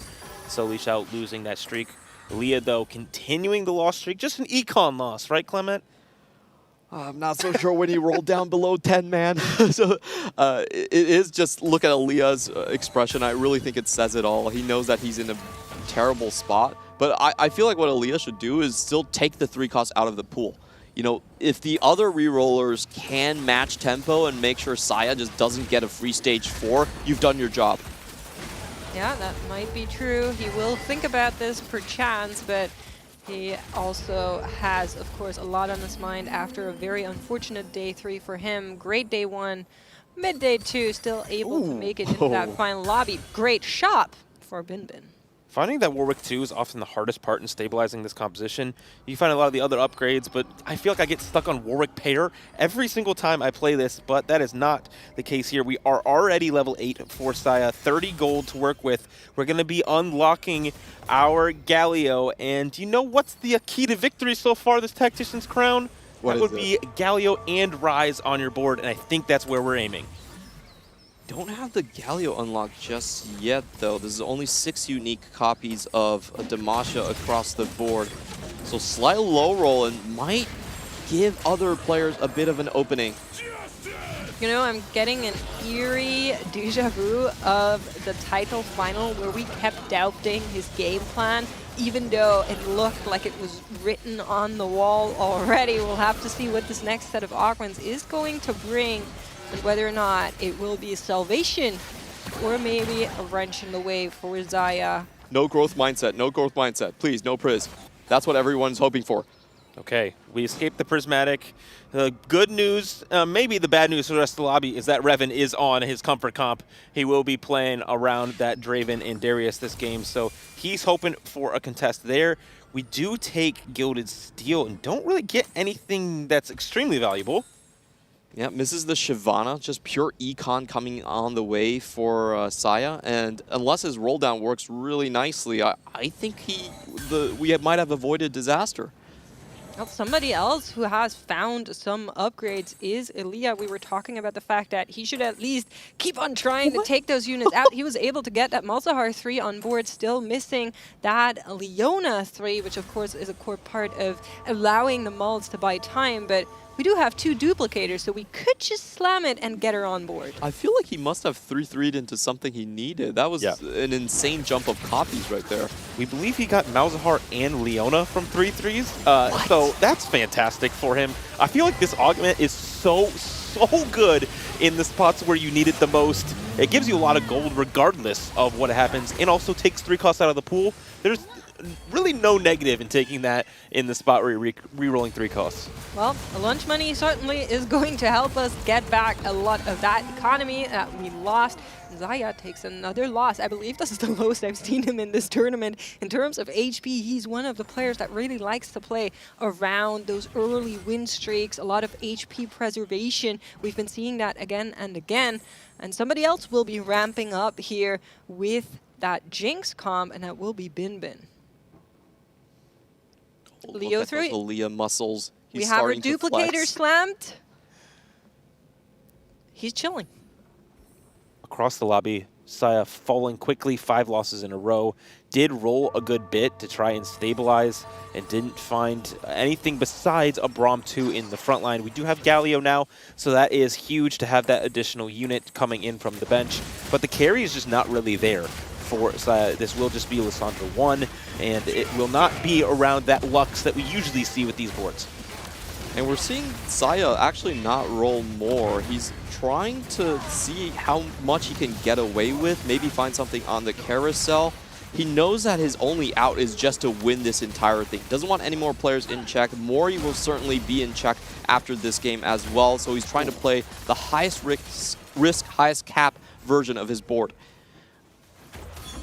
Edge of Night almost clutching out that fight. Lissandra not quite getting that cast off onto the backliner from Darth Nub, and so it will be another loss in a row. Zir Zillion on this carousel. Zoe for Elia if he wants it. I'm sure he will be thinking about it. Goes for the Terrican stat. Fair enough. Xayah heading straight for the Zillion, and he does find it. Okay, that's a better carry, better way to get to level 9, better way to possibly even get to level 10, which would be a great scenario for them. But I do think that this rise in getting to 9 as soon as possible is the current plan. The problem is we just have to get there. Now we've lost 6 times in a row. We need to win a couple fights. And a lot of the other players are already on upgrades. We saw Mori there on the Annie. We saw Lisao already has found the Mel. So those carries are starting to come online for the other players, which means damage is going to be spiking in the lobby. If you're unable to put a board together, I'm not sure the Cillian is good enough. One of the unique things about this set is you can't really grief and unlock, right? If you unlock a unit, it will show up in your shop guaranteed. So you get a rise, it's gonna work. There's not much more counterplay to it other than that. You have to kill them before they get there. Braum 2 taking the TG up here. I think this is not really a winnable position against Aaliyah's 3 stars across the board here. But Xayah, he's still holding on to that max greed. 37 HP, should give him 3 lives exactly. Any win here extends his chance to go level 9. The Zillion Bomb onto the Leona early means it will fall down as it ticks away. And a longer fight means more XP stored up through the Chrono Keeper as well. Xayah, the plan is there. We will survive on to stage 5. And so if we can save enough gold, we could get to level 9. The problem is spending that gold on 9 and then upgrading a board that can win out the game. Checking in with Revan, we were talking about him being on his comfort comp, but the way he's playing this one is a little bit different. He had to move away from Lee Sao's board, I believe, and Lee Sao actually faked him out. Didn't even go for the Draven reroll himself. It is hard when you're sharing that pool of units, regardless of if you're rerolling. Just makes it difficult on him, but now he's level 8, trying to go 9, playing around Fast 9 AD, which has been the worst performing comp, especially when it comes to Fast 9 so far this tournament. Well, somebody that is not giving us a lot of surprises, Darknub, because he's playing once again around these Demacia long shots. We have triple items on both Kai'Sa and Vayne, still looking for that last copy of Kai'Sa to really get online, but we know that this comp can certainly contend and can certainly deliver losses to other players, as we are seeing on the side of Daysik here. Xayah taking yet another loss. He is going to be on his last life as we go into stage 5. 16 HP means that he probably has another loss that he can absorb, but it would be very difficult to see him coming back. He actually goes straight to level 9, and that was the play he was waiting for all along. Now has to set up his board for the rise. It's here. We will be getting it next turn. We'll have 19 gold to roll. 7 of that will at least be going to Arise. These neutral and the drops that come on this round can shape this game and help Saya make Tacticians Crown history. He just needs as much gold as possible. The items don't matter anymore for him. His front line is just held together by TGs and hopes and dreams. Here comes the roll down. Volley Bear coming. Garen 2 right off the bat. Volley 2 almost in position. We're not going to sell that to unlock Silas. Instead, we're going to stick with the solid front line. Rolls down, tries to see what else he can find on upgrades. Additional copies of that Rise, of that Galio Volibear would have been huge. Does not find those, but the Garen 2 is going to be a massive upgrade to the front line and Rise. Certainly a stronger carry than that. Cillian TG going to be slammed on the Galio to try and give him something to work with here. Goes up against Reven. Reven's board is not that upgraded, so probably a good one to run into right now if you're rooting for Zaya. My heart is absolutely pounding. This could be one of the quickest championship wins coming from our youngest player in the field. Saya has his board assembled. He just needs the blessing of Mortdog. He just needs those Volley Bears to show up first in his shop, and the path is clear. We've seen this composition win tournaments before this set. And now hoping to take the Tacticians Crown. Weijin Iverson took TPC 1 over in the Americas. So many of our players are now going to 9 and spiking. Li Xiao rolling a good bit of gold here, trying to upgrade this board. Now has a pair of Mel's. It's about who money being rolled. Reven on 9 as well, trying to upgrade that board, trying to reach a similar comp that we're seeing from Li Xiao here, but Mel 2 certainly is a contender. If Zayag ends up running into Li Xiao here, I'm not sure who takes it. Going to be Reven instead. With the Mel 2, Li Xiao definitely makes his board strong enough to take down what Saya has to offer. 16 HP now, it means that if you can win 6 units against Saya, you can take him out in one blow, but we haven't seen a board strong enough to do so. Maybe only Li Xiao is the one that could play the role of the extender. Reven on the other side did roll a lot of gold. He still has 30 gold left on level 9, so a good amount to work with. The backline will fall down to this second Xerath cast. We do see, is that Saya down at 2 HP? Oh, Volley 2 with Sandra 2! Wow.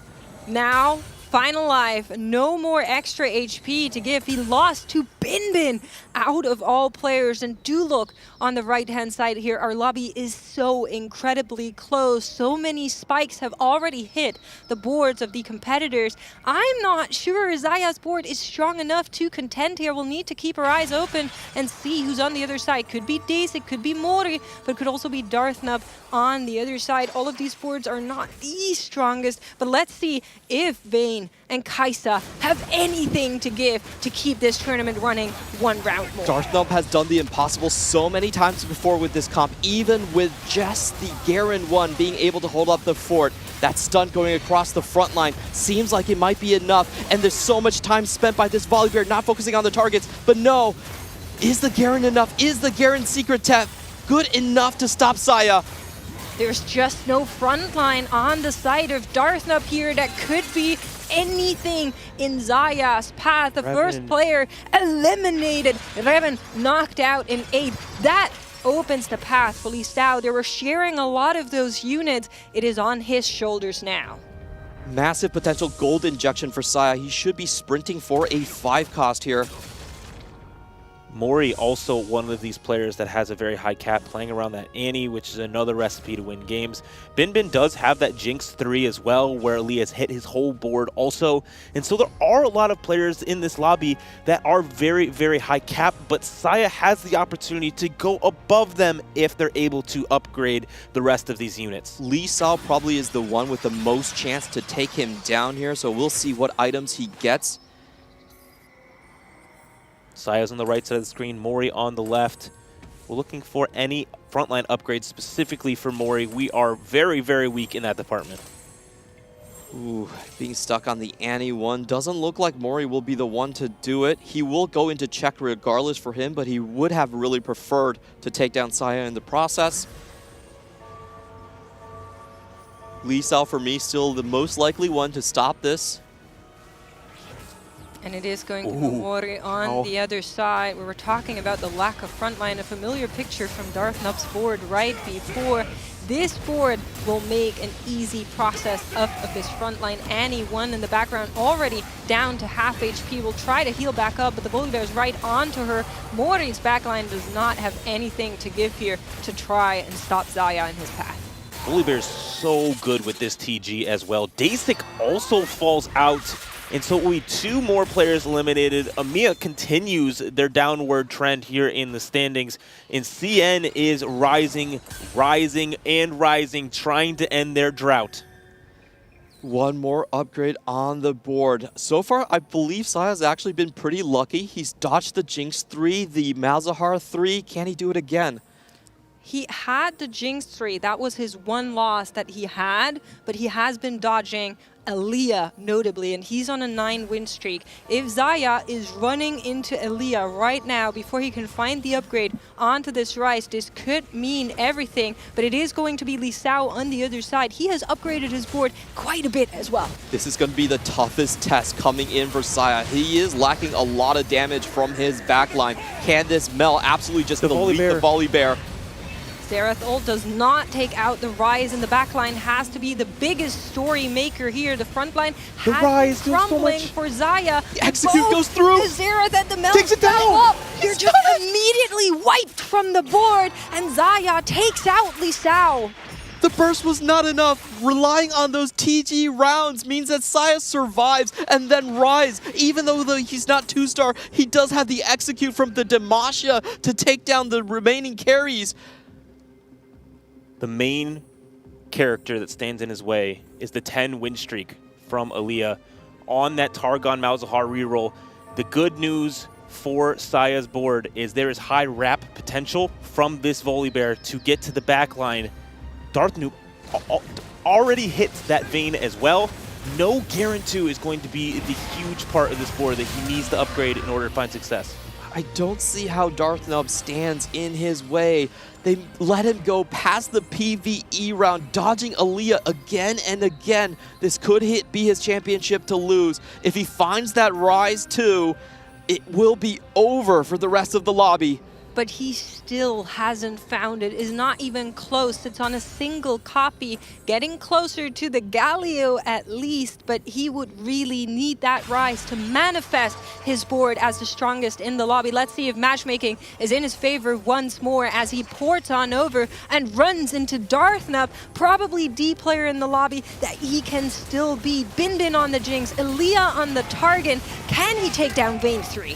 The TG on the Volibear is extremely good here, and that is going to be a huge buff to Xayah's board onto the backline. The Kai'Sa does dash away quite well, but Darth Nub's board does not stand up. Another top 4 puts him in check next game.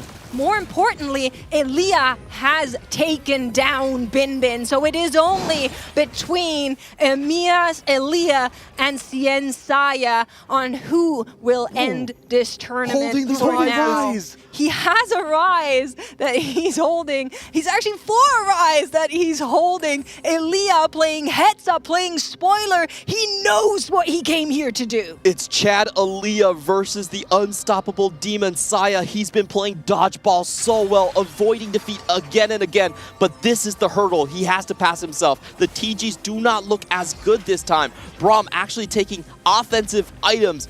Is the executes enough to pull through? Favorable TG roll on that Volibear on the right-hand side, but the Malzahar and the Zoe, they're far away from the bear. Can they take down this front line before he reaches them? Huge stun! The front line goes down! Distraction, but there's nothing there to protect the most them dominant anymore. run in Xayah history. With this run, takes Aaliyah down a peg. We still have another life left. That wasn't even close, though. It was not. The TGs are a huge, huge thing here, and we do have a better one on Braum and Galio 2 in shop. Selling this would be 8 gold. Galio 2, does he have a remover for the TG? That's another huge spike. Doesn't look like it. The Battle of the Droughts. EMEA has not won since set 3, and now all the hopes are in Aaliyah, where CN hasn't won since set 7, and Saya is looking to set history here in game 4. Playing in front of his fellow countrymen there in Guangzhou. Everybody's looking to Zaya to bring honor and glory back to their region, bring the crown back home, is what they have been saying. Can he do it as the front line on Elia's board drops lower and lower, has taken down the Leona already. Rise in the back line tries to keep going, but the Malzahar and the Zoe are still alive, and Elia keeps this tournament going. We will keep playing. Game 5 to come. Aaliyah saves the whole tournament in the hopes of everyone in this tournament and ending in just 4 games. What an incredible, incredible game from Saya. So incredibly close. And that really came down to a lot of the TGs. This time, no tank items on the Volibear. The Galio drop point was actually a little bit off, went straight into the left side, died immediately. TG rolls, hopes and dreams, and a great defense by Aaliyah to keep this tournament going. The heads-up play to realize he's looking for this Rise, unlocking the Rise himself, even though this comp doesn't necessarily play into unlocking that. He does it, takes 4 copies out of the pool before Zaya even stands a chance to get there. The only way to stop this man, and he has yet taken another top 2. And that's what makes these players the best in the world. Aaliyah knew exactly what the win condition was, and he denied it. Rise 2 would have won that fight, and it did win the fight before, just on Rise 1. If he would have hit that, it would have been all over. And instead, we're playing more TFT, and more players now have the chance to take the Tacticians Crown for themselves. So many more players in check. It's no longer a 1v7 game. Everyone is looking after their own game plan coming into the next round. Honestly, I don't know if you can feel it at home, but hearts pounding through the chest here as we were so close to maybe crown yet another winner. And the field has swung wide open now with more players in there. Mori at least is going to be on the cusp there to try and get this win in. It is going to continue to be amazing. We've been seeing just top-notch S+ tier TFT here at the Lore and Legends Tacticians Crown, and we will keep it going. We'll be right back after this short break. Stay tuned.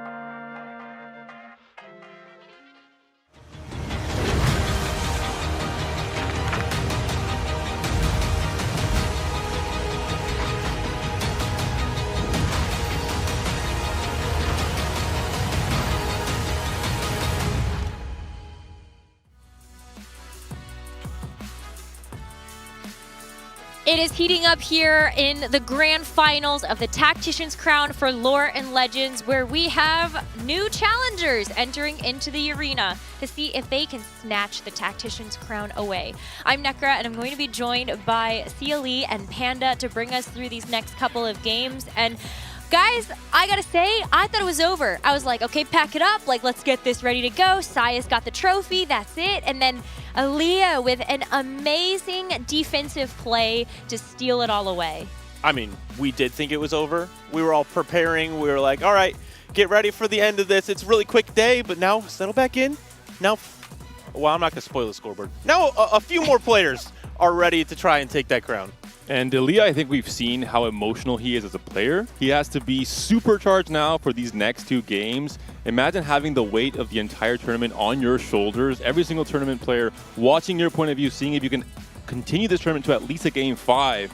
And Aaliyah clutches it up when it mattered most. Off of that, I think very fortunate 3-3 to remember. So just everything worked out in his favor. Wow, we see the replay come through. That is a Leona and a Malzahar. Exactly what the doctor ordered. Hits that almost immediately, as well as another Leona. This definitely set up what was to be a great comeback. It was so cool because this was after we had watched over on the sidelines Aaliyah whiffing.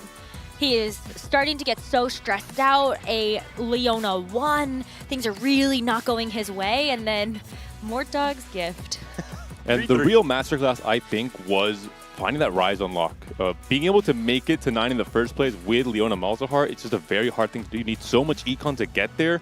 Just barely made it right before there was even that chance for a Rise 2 from Saya. So he just played, I think, a beautiful game of TFT. He did everything he had to do right and played into some high rolls to find that success. But he lost the second to last fight. This is where we said, I think maybe it's just cooked for Aaliyah. He's destined to get second place in this game.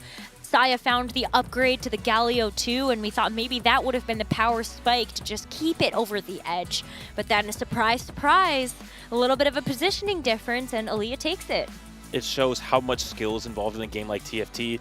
Obviously, there is some luck involved. Getting 3-3 is Aaliyah absolutely pumped up because he knows that not only is this his only second win of the tournament, it came at the most important time. We were joking because he said as one of his fun facts that he was going to buy a new bed frame for the Tactician's Crown since he made it. But maybe he would have needed to buy a 4th one because he's had a day today. Just go for the discount, order like a pack of 5, and just have it ready to go for this set and the next one as well. Oh man, absolutely crazy story about Aaliyah and just a crazy performance on top of it. I'm so excited for this next game. Let's take a look at the standings to take stock before we enter into game number 5. We now have half of the lobby on check. EMEA is unfortunately missing in the regional lineup, but we've got 1 player from the Americas, 2 from CN, and 1 from APAC. EMEA is playing the content plan. Now we're going to take turns winning all these next few games and bring it all the way to 8 games total. But let's take a look at Saya's scoreline right now, despite not winning this last game. He has only placed 1st or 2nd for, I think it's 10 games now of TFT, which is insane in maybe, you know, a Tier 2 Cup. It's insane in regionals maybe, but at the TAC round stage, including at grand finals, we have never witnessed this level of dominance. I also want to call out Darth Nub, who has just played some really consistent TFT. Obviously, hitting Juggernaut on Garen seems to be his recipe, but it is really working out for him, able to get him now on that check for Game 5. And this is really where we start to see a lot of it change, because now not so many people can just grief people. You just have to play your game plan, and a lot more things open up. What you're talking about, though, is something that has been recognized by a lot of players. Knowing that you're out, your win condition is going to be getting some type of emblem onto the Garen. We're going to see a lot of our competitors opt into maybe some of those more high variance picks so that they might just high roll, win the game that way. We even saw players adapting. Revan, a player who we saw playing a lot of reroll yesterday, a lot of Darius reroll, had a spot to play it, instead pushed levels. A valiant effort, didn't quite work out. I think overall the Fast 9 AD line has not performed at a high level in the stats this entire tournament. He tried to make it work, couldn't quite get those right items, couldn't get the Kindred 2 at the end as well. But I like to see Revan at least getting out of his comfort zone, realizing he has to adapt to what the lobby looks like. He can't just force a single comp every game or force a single reroll type line every single game. A player I'm looking out for a big comeback, exactly when they would need it, would be Dasic. A first place would put him in check. And, you know, you're saying the EMEA player's going to take turns going for those first places. I think it's Dasic time. We need to get that first place in this game, and so why not just play for it and flip the game? Coin flippy. Hey. Gotta go heads like 4 times in a row, but if that happens, no?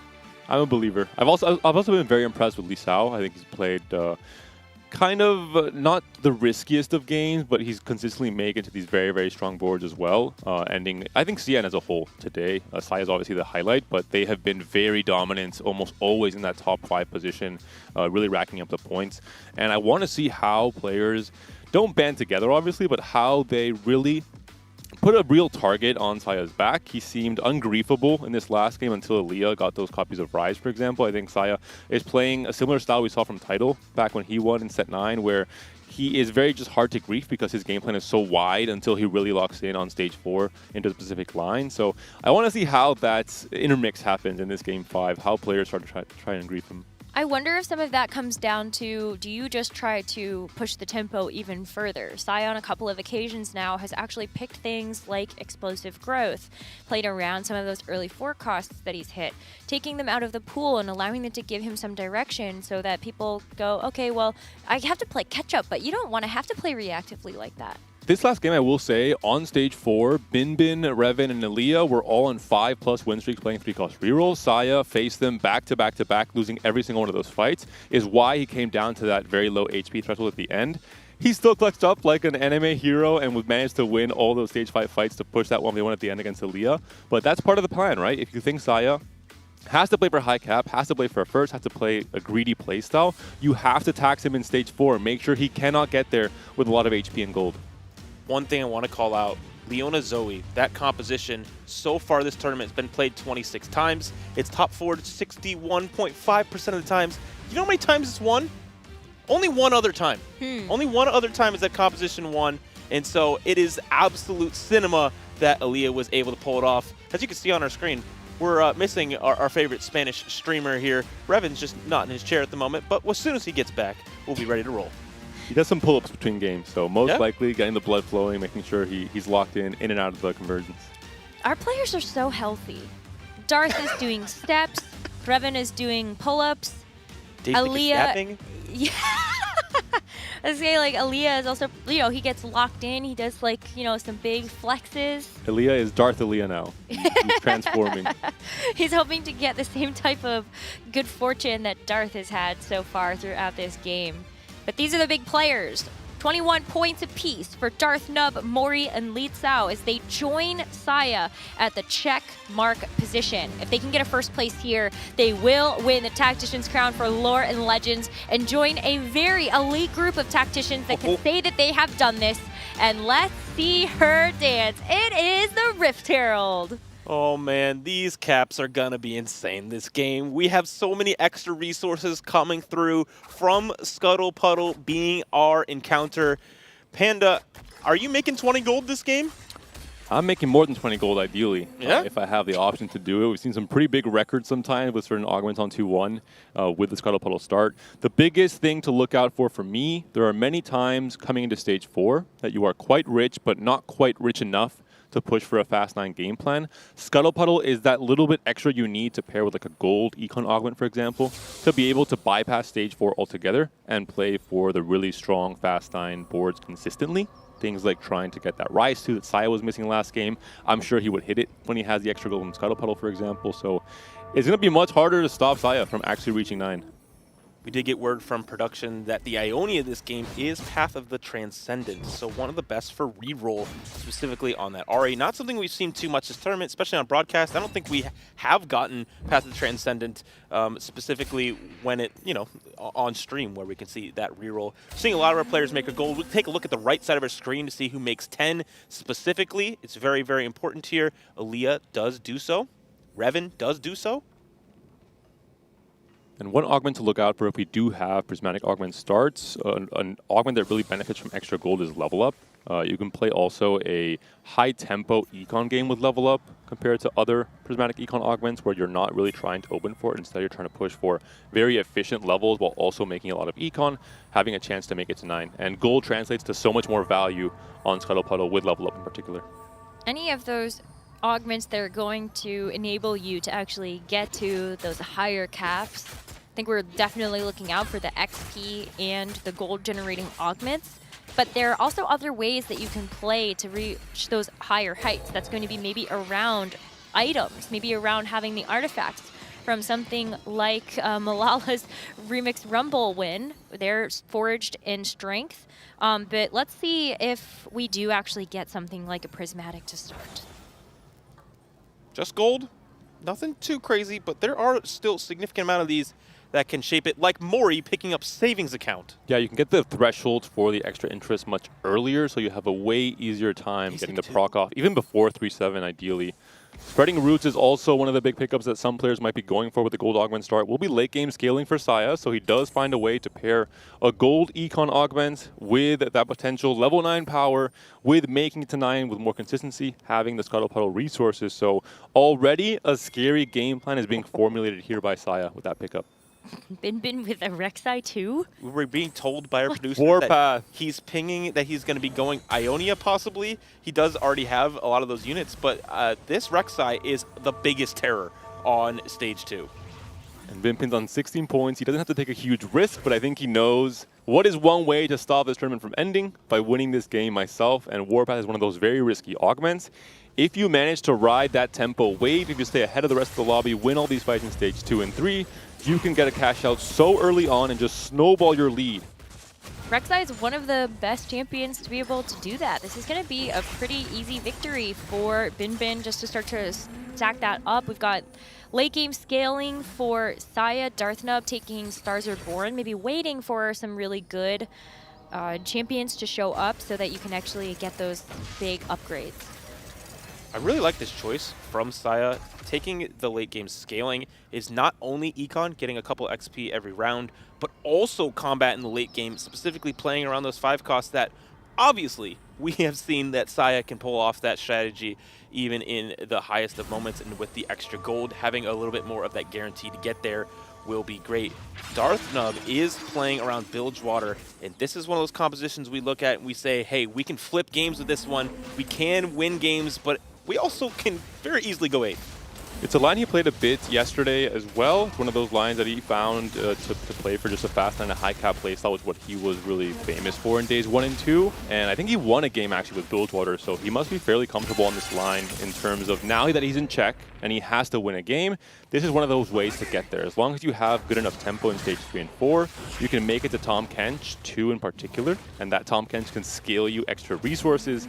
That's where you become a very scary player coming to stage 5. Going to be full open forts for Aaliyah and for Revan. Revan has some very interesting game plans over the course of today. He has evolved to be beyond just the Noxus reroll, but he has the Bard unlocked, so I can't wait to see where he takes this. Bard, but also Yasuo 2 plus the Ionia package, so now he can go for that Ionia, and he has the lesser duplicators alongside that, so the setup for it is probably the best in the lobby if he's able to possibly bully everyone else off this line. Doesn't really have the AP items just yet for the Ahri. Eventually wants to make use of these duplicators, of course, but we'll have at the very least some AD-centric items for the eventual Yone on 3-5. A little bit out of Revan's wheelhouse, but still a 3-cost reroll. I think he wanted to play this a bit yesterday as well, so should be pretty happy with the spot.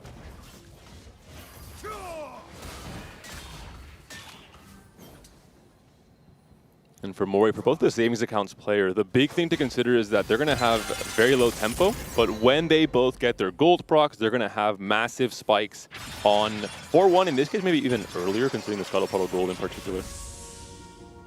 No Draven, so we will not see players get the unit that they're looking for. If we look at the bottom of our screen, we can see a picture of the whole entire lobby. Dasik, obviously, really getting as much gold as possible, but I'm very curious about Aaliyah specifically. Playing prep is not an augment we see very often, but is very much reroll centric, and so I bet he's trying to find that uncontested line and claim it for himself. Make says that he wants to go for Noxus. Okay. That is going to be interesting to see whether or not he can pull that off. Mori has unlocked the LeBlanc already, so maybe that's something that Mori is also angling towards, but Aaliyah is starting to prep the Draven and a Scion too. Makes a lot of sense here. Going to sack all of stage 2, use it as a prep stage, and then come in stage 3 and take over. This is where a comp like Darius really comes up in a big way. It's really hard to beat a Darius 2 in stage 3. You just don't have enough to fight through that DPS check. We hear a lot of pings. Also, I'm very curious what people are... It sounded like the on the way ping. Don't ask me how I know that. But it is one that is coming through quite often. Wow, Bin's board is insane. We have multiple 2-cost upgrades and a good trait web to go alongside it. And so he will be doing lots of damage and getting this Warpath scale as quick as possible. It's coming together. I mean, that's a pretty big hit for Aaliyah to take, and I think that's something that is also going to be really important for our players to keep in mind. You might be lost streaking so you can actually get the econ, but you also don't want to be taking too much damage. That could put you in a really difficult position later. That was so close. That was a very close fight. Continuing that win streak. Really smart from Bin to pick Warpath in Scuttle Puddle. I think he's going to have the extra gold to push levels much earlier and have that extra unit of damage to get the Warpath proc a little bit earlier. And he also assumes that some players will pick up things like Savings Account, kind of double dip on the econ to try and push levels to level 8 to 9. And he's going to have a lot of free wins in stage 2 and 3 to try and get all that player damage through. Saya going for the streak. Bin did take a loss. I'm not sure. Wow, level 6 from Saya on 2-6 to try and guarantee the 5 streak as well as just have the dominance of this lobby coming into the start of stage 3. Faces Dasik, who isn't really playing for any kind of tempo play right now with Savings Accounts, so going to have an easy win here. Saya is so lucky that he wasn't going to run into Bin. It looks like Darth Nub did take a quick win as well, so they have stabilized around what they've played around with the Bilgewater specifically, and so 5 win streak and 2 5 loss across the lobby, both at 69 HP, and so more resources are on the way because of our encounter this game. All the prep stacks now for Aaliyah, getting the Draven in, and then for Revan, I mean, what are you gonna do? I guess you could still go Ionia, but you kind of want to make sure that you have the items for it too. Hoping maybe another sword gets dropped from the crabs. Would love a Nashers for the Ahri. With the other 2 hitters, I think he's going to be centering more on the Ahri 3 more than the Yone. We've seen a lot of CN players kind of skip the reroll angle and just play for Ionia tempo instead. But with the duplicator pickup, I assume aimed at a Darius, now he kind of has to play for the RE3 instead. And he's going to have a lot of gold to work with. I think he even push 7 on 3-1 if he wants, but most likely 3-2 to have an early Yone unlock. Poppy 2 for Dasik will start to stabilize this board even more. Savings Account does raise your interest threshold to 70, and so we're able to sit above 60 if he does desire. Also having this Ambessa in bench does open up a lot of options into the late game. I'm very curious what Saya is going to do with his game plan. He has a win streak. He's right now holding a lot of units to play towards Demacia, but both Savings Accounts players, they are most likely playing into Demacia. They're going to have a lot more gold to work with as well. Lisa was also holding kind of Demacia-esque units, so it would be quite hard for Saya to break through and play a 4-way contested Demacia in terms of the Garen upgrade. In this exact position in Game 1, Saya pivoted into more of a Mel flex, and I think he's been quite happy to play uncontested, so I assume he will try and pivot out of Demacia altogether coming to Stage 4. Or just hit. Or just hit. That does seem to be the actual thing that Saya's been doing the whole tournament, because it does take a good game plan and, you know, a little bit of luck with your shots to make it happen. But the 3-2 augment here will be huge, especially being exploited onto our Scuttle Puddle.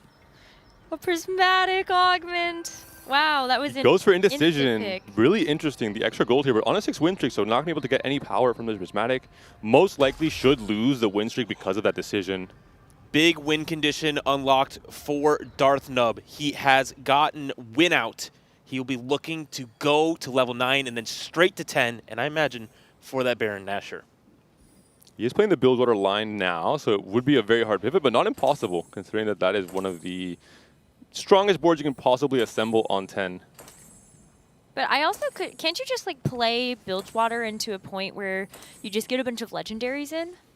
The problem is, if you're just pushing to 10 itself, going to 10 and having 10 rolls does not guarantee you stability if you have just all 1 cost on all your legendaries, whereas the Baron, just the Baron himself as a 1-star does offer you a few rounds of a lot of stability on, you know, 4-3 or 4-5.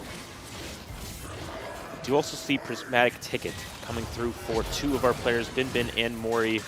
both playing around that. Bin has been the one player that has been pinging and staking their claim on the Ahri reroll this game, and so taking that augment will definitely give them the opportunity to play probably whatever they want, and with these items, it's probably going to be that Ahri.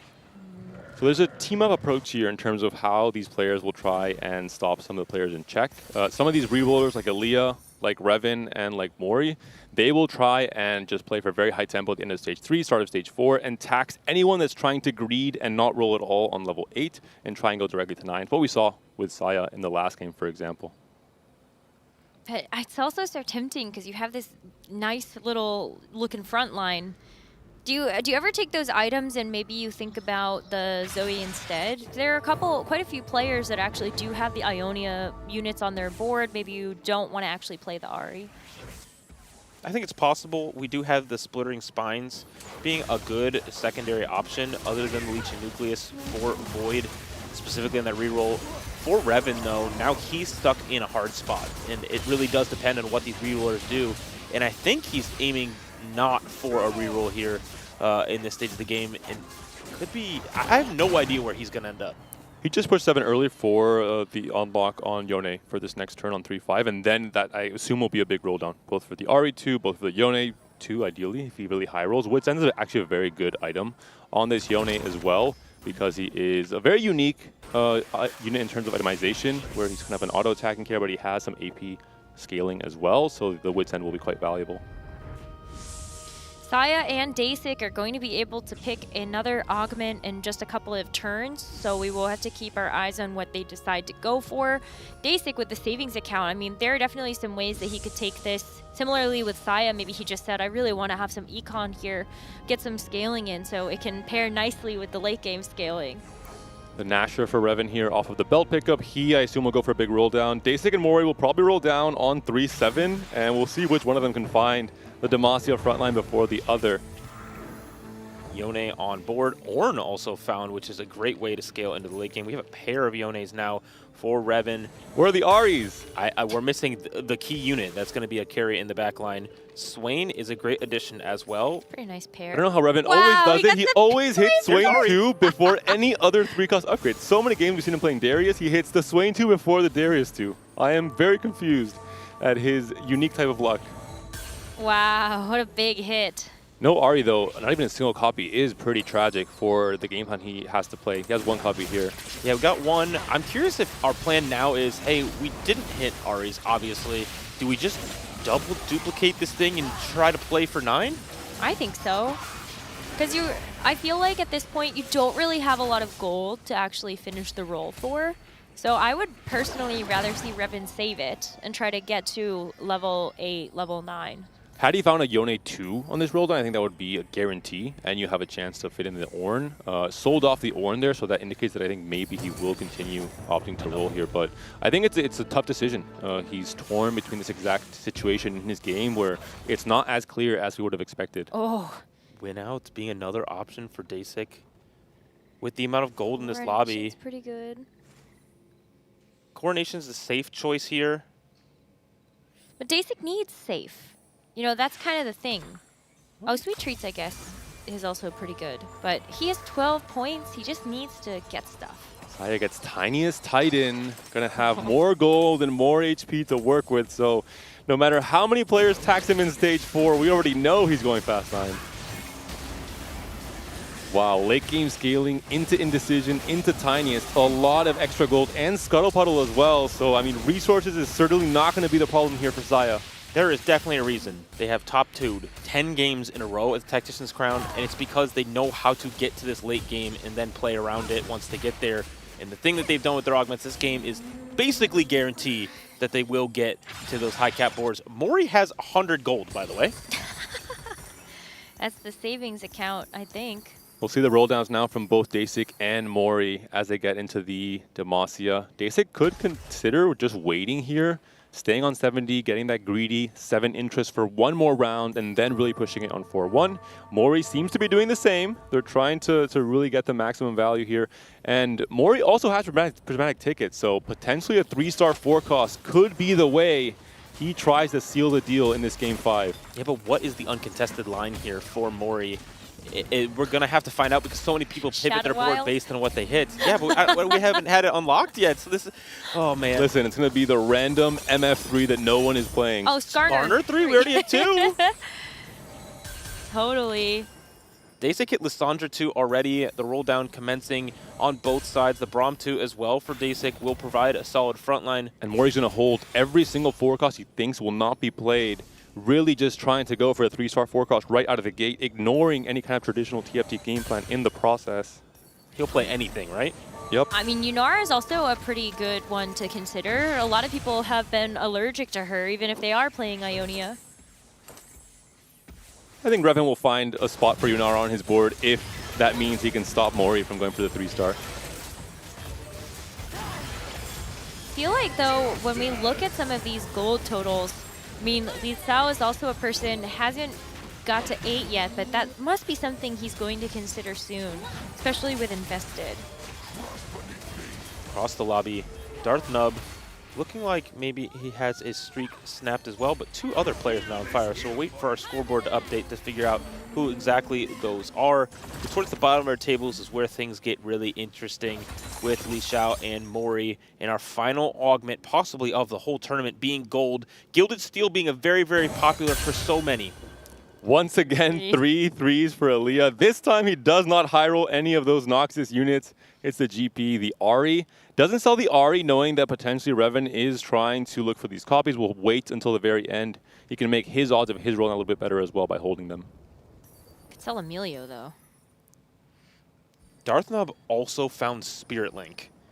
So playing around low HP, going to level 9, then level 10, I'm so curious where he's holding on his board. We do have a Rift Herald. We have lots of the Void units unlocked. He is playing that game plan that we saw win the Paris Open earlier, actually last year, late last year, and now hoping to win the Tacticians Crown. There's a Rift Herald on the other side. Binman had held onto those units for a while with that early Rek'Sai and Cho'Gath. So you already have the Rift Herald 2. Very good front line for Binbit to be able to use to actually try to transition through this middle part of the game. You can see how much tanking it's done for this Kaisa in the back.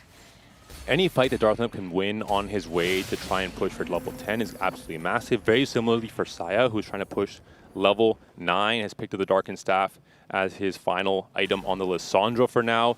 It's expected that both Darth Nub and Saya will lose all their fights in Stage 4, but any win is really good news for the game that they're trying to play. I believe they also had Belveth in their shop, which was the Void unit they were missing. So once they get to that level 9 and level 10, you need to have all those Void units in order to unlock Baron. And I hope personally that he has all of the Voids needed, because, you know, I think I've done that a couple times. Got a 10 and be like, oh, Baron's here. And I don't have that Rek'Sai that I needed, you know. It's fine. I'm sure somebody in chat relates. Mori is rolling. He's just holding all the forecasts possible. He's on 4 copies of Seraphine, 4 of the Skarner as well for now on the Mbessa. No, wait, sorry. There's 4 Luxes, so just 4 of everything, essentially. Well, I mean, at some point, your odds are going to increase, right? If you're holding 4 costs out of the pool, also holding them from other people. If there are people that actually want to try to go for the Lux Demacia game plan as a transition. Check out Li Sao after this carousel. He's sitting on 80 gold. He has picked up Econ. He is pushing 9 on 4-5 because he's currently sitting at what could be 1 life. Even in Stage 4, has the benefit of picking up the first of these 5 costs, potentially the Annie or the Zillion. He's playing around an AP shell right now. But that's where he would like to see the Luxes. He has 1 Lux, 1 Garen. I think this Lux might be sold the moment he starts rolling down here. He's going to have a lot of gold to work with all the invested rolls, explosive growth as well, getting closer to 9. That's true.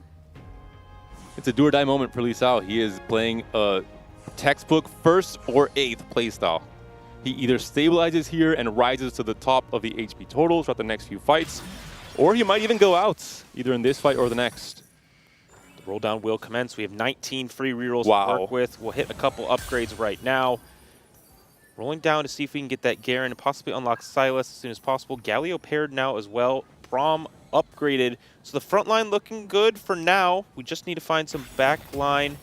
And the test here is rolling just enough to win this next round, but also saving gold to be able to play around an eventual rise which is the cap of this Galio comp.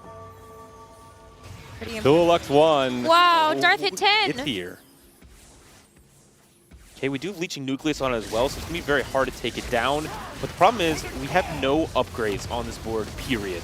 And so we are level 10. We have Spirit Link to work with, so if we take another loss, we'll just heal a bit more. But for Darth, we have 31 HP. That is 2 or 3 lives heading into stage 5. And this Baron on stage 4 is incredibly hard to beat. And a very important fight there to face Saya. The moment he has spiked, he is no longer just this free win that anyone can pick up.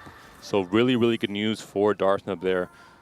Binbid did hit that RA3, which is exactly why they were able to beat Li Xiao's board, who now has Rise unlocked, 1 HP and a Dream, and a roll down to hopefully secure himself a strong enough board to put himself in contention to take the crown. Wow, that's a pair. There's a Galio too. Oh my goodness. If he can find the Rise 2 here, he can potentially become the strongest player in the lobby right now. He is really walking the finest of lines possible. We have to remember, no matter how strong his board looks, he's picked up triple econ, so he has no extra combat power helping him win those late game fights. Oh, and he's facing the Baron, the worst matchup possible potentially. We'll see if the Baron can actually win out here and knock out Li Xiao in the process. We do have the Rift Herald 2 now, so a single upgrade coming through for Darth, and it will be the Baron now diving into the middle of the team, hoping to do an incredible amount of damage, shooting those spines out, but the backline is untouched, and the Baron falls down to the Rise, so it will be another life left for Li Xiao. If the Baron dies before the Rift Herald, you know the fight has not gone in your favor. Sometimes the burrowing for the Baron a little bit too aggressive in the middle stages of these fights. Another PvE round to inject more resources into these players' games. Oh, I think that might be Mori. We're hitting a lot of pings. Is he getting closer to a 3-star forecast? Could just be Saya's spot as well. He has now gone 9. We'll be unlocking Rise as well. So Rise will be one of the hotly contested AP units coming to this stage 5, especially from the CN players who have favored it all tournament long as the way to win these games.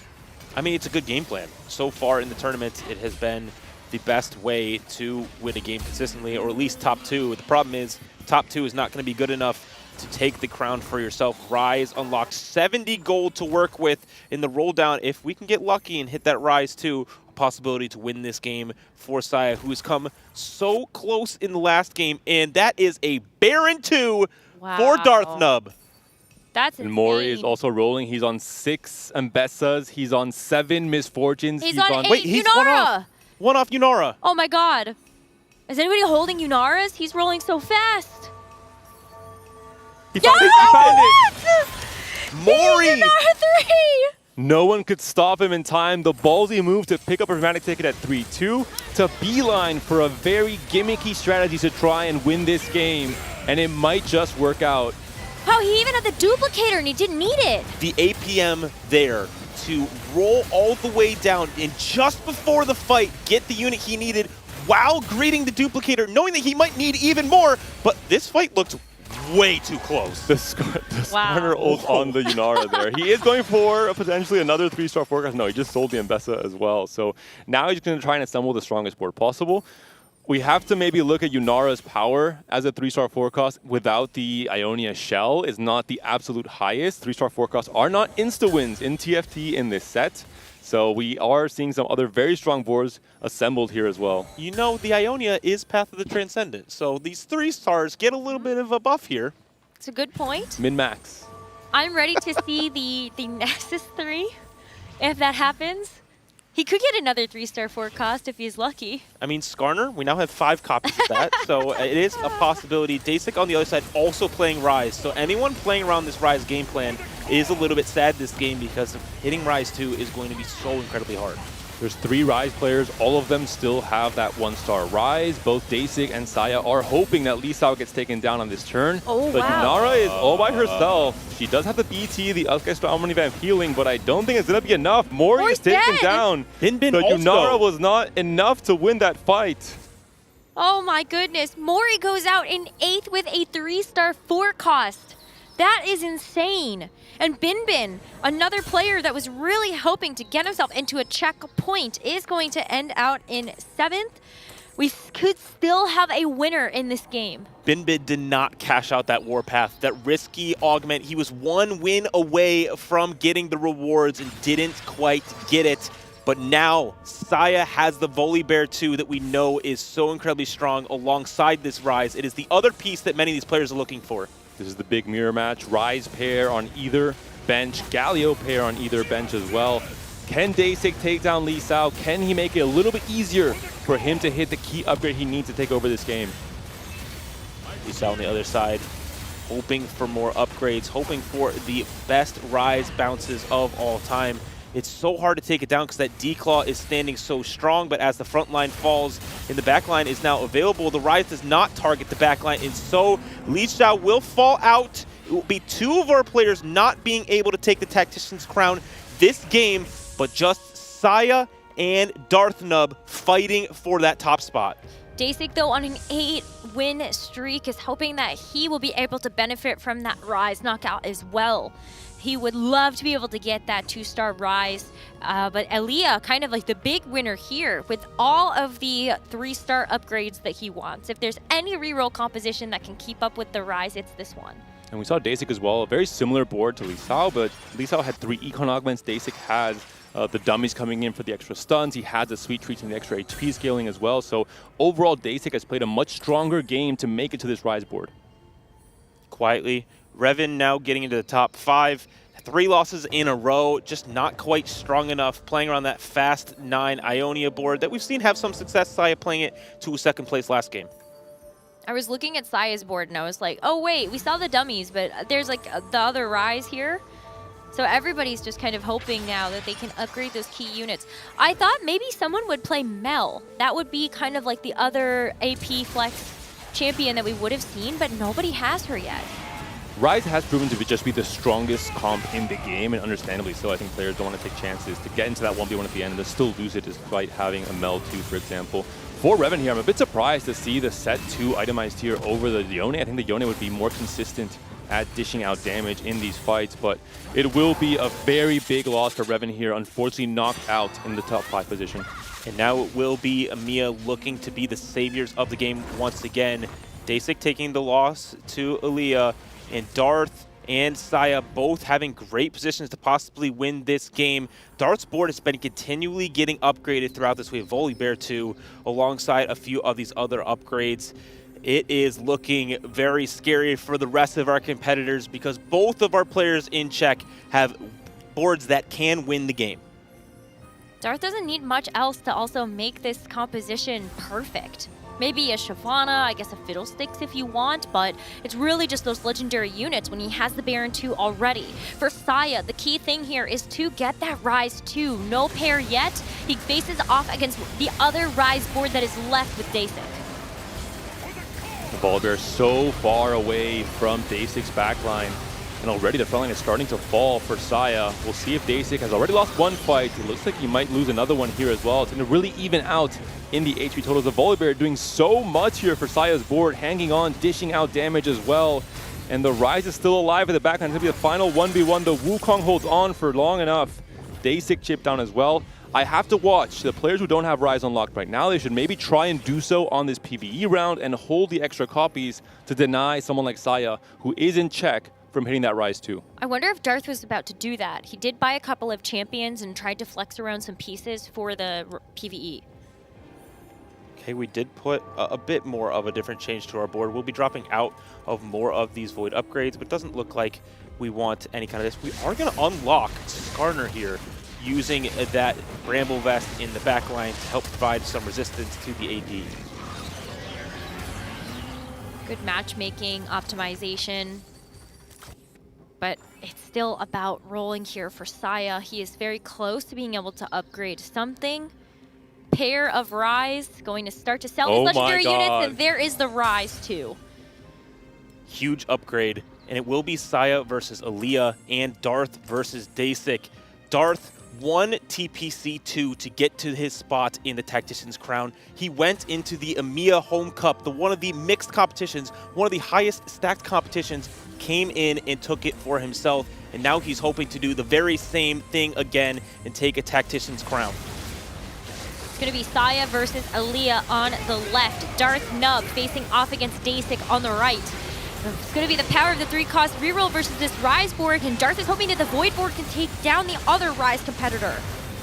Darius is already down. The Rise is onto Aaliyah's back, and I think that's not going to be enough. Aaliyah will be taken down here. That will be an elimination. Darth Nub also wins his fight.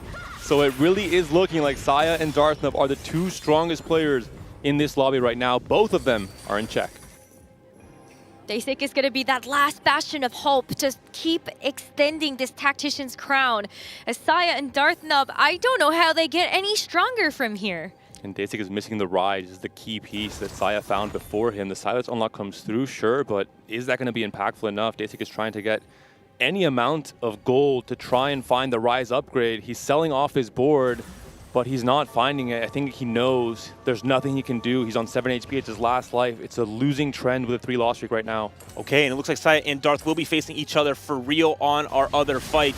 And so we'll watch this Baron to see how it fares against the Rise and the Volibear on the other side. The Baron cannot be CC'd. The Volibear does jump. The cast goes through. But now the Volibear for Darth is onto the backline. The Baron casting is going to heal so much, and it's looking like Darth might be able to come out on top of this one. Really smart positioning from Darth here. We noticed that Saya has not been changing his Rise positioning at all throughout all of this day and yesterday as well.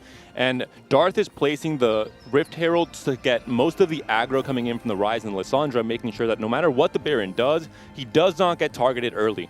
Dasik is out, meaning we will have a winner of the Tactician's Crown for Lore and Legends at the end of the showdown. Both Saya and Darth Nub have enough HP left that they should be able to have 2 lives.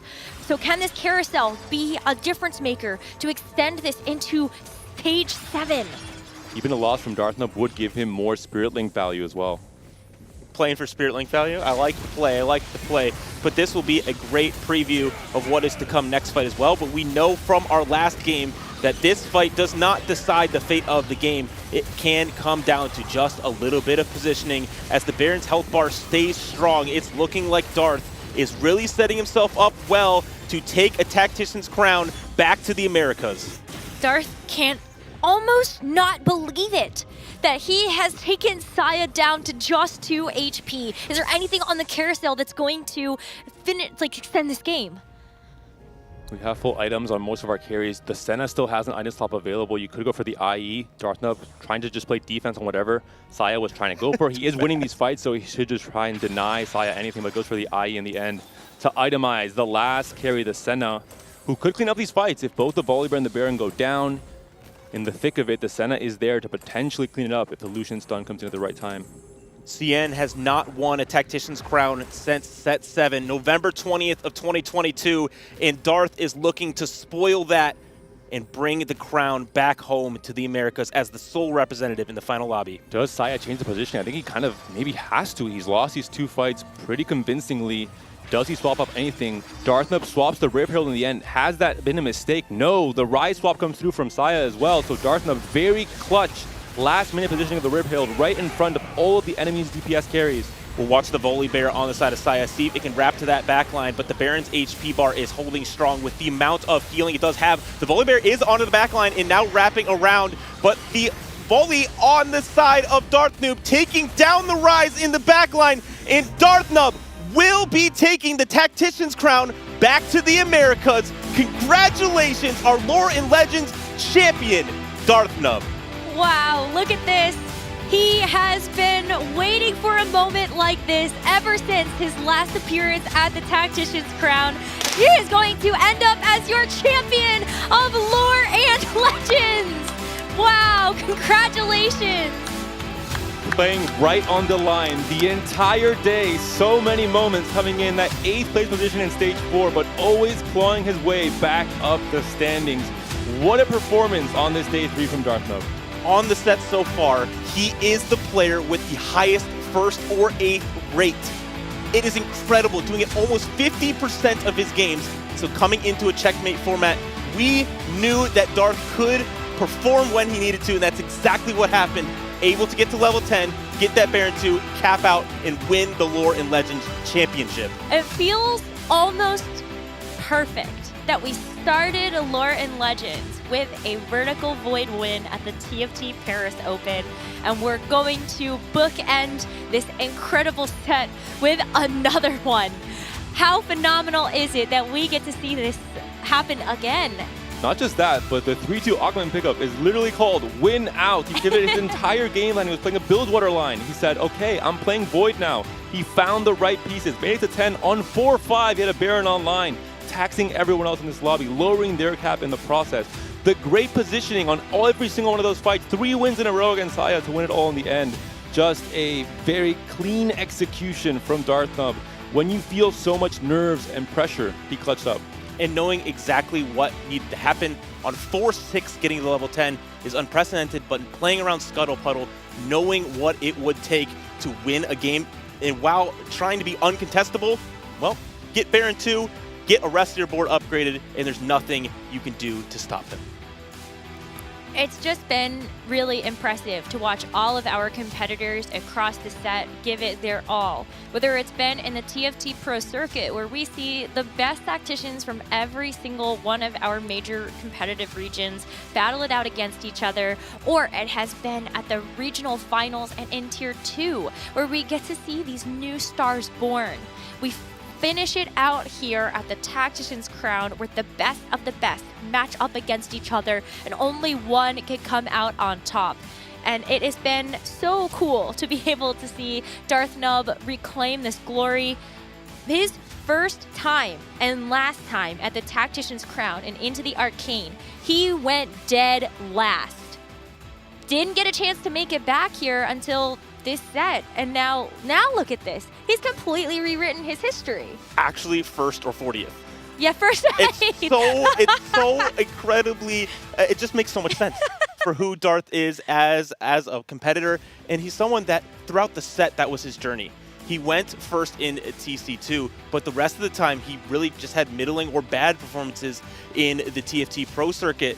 And so going in this event, we're saying, hey, he didn't have a great showing at regionals either, and so we don't have the highest expectations. But you know, he got so close to the final lobby of the Paris Open. Yep. That could have been him.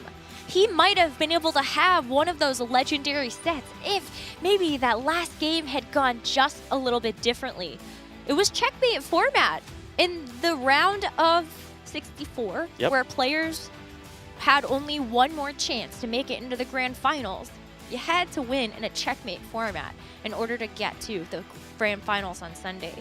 And so you must imagine Darth has had more experience, not only being able to play that at the Open, where you're still at the same level of global challenge, but also in the TFT Pro Circuit, where he was able to take a cup win.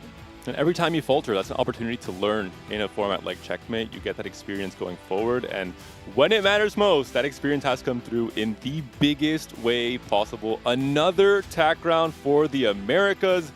The streak continues. CN and EMEA no longer able to break that drought, and it's been a dominant back and forth really between Americas and APAC the last 9 sets. Listen, 6 of those players in this final lobby were trying to end those streaks. They couldn't get it done. The freedom came through. Darth able to come out on top, bringing it home in the Americas. Obviously, I'm biased, but I'm so incredibly happy for him. I will say, we have to commend Saya. Another second place, 4 second places in a row across these last 4 games, along with that first in the very first game of the day. So truly an incredible performance from Saya as well. The typical kind of CN breakout player who has now surprised us in a massive way and is one of those elite players to look forward to in set 17. I do wonder what's going to happen when we see Saya next. He broke a points record at a Tacticians Crown. He had just an amazing streak of games, showing us some of the most entertaining TFT I think we've ever seen at the global level, picking hero augments, going for a Kiana 3 for a ginormous Ishtal cash out, and just all of these other things that make you look at a player like Saya and be like, oh, I want to see him play again. When will be the next time? Well, it'll be at the Pro Circuit, but like still, come on, I need it now. It was incredible. 36 points in just 5 games today, 11 top 2s in a row. It's incredible consistency. It is a little bit of a shame that they don't get the top prize, but that's checkmate for you, and it is absolute cinema here for Darth. but Saya definitely needs to be rewarded and recognized for how they performed. Making it to the grand finals, though, is an accomplishment that every single one of our competitors should be proud of today. As we take one final look at our standings, let's just celebrate these competitors. Lee Sao also got so close when he was able to put himself into check. Mori as well, carrying Japan on his shoulders to maybe bring another Tacticians Crown home to that region. And huge credit to EMEA having 3 competitors in this grand finals. A little bit bittersweet, especially for Dasik. Last time he made it to TAC Crown, he finished 6th. He makes it back, and he finishes in exactly the same position. So this is a player who I think we definitely have to watch out for. One of the most storied players to come out of our region. So consistent when he makes it these big moments. I'm looking forward to see what Dasik does in set 17 as well. The amount of stories in this final lobby. Revan being the comeback hero. His goal was to make that top 8, make it back into the TPC. It's exactly what he did. Maybe a little bit too literal being top 8, but I'm very excited to see what he does next set, especially with the way that he provides a lot of entertainment. No more listening to chat. That is the major takeaway that I heard from our interview with him yesterday. For Bin Bin, what a major surprise coming through from the JOC. Someone who didn't necessarily have a lot of competitive history. So I feel like that was one where you say, well, maybe there's going to be some nice surprises here. And I never want to underestimate our JOC players because there's always one that comes in, like Weimu Lochu from last set, who actually came back to compete at the Lore and Legends Tacticians Crown, who came out of nowhere and then gets a 2nd place. I think we've learned our lesson at this point. No underestimating JOC whatsoever. I want to give a shout to Leah as well. Without him, we would not have made it to this Game 5 in the first place. He clutched up when he needed to most. A top 5 from him, his best set ever, becoming a MIA regional champion, and now making it to top 5 in the TAC Crown as well. So just a really good showing from a player who was going to retire 4 or 5 sets ago. Was very close to going away from TFT forever, decided to give it one more try, and now has had such a crazy career after that. And Li Xiao being one of the CN representatives that's the most consistent, getting 4th in Inkborn Fables, now getting a 3rd place, so getting a little bit better, but just showing that he is consistent and will continue to be dominant every tournament he plays. The scaling. Seems like Li Xiao is one of those players that's due for a Tactician's Crown win at some point as well. But all of these competitors today, I'm like really impressed with just some of the line selection that they made in the grand finals lobby. Obviously, there was a bit of contesting with something like the Demacia, but a lot of players saying, okay, well, maybe that I can't play that, but what if I flex into Mel, or I flex into Rise, or I try to play Shadow Isles because it's uncontested? It's just really cool, and that's what we expect to see at this high level, and I'm glad that these competitors could deliver. Yeah, the real skill has been not what their final board looks like. I think everyone knows how to copy, the highest cap possible Rise board from any meta website. But the thing is the process to get there. How do you cleanly play on high tempo, know when to balance your resources and your HP? I think Saya has been a great example of that. Every single game, he has made it to a very strong high cap level 9 board throughout very different avenues. That's where the real skill comes in a TAC Crown lobby like this one. And I think maybe the biggest takeaway for me, AVP of your region, it might not matter. You get 1 in the finals. That's all it takes to take the crown home to the Americas. I'm so excited for Darth Nub, and just the way that he showed up and proved all the doubters wrong. I'm the doubters, by the way. Well, guess what? You're going to be excited because we do have an interview with our Tacticians Crown winner, Darth Nub. Congratulations, man. It's just such a pleasure to be able to see you achieve this height. How are you feeling? Oh, I see you're sitting. Is this the new emote, the Darth sit instead of the Darth walk? Yeah, I mean, I got to sit between games. It's kind of tiring to do all that. Well, I mean, tell me about the emotion that you're feeling. When we last saw you at the Tacticians Crown in Into the Arcane, that was a 40th place for you. And I know you've been fighting really hard to come back here to prove yourself. And you got so close at the Paris Open, getting 11th. So now in this moment, what does it feel like to realize the dream? I mean, it has not set in at all yet. At the end of the day, I kind of just feel like I won tournament, it's like that's pretty cool, but I kind of feel like over the next few hours, few days, I'm going to be celebrating. I'm going to be watching the tournament VODs, Broden's VODs. I don't know, man. it's gonna be great. It's gonna be a good time. You got to take the time to soak it all in because this Mhm. is an achievement very few players can say that they've been able to do. And for you, did you feel any particular pressure knowing that you had a chance to prove yourself here? The regional run did not go the way that maybe you might have wanted it to, but you had this chance now at the TAC Crown.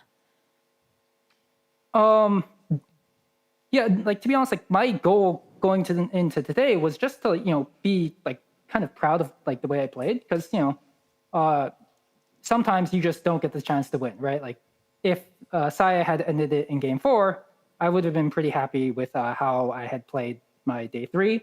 I would have felt that I represented NA as a region well. So going into game 5, like there was definitely a bit of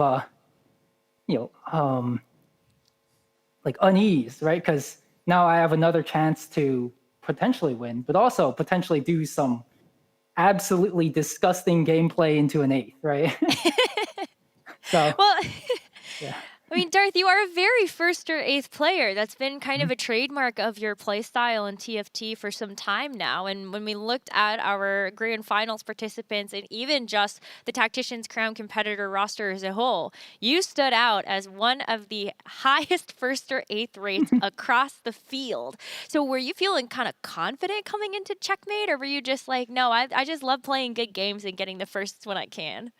Yeah, I definitely felt confident going to Checkmate. I feel like if I get into a spot that's supposed to lead to a first, I'm just going to execute, and it's like a very relaxing time, right? Like I know what I'm supposed to do, so I'll do it.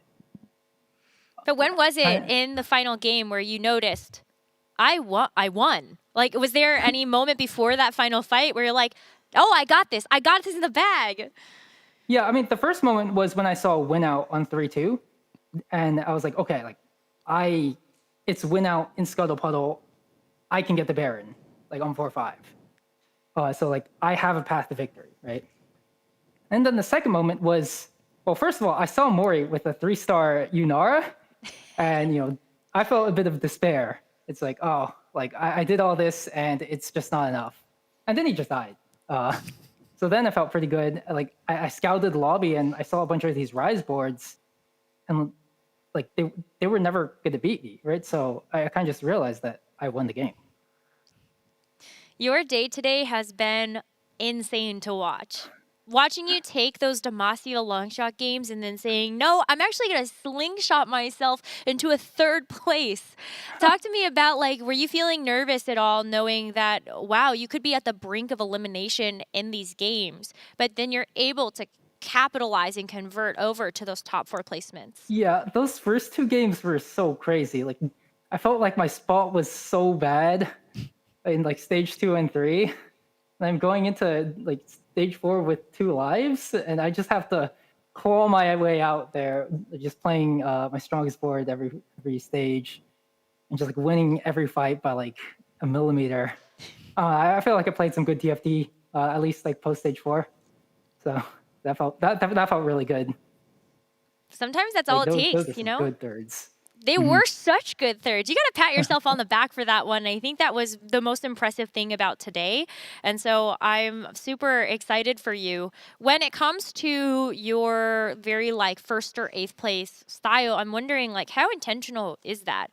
Is that something where you're going into a tournament and that's just the game plan, or is this kind of a recipe from the formats that you're playing? Is it more fun for you?